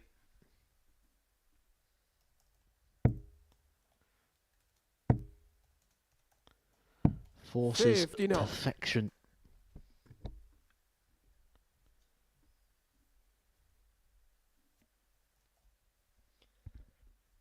And of course, for Cam, there's a little bit of revenge and retribution on his mind because it was Plaisir who beat him in that Players' Championship semi-final a couple of weeks ago.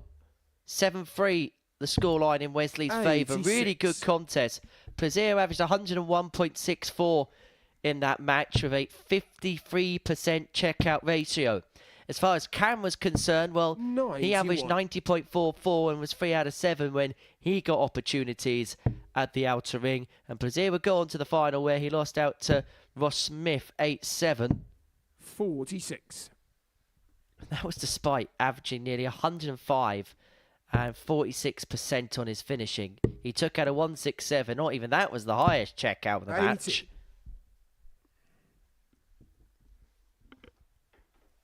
But now in a good position, Plaisir to square up.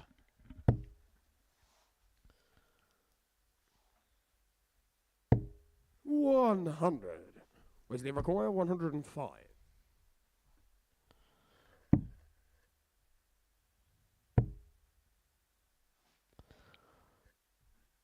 The luxury of time coming into play here for Wesley Plaisir.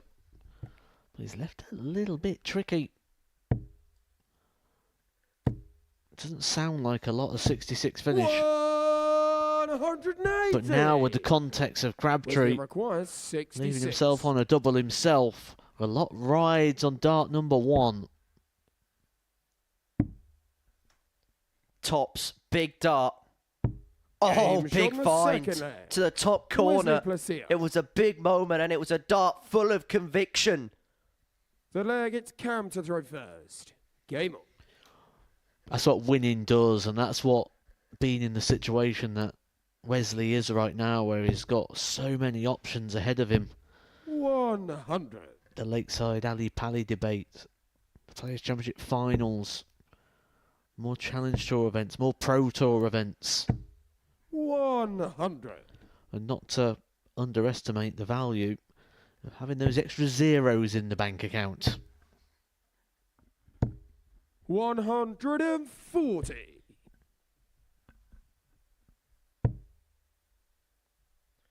Really good contest, this. 125. And you could just tell when they walked onto stage there was a different type of edge about this fixture. 97. It was focused from the get-go. It was knowing the significance of this game in terms of the context of the group and knowing how good your opponent is. 98. Cammy require 164. Cam's got 6 on 164. He's going to need the half dozen 56 to move himself 2-1 in front. Well, a big visit here for Wesley. Cameron Crabtree is going to be in a spot of bother. 43. Doesn't find. Cammy require 108. Just the one treble for Crabtree. Finds. Options. Chooses tops. Bed stops. Third leg. Another big Cam finish there Crabtree. for Crabtree in the context. And holds on to his throw. That's all he's got to do. He doesn't need to break Wesley. Just holds the throw. Sounds easier said than done. And certainly increases the sort of intensity on every single leg. Every single time it'll come back to Crabtree's throat. 82. They're both just throwing things, aren't they, at one another? Just sending out signals. Plaisir in the last leg. That dart at tops. One dart in hand when Crabtree thought he was coming back for 3 at a double. Then Cam hits back with that 108. 140. And he looks like he's kicking on here, is Crabtree.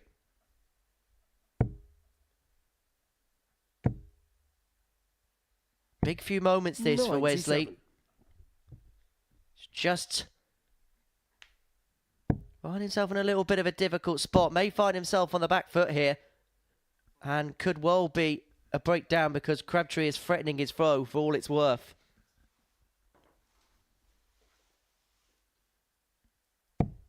Yeah, I'm not surprised there. Completely lost the rhythm, lost the sort of flow. Not ideal there for Crabtree, and now a big visit there for Wesley. Crabtree unable to leave a finish. Now he's hoping for misses here from Plaisir. 140. Sensed weakness and pounced, did Plaisir. And now he sets on 64. Looks at tops again, finds it again.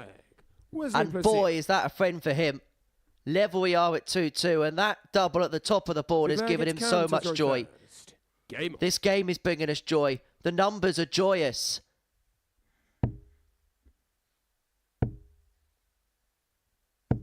$100.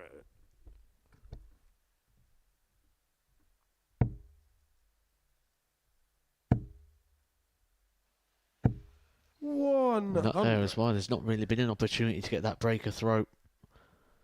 The player with the darts offering no opportunities. Just the one missed dart of the ball that came from Wesley.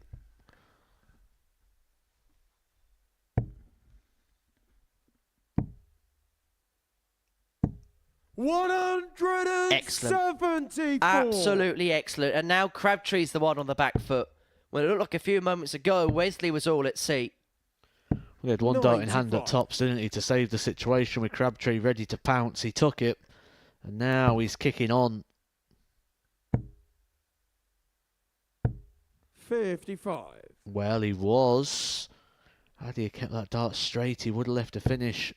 The drift into the fives leaves him stranded. 59. But Crabtree unable to capitalise. Well, the pendulum just keeps swinging throw upon throw. 60. We've reached that point. 154. We've reached that nervous, tensious point where one moment may well decide it all. 64. Crabtree unable to find the 154. 112. But can Plaisir firing his first ton plus checkout of the day to put himself 3-2 up and then have the darts. Cannot find the treble with dart 2. It may just be a dart of the ball, but Crabtree's got a chance 54. to put his nose in front again. 90.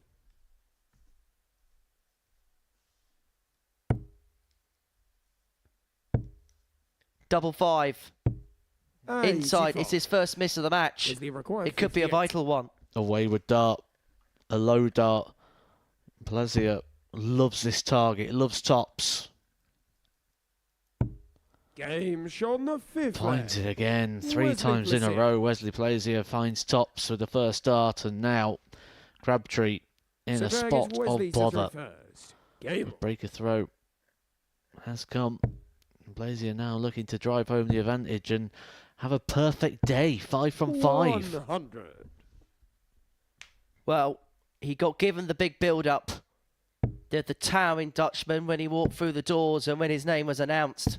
93. Sometimes that can come with pressure. Sometimes the hype can be overstated, but it's been well and truly justified.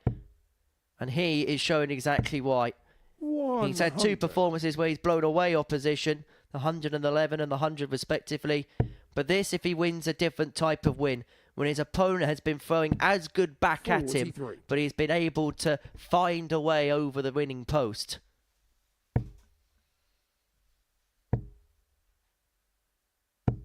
$60. But there's been points in the last couple of legs where little chances have just been dished out. Crabtree needs 2 trebles here, is unable to find it, and Plaisir, you'd say from this point, is big favourite. Oh, without a doubt. It's all about Wesley from here. Wesley needs to make mistakes to give Cameron an opportunity. And there is no mistake, no slip up. It's perfection 180. from Wesley Plaisier. Puts himself potentially just a couple of darts away with his first maximum of the game. 98. Wesley requires 61. Crabtree leaves himself on a finish just in case. But Wesley Plaisier, double eight. And it's a perfect day for Plaisier. Wesley 5 wins from 5, and he has a real stranglehold of this Group A. He has a 4-point lead overnight. Beating Cam Crabtree means that he has got a massive advantage in this group. A group we thought was going to be tight. A group we thought maybe could go down to the very last day. Well, Plaisier has given himself a massive head start. That the tale of the tape from a really intriguing final game of the session. Crabtree had his opportunities in the middle portion of the match, but when it came to the crunch, Plaisier just found more. He beats Crabtree by 4 legs to 2 in the final game of the day. We're going to actually have a chat with Wes in a couple of moments' time, myself and Matthew Edgar next door in the studio.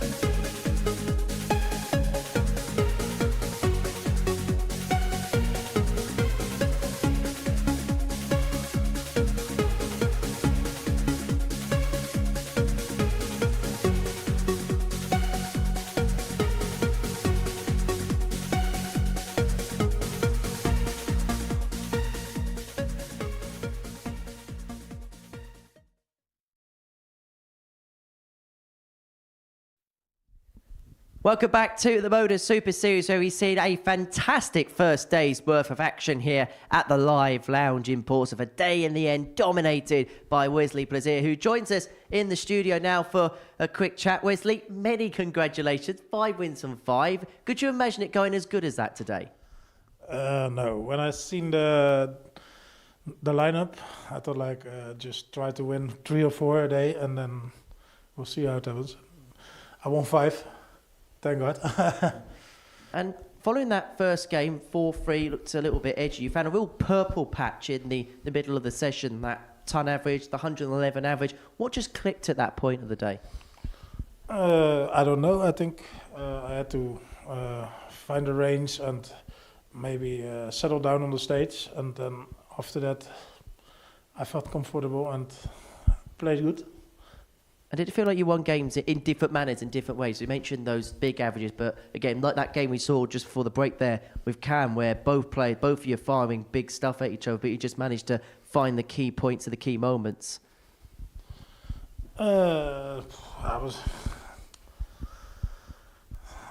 was going up to the stage and I thought like I won 4 now and try to make it 5. And if I lose, I'm happy with the day anyway. But I'm happy with when I won 5.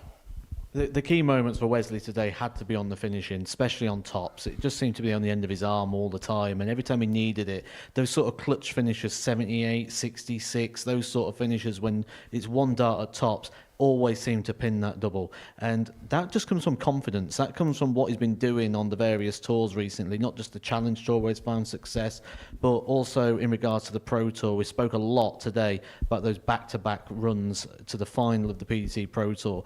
Now, they came with clutch finishes like that. There was moments, I remember watching the game against Stephen Bunting, I think it was, and there was one dart in hand at the back end of combination shots, and they kept going.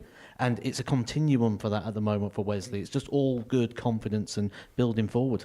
Wesley wasn't the most prolific ton-plus hitter of the day, but you mentioned a lot on commentary, okay, they're great shots to have, but the most important ones are things like the 66, the 76s, one dart a double, making sure you take.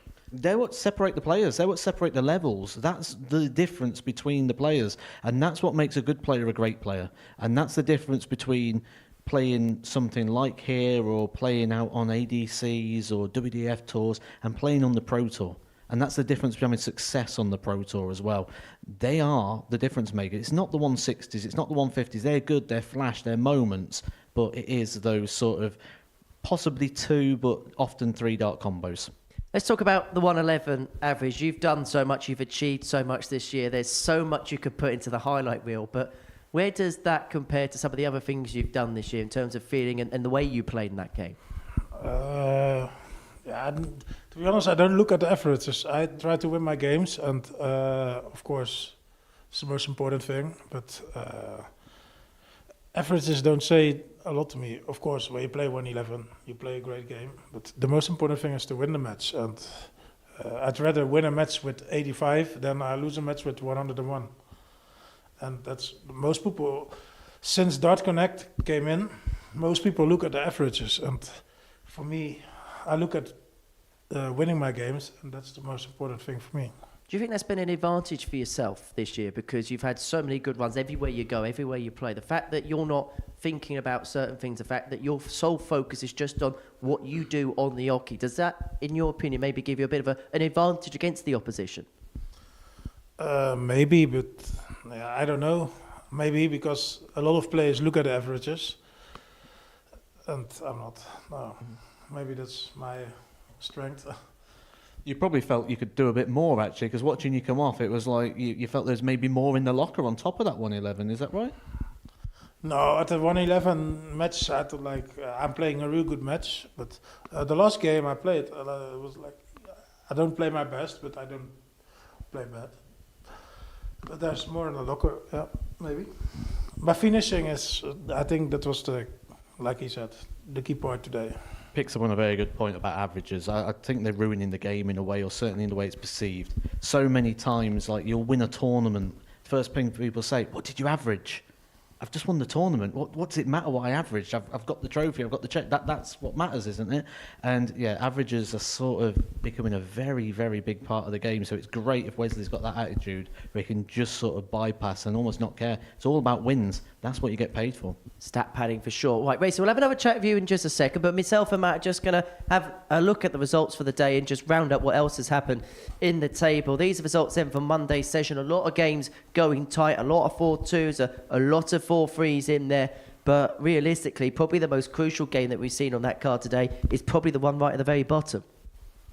I think the results have gone very well for the guy sat to my right-hand side because Andy Bolton picking up that win just tightened things up there. Ben Payne picking up his first win of the day against Victor Tingstrom.